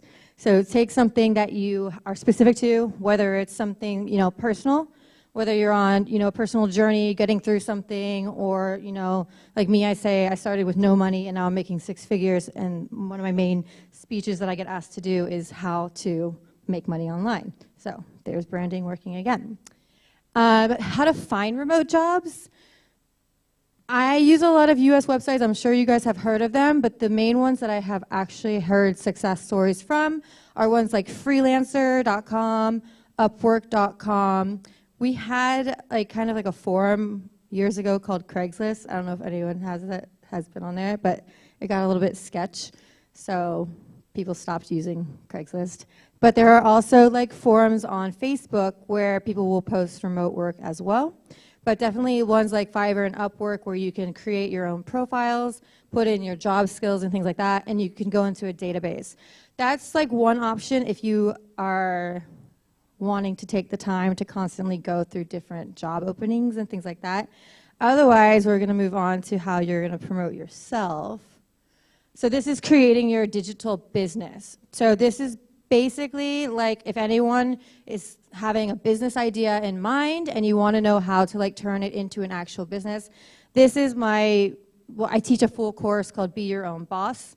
If you guys want it, since this is a shorter course, it's on my website called Be Your Own Boss, and there's a password, and if you remember this, it's BYOB, and you can just have it. So anyway, being a digital business, so branding is everything. Like I mentioned before, like everything that I have is all under one brand. It's my Life's a Travel movie, but I have several different things stemming from it. But essentially, I am a travel brand. And the main thing about that is figuring out what I was saying about finding like who you are and who your brand is. So that's what your niche is. So whether you're trying to sell a product or if you're trying to sell, like Leah, for example, she's a great example. She's co-living consultant. I've never even heard of that before, but I'm like, oh, that's really niche. That's a great idea. So things like that that are just like not there yet. And also to something to think about is what can you supply people that doesn't already exist? So again, like she's a really good example because I've never even heard of that before. What a great, business. So finding your niche is also having to do with personal, like your journey again, your culture, if you want to include something like that, anything that can get to the next, the third point, which is targeting an audience. But we'll go next bullet, which is building your brand. So branding to me is everything. Like I was saying, like I just had 30 people all dressed like me in Antarctica, and that was the third trip where I've done that. Last year I had 60 women in dresses, in metallic snowsuits in Antarctica, because you stay on brand, and that's how you gain more of like an audience that knows what they're getting from your brand. So to do this, you have to be consecutive. You have to target your audience. So don't just like go for a business idea and assume like everyone is gonna want it. Even if it's a bigger niche like solo travel, that is way too big of a niche. You need to target it a little bit down more to go into micro niching first. Be very specific. That way you're not just being so broad that you're trying to appeal to everyone and it's just gonna be too much. The smaller you can target it, the more likely you are to get your customers. So keep that in mind. Also, put yourself in the shoes, or maybe they don't wear shoes, I don't know, whatever's on their feet, of who you think your exact audience member is. So for me, when I visualize my exact audience member, it's basically myself, but it's a millennial woman who's, pretty successful, and maybe they want to go on like epic bucket list destinations, but they don't want to go alone. So boom, I post me in DR Congo going gorilla trekking, and then I go, hey, who wants to go gorilla trekking? And then I already have that target audience, and I have people going with me gorilla trekking. So you show through your brand who you're trying to attract. Very important knowing your target audience as well, because you need to know where to find them. So after you create a website, which is a lot easier than it sounds, if you are good at creating websites, that's also another really great remote job to offer people. But if you want to create a website on your own, definitely doable. I recommend usually Bluehost for getting your domain name, and then they give you a free year of hosting, I believe. And then I use WordPress. I've been using it for like 10 years. It's pretty simple. There's also Wix, which is even more easy. You drag and drop things. If you want to be more professional about it, you could also just go hire someone, and then the whole full circle happens. But yeah, having a website is very important. Never underestimate SEO of Google. People are still going to use Google, even if they are on Instagram or on Facebook or whatever else social media there is. If people want more information, they want a website, and websites make you look very professional as well. So definitely take the time and invest a little bit of money into having your own website. I would also recommend investing a tiny bit into getting your own logo made. I think my logo was here somewhere, or one of the other ones, I don't know. Something that looks just professional, You can hire a digital graphic designer, or if you are a graphic designer, you can get hired by the people I'm talking about to make yourself a logo, and that should be consecutive on all of your platforms. As well as like little things that seem very basic, but some people just don't do it anyway. It's like small things like email signature. Having an email signature that's consistent with your logo and your all of your information. You can use Wise Stamp, which is super easy and looks amazing on your emails. Getting email addresses that have @ and then your company name instead of using Gmail. Small things like that are just little tiny things that are going to go just further into making yourself look more professional, attracting more customers. And then now let's talk about social media accounts. So even if you are not good at them, or maybe you are, I don't know, maybe you want to pay someone who is good at them. We all know that the way of the world right now is a lot of people find things on social media. Are you waving at me? Is that a 5-minute warning? Am I going too long? Oh, sorry, wrap it up. Okay, cool. Okay, so anyway, so creating social media accounts, making sure you're on brand. If you want to take a look at my Instagram, it's My Life's a Travel Movie. Everything is very consistent. So keeping on brand and then collaborating with others. I'll just touch on this really quick.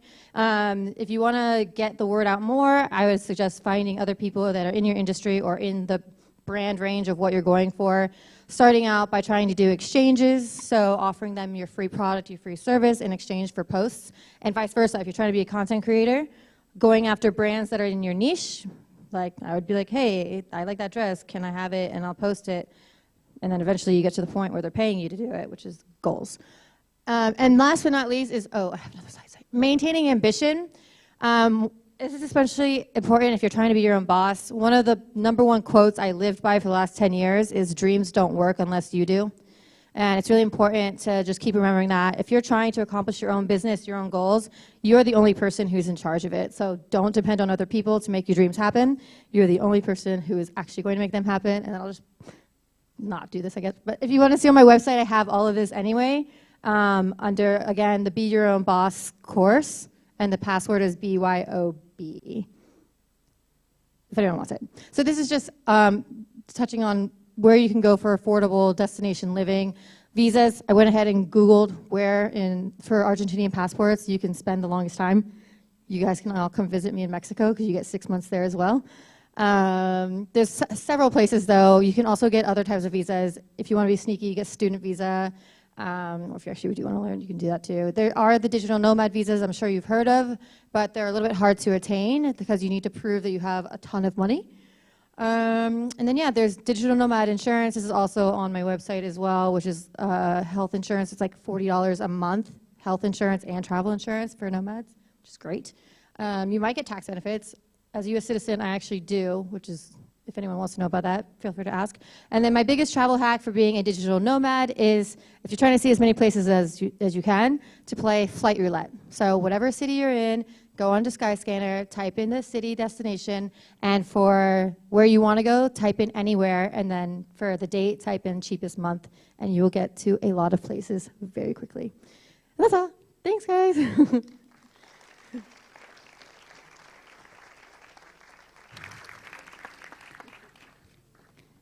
Thank you.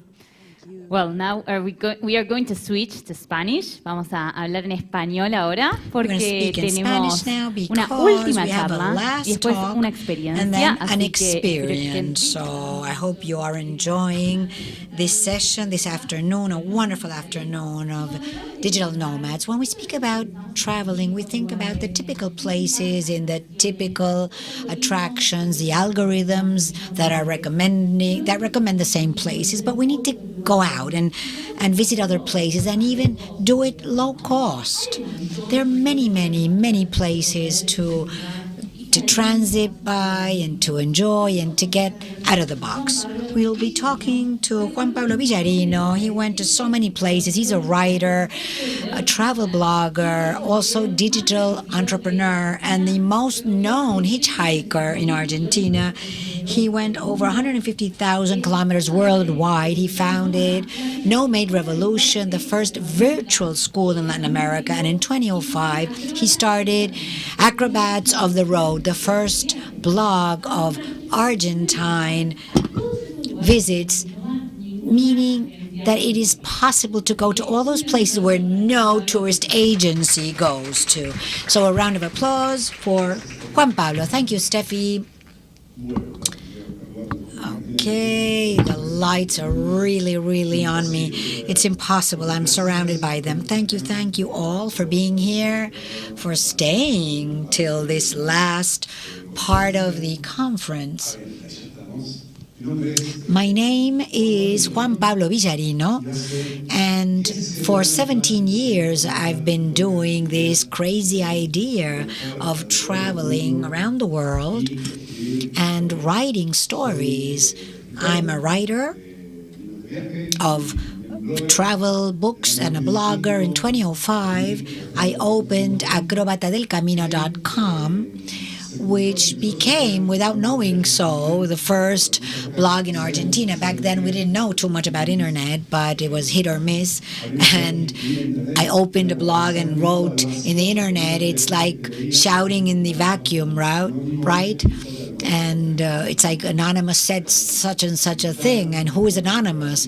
But that's what I did, and then there started to be people, and I noticed there was an audience there who was reading me. In 2005, I traveled the world over. I went to 101 countries, and I specifically travel. I hitchhike. That's the word I use. He said it in English. I hitchhike, and I'll tell you why. But I travel with this idea of documenting the hospitality of the most remote cultures, and to also to persuade the media who are maybe manipulating the fear and the unknown. Because although we believe we live in a world where there's a lot of information and we're all interconnected, maybe it is not so obvious what I will say, but I believe that we are in a world that is more and more incommunicated, so there's a lack of communication.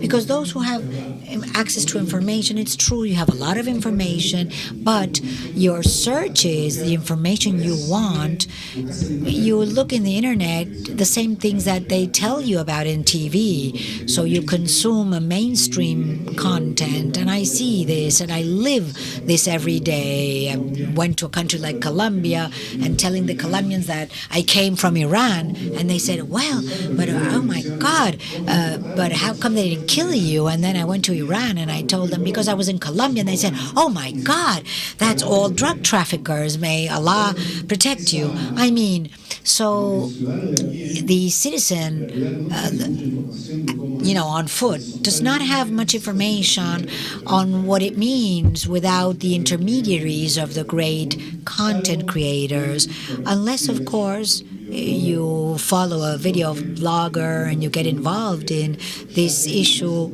that already is curious enough to know how life is on Earth. But typically people trust more in those stereotypes than in the new information you find, which, it may be controversial.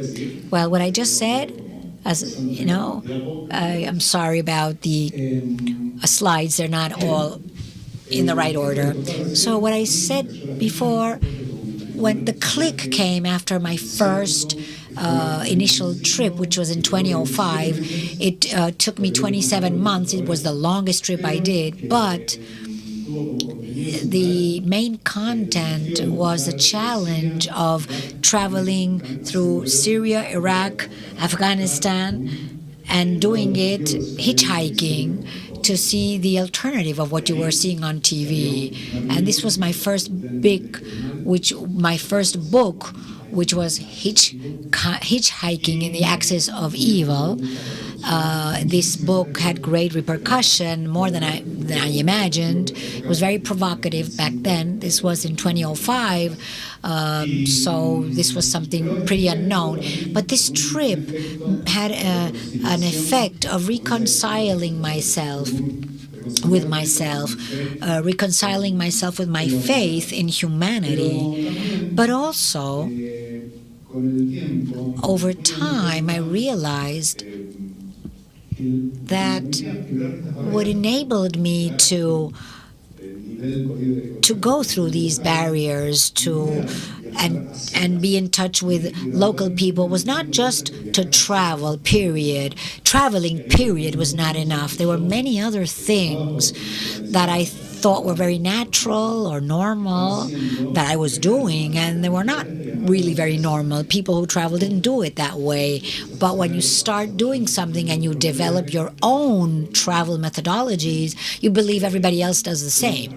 But what do I mean by this? When I started in the first tests, which were in 1998, with my backpack, and since 2005, more professionally with a blog and living from my writings. But when I started, it wasn't just any time. It was like the last of the 90s and the beginning of the 2000s. So it was a digital phase which was in its infancy. So how did you travel during the 90s? With a backpack, hitchhiking, or otherwise you had to be very rich. So imagine hitchhiking in 2001 with a crisis in 2002. I told my family and friends, that's it, enough. I'm leaving college. I want to be a writer and I want to travel the world. Everybody was trying to find stability where there was not, because at least in Argentina, the world collapsed.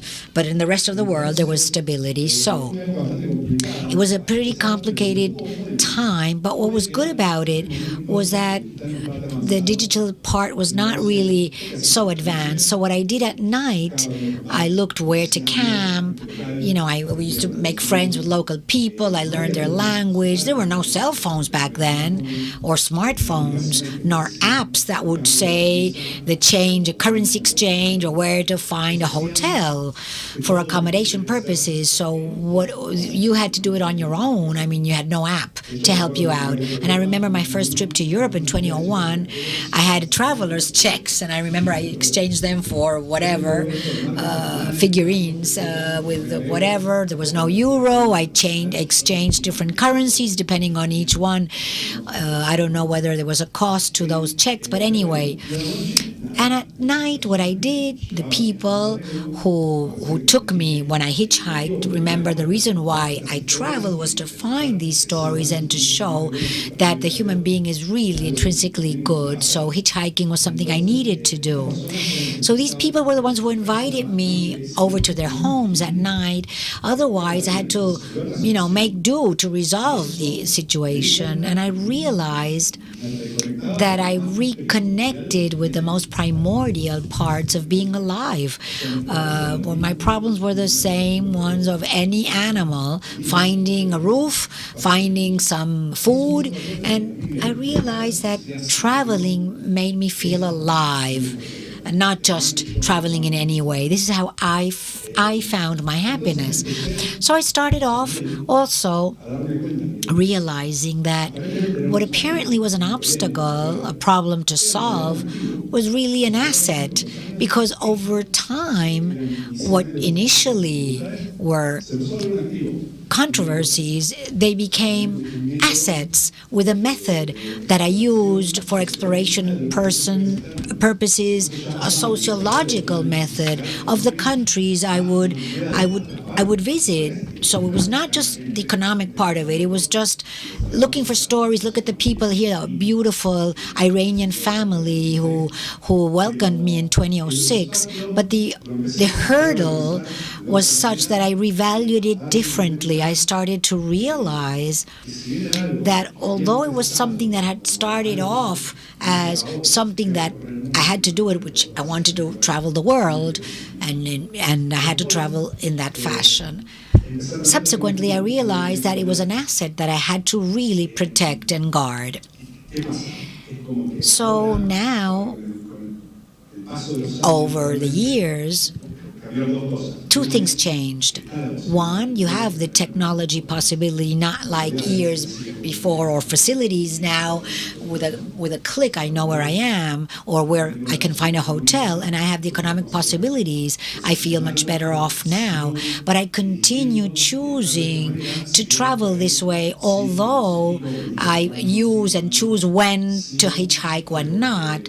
And I continue then protecting that, because I could say now I only use public transportation, and I rent a hotel or hostel. But if it's a long trip and I want a book after that trip, I'm the one that thinks it's like an ethical point of view, because people say, but I mean, you should have money, to go to travel differently, and you're thinking of making friends. But it's my way of getting into the local culture to obtain these stories and stories to tell. So, and I say it in this context, and the context is as follows. We are in an era where the soul travel or independent travel, although we do have an epic of independent travelers, seems and it looks closer to mass travel with low cost travel. So although you can travel alone without a group or a guide, there is a trend. People repeat the same itineraries that are based on visiting the same highlights, which in turn you don't reach those places for your own, due to your own research, but because they are sieved through algorithms, as if you were to watch a movie at Netflix because of your social media. This ends up being travels that are soul travels, but many a times they are really serial types of trips. So not saying that one way is better than another to travel. I travel the way I need to travel to tell stories. It was the way in which I started traveling towards the ends of the 90s, beginning of the 2000s, and I did not need much technology or apps or anything that could actually interrupt the direct contact with a human being I had facing me. Because many times, and it happens to me today too, it is a temptation to resolve things over the phone. Sometimes there's a distance with the moment you're living, and that's why I say the allergy of uncertainty, of the TripAdvisor syndrome, because we live surrounded by recommendations. And that is why when I say from explorers to wedding planners, because the trend today is for you not to be bitten by any mosquito, right? Or knowing or if you want to know the color of the curtains of the hotel you will be staying at. It's that we end up planning everything or wanting to know everything ahead of time. And of course, this is dangerous for the traveler, especially in my case as a travel writer looking for stories, because adventure and this other thing is not compatible, because the adventure has to go hand in hand with uncertainty. You can't plan absolutely everything and expect an adventure in a mystic trip. So we live in an era where traveling became, we know, a consumption object, etc., etc. I'm not going to critique the system, of course not. But sometimes we travel as a consumer, and we do destination traveling. And maybe in this craziness for that, we lose sight of our goals.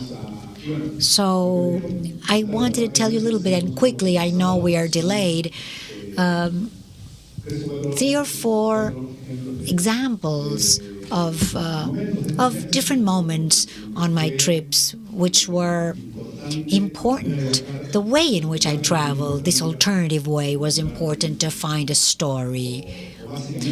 Or the things I have to force myself to do to find those stories, because it's not the most comfortable way, right?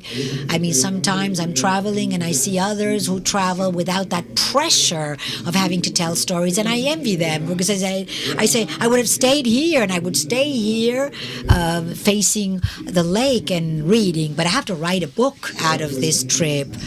Right now I was in Central Asia for 6 months, and Tajikistan, Kyrgyzstan, and all these countries to write a book. And each one of my movements have to be analyzed, scrutinized, in light of the fact that I have to take this route, and who lives there? Is there an ethnic minority? What type of story can I find in that path?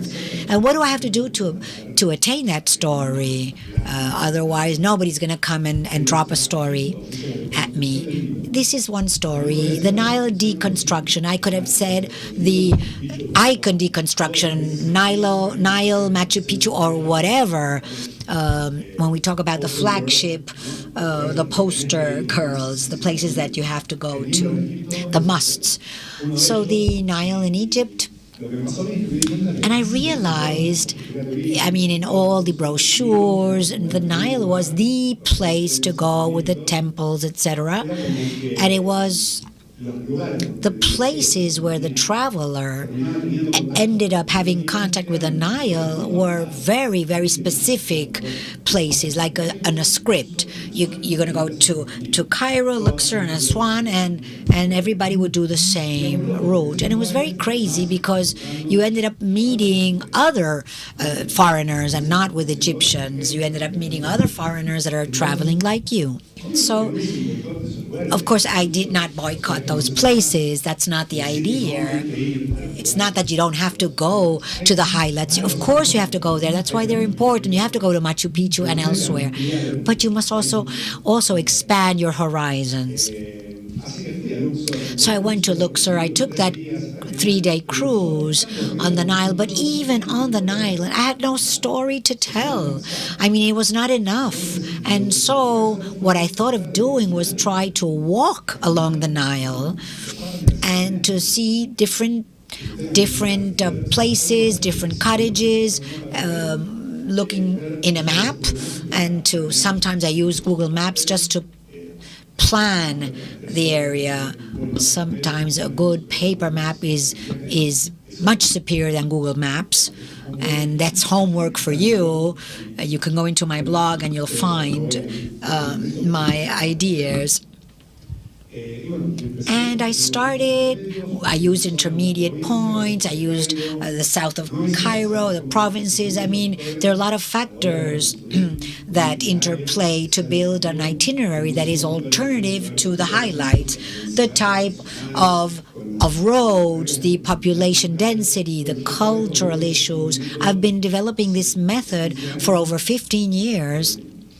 And it's not just something that is random. What is random is the result. You never know what you're going to find at the end of the road. I'm sorry, let me move to this part of the room now. Now, walking through Egypt, from the obvious places like pyramids, Cairo, etc., you find places like these.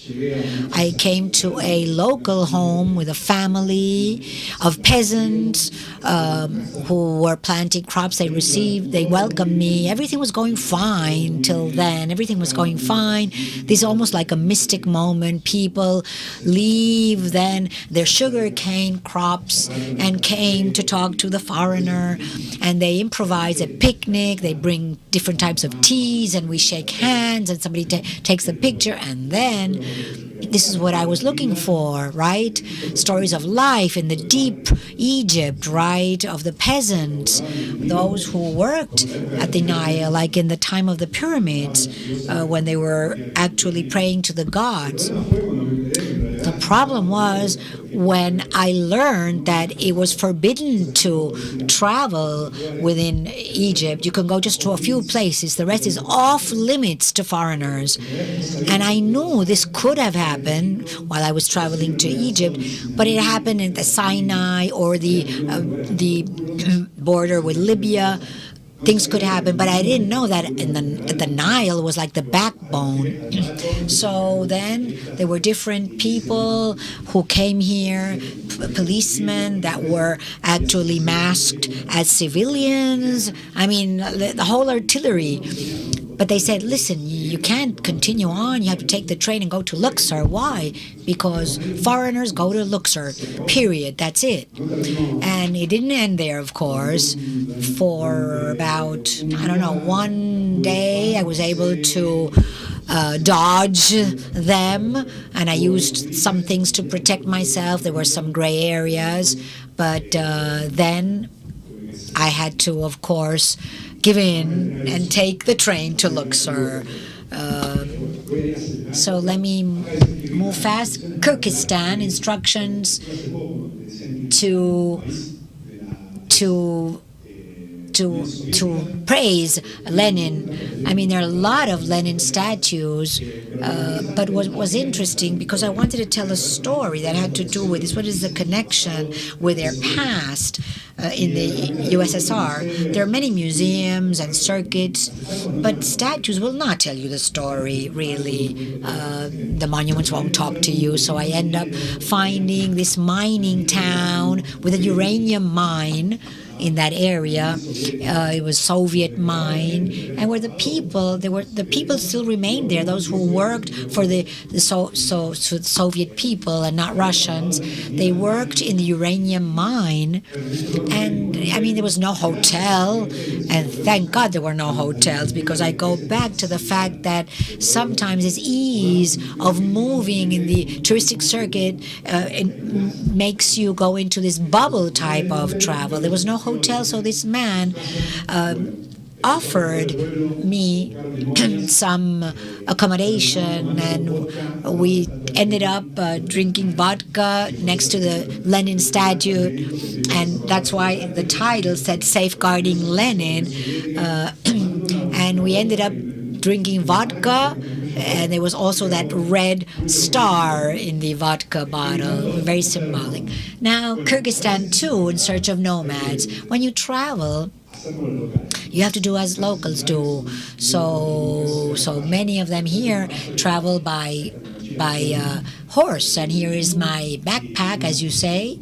And so I was there for 1 month in Kyrgyzstan, not always by horse, but I would rent horses to go through a valley, and that was the way I reached those stories that I wanted to tell. 80% of the population is nomad.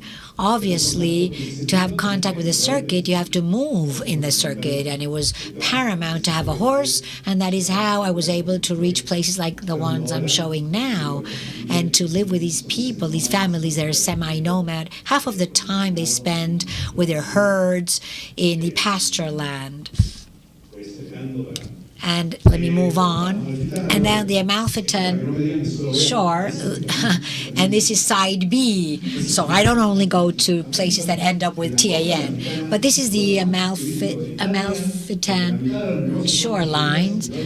Most of the places are jewelry places or high couture, and this is me with my backpack, and unfortunately dirtying all the glamour with my shadow. The idea was to see, not just to save money, but the way, again, this is a hurdle I place on the road to meet people. In a place like this, you can say there's no place or no room for stories, only tourism, just for you to laugh. That's why I included this one. This was the smallest car that picked me up when I hitchhiked. Unbelievable.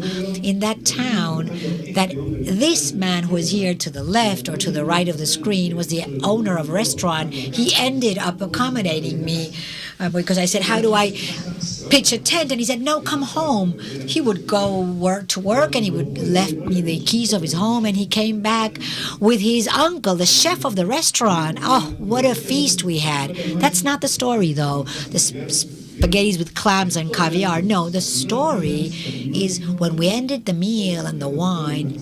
So he started with a catharsis, and he told me that he had been working for the mafia, that he had been doing drug trafficking between Milan and Naples, and in that dark side of his life, he had killed a man. He had killed someone.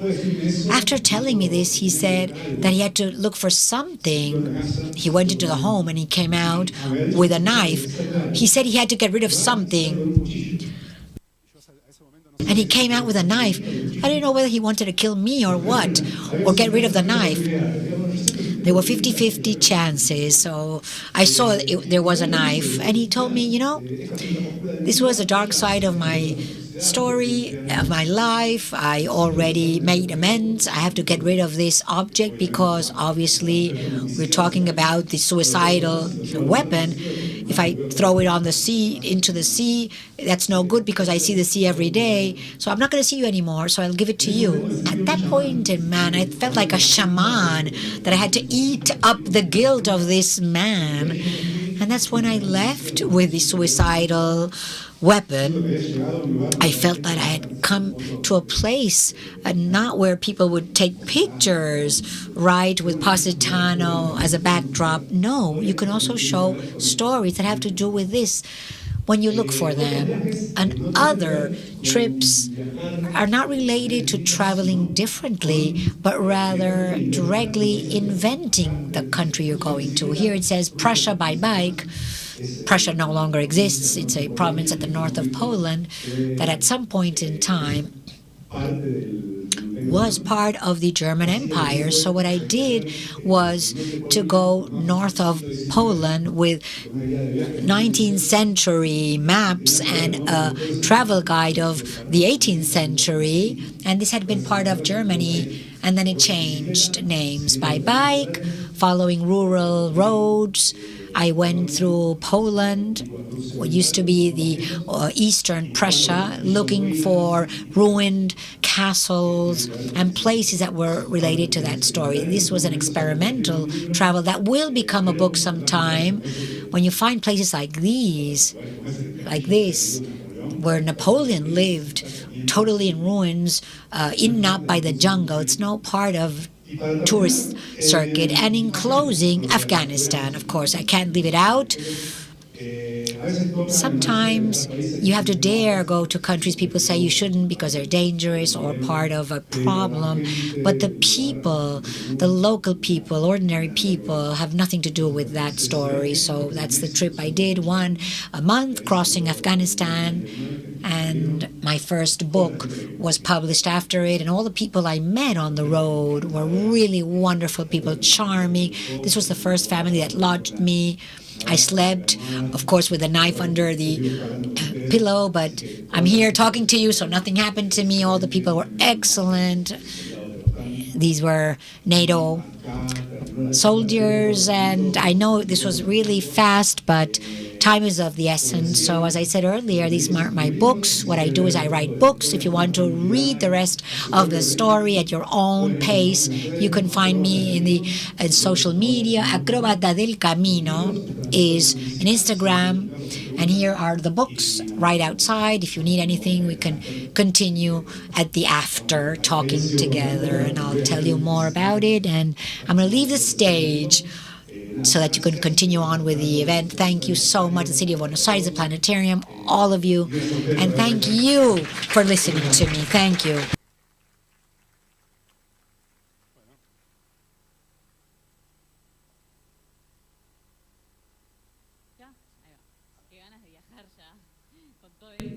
This makes us feel like traveling, so I hope you're all so motivated. I hope you are motivated now after this session. And today we are going to an immersive experience, as we had before with Christopher, where we relaxed, we meditated, we danced a little. Now we're having another great experience to be connected to the sound of the instruments.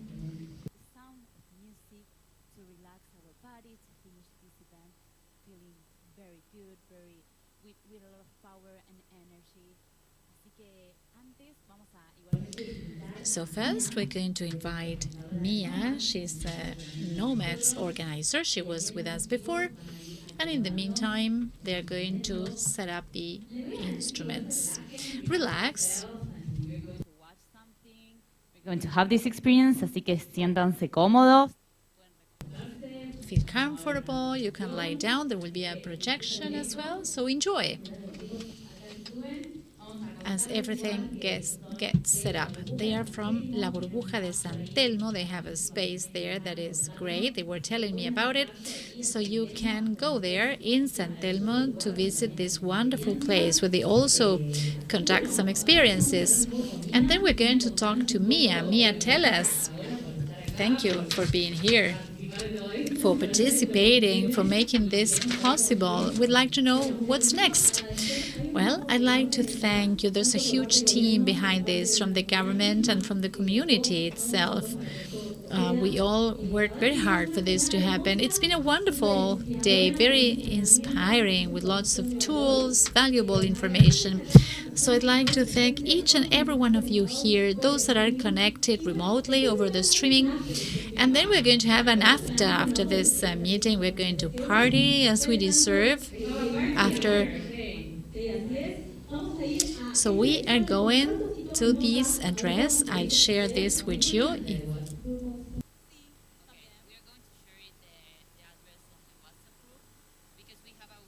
group. If you're not there, you can join us also. There we put all the things that we have, all the events that we are doing with Nomads. But now... Así es. También si quieren If you want to join the WhatsApp group, you can go to Instagram in the link in the bio. You can go there and see the address. But anyway, it's in Malavia 1064 in Palermo. We'll see you there to have a great time until, well, whatever it takes. And let's move here. So on Saturday and Sunday, we'll be having more activities. We are having bio dance at 11 a.m. tomorrow. You can join Eventbrite to register. It's also a very beautiful experience. We have a tango workshop at 8 p.m. after the game. So after the game, we're going to dance tango. And a party at night. This is on Saturday. This is for free, remember, as everything that we've been doing throughout the year. And on Sunday, we have a free tour to Tigre. So if you want, you can join us. We're going to spend the day there. So that's it. We invite you at the end. We will have some music space with juice and networking here at the entrance of the planetarium, and we're going to have a final group pictures as we do in every event. And of course, follow us in the social media and share the link. The conference has been recorded, so if you missed anything or you'd like to listen to something again, you can go to YouTube and you will find it there. So a big round of applause to all of us and to all the team that made this possible.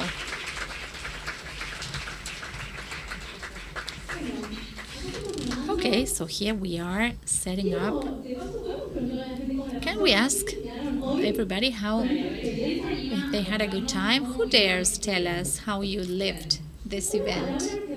A word that represents what you lived today, what you heard today. You can raise your hand. Community. More words. Give us words. Inspiring. Traveling. Over here, I'd like to keep listening. Courage. Like it. Motivation. Over there.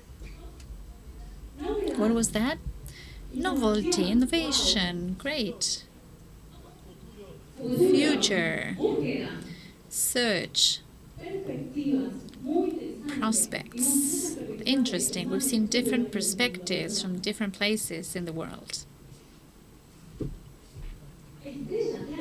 Stars, of course. Look, here we are. Stars. If you like the stars and you've seen many, now you're going to travel with this experience. Perhaps you've been at some point, you've done this in space. We did a sound meditation experience. These are ancient instruments and they make you travel. And with the acoustics we have here, it's amazing. I think this is one of the best moments. I don't want to spoil it, but and after so many talks, we have this day, we can now relax and forget about everything, connect with our body, breathe, and enjoy, of course. That's the idea, that you can have energy, but also relax. so let's enjoy. This is bilingual because we know that there are Spanish speakers and foreigners, English speakers, so the idea is for you to dare and listen in your language, learn more words so you can dare start speaking. That's why we have this event in both languages, so that everybody can be a part. The idea is, do not be afraid, do not fear, talk to anybody, ask what they do, because this is how the community is created. One of the nomads just asked me, how can I meet people because he just arrived in Argentina. So how can I be connected with more people and get to know people? And I think this is a great community for that, because the spirit of the community, entrepreneurs, people that move forward, that are not afraid, and that enjoy meeting people, because this is what this is all about. And it's so nice to hear stories. Perhaps people that met 8 years ago somewhere else and they get together here again and they share memories. We invite all those that would like to join the community, that would like to learn and be inspired, and also know that we are always open, because this is collaborative. It's built day after day in the community. We're always open to listen. And many of the speakers that were here today were part of the community, and we all have a lot to contribute. So now we are enjoying this great experience. A big round of applause for this great closure. Fabio Gomez and Francisco Leal from La Burbuja de San Telmo.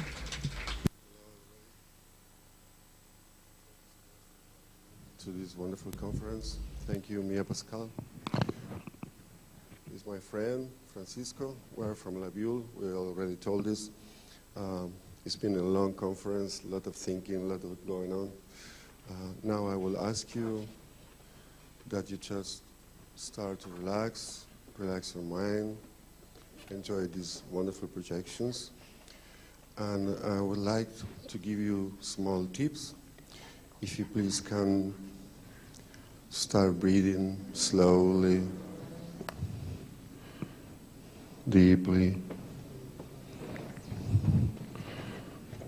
trying to take a good deep breath and surrender to the moment. You're going to listen some sounds. The idea is that you enjoy this moment, this brief relaxation we want to offer to you.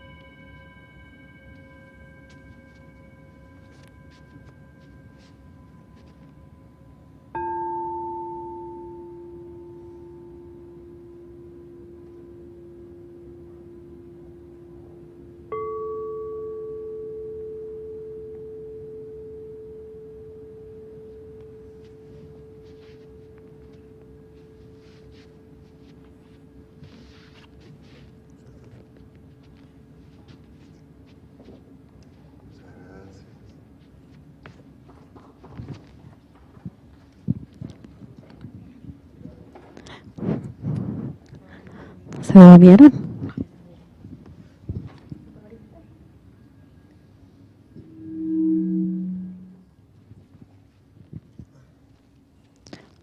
Hola, hola. ¿Se durmieron? Bueno, ¿quieres decir algunas palabras? Do you have anything to say? Tell us a little bit about what you did. A round of applause for them. We flew for a few minutes. Thank you.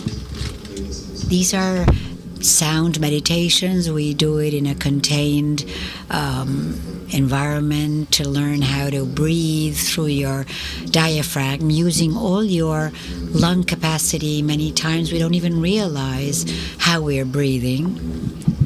And this is very important indeed to have your body and your brain healthy. It's very useful too to apply these techniques during stressful moments or when you're sleepless or when you have a lot of pressure or very focused. We have a workshop that is related to sound and with the sound healing, which means breathing and sound techniques for relaxation purposes, especially if you have stress problems or pressure. So we work as a therapeutic instance to sleep better, to have a brain break. And sometimes people who speak so much and your flow of thoughts is really constant all day to such an extent that we don't even realize that we forget to breathe. And the workshop we do is related to this, to achieve through special frequencies and breathing, learning through the appropriate technique to stop that mind flow, to make the mind go through the right path to empower all our capacity. Thank you so much for having invited us, and enabling us to show this sample. Our workshops are 1 hour long. That's the meditation time. Thank you. Thank you so much. And now this is officially, we are closing this great event. We'd like to thank you all wholeheartedly to Nicolás Germán. Tato, in 2014, he had this idea of getting together a lot of nomads, entrepreneurs, and build this great community, which grows more and more each time. An applause to you. You're a genius. He is backstage, and you can feel the energy. So thank you, Mia. Thank all of you who helped out. This is a final picture.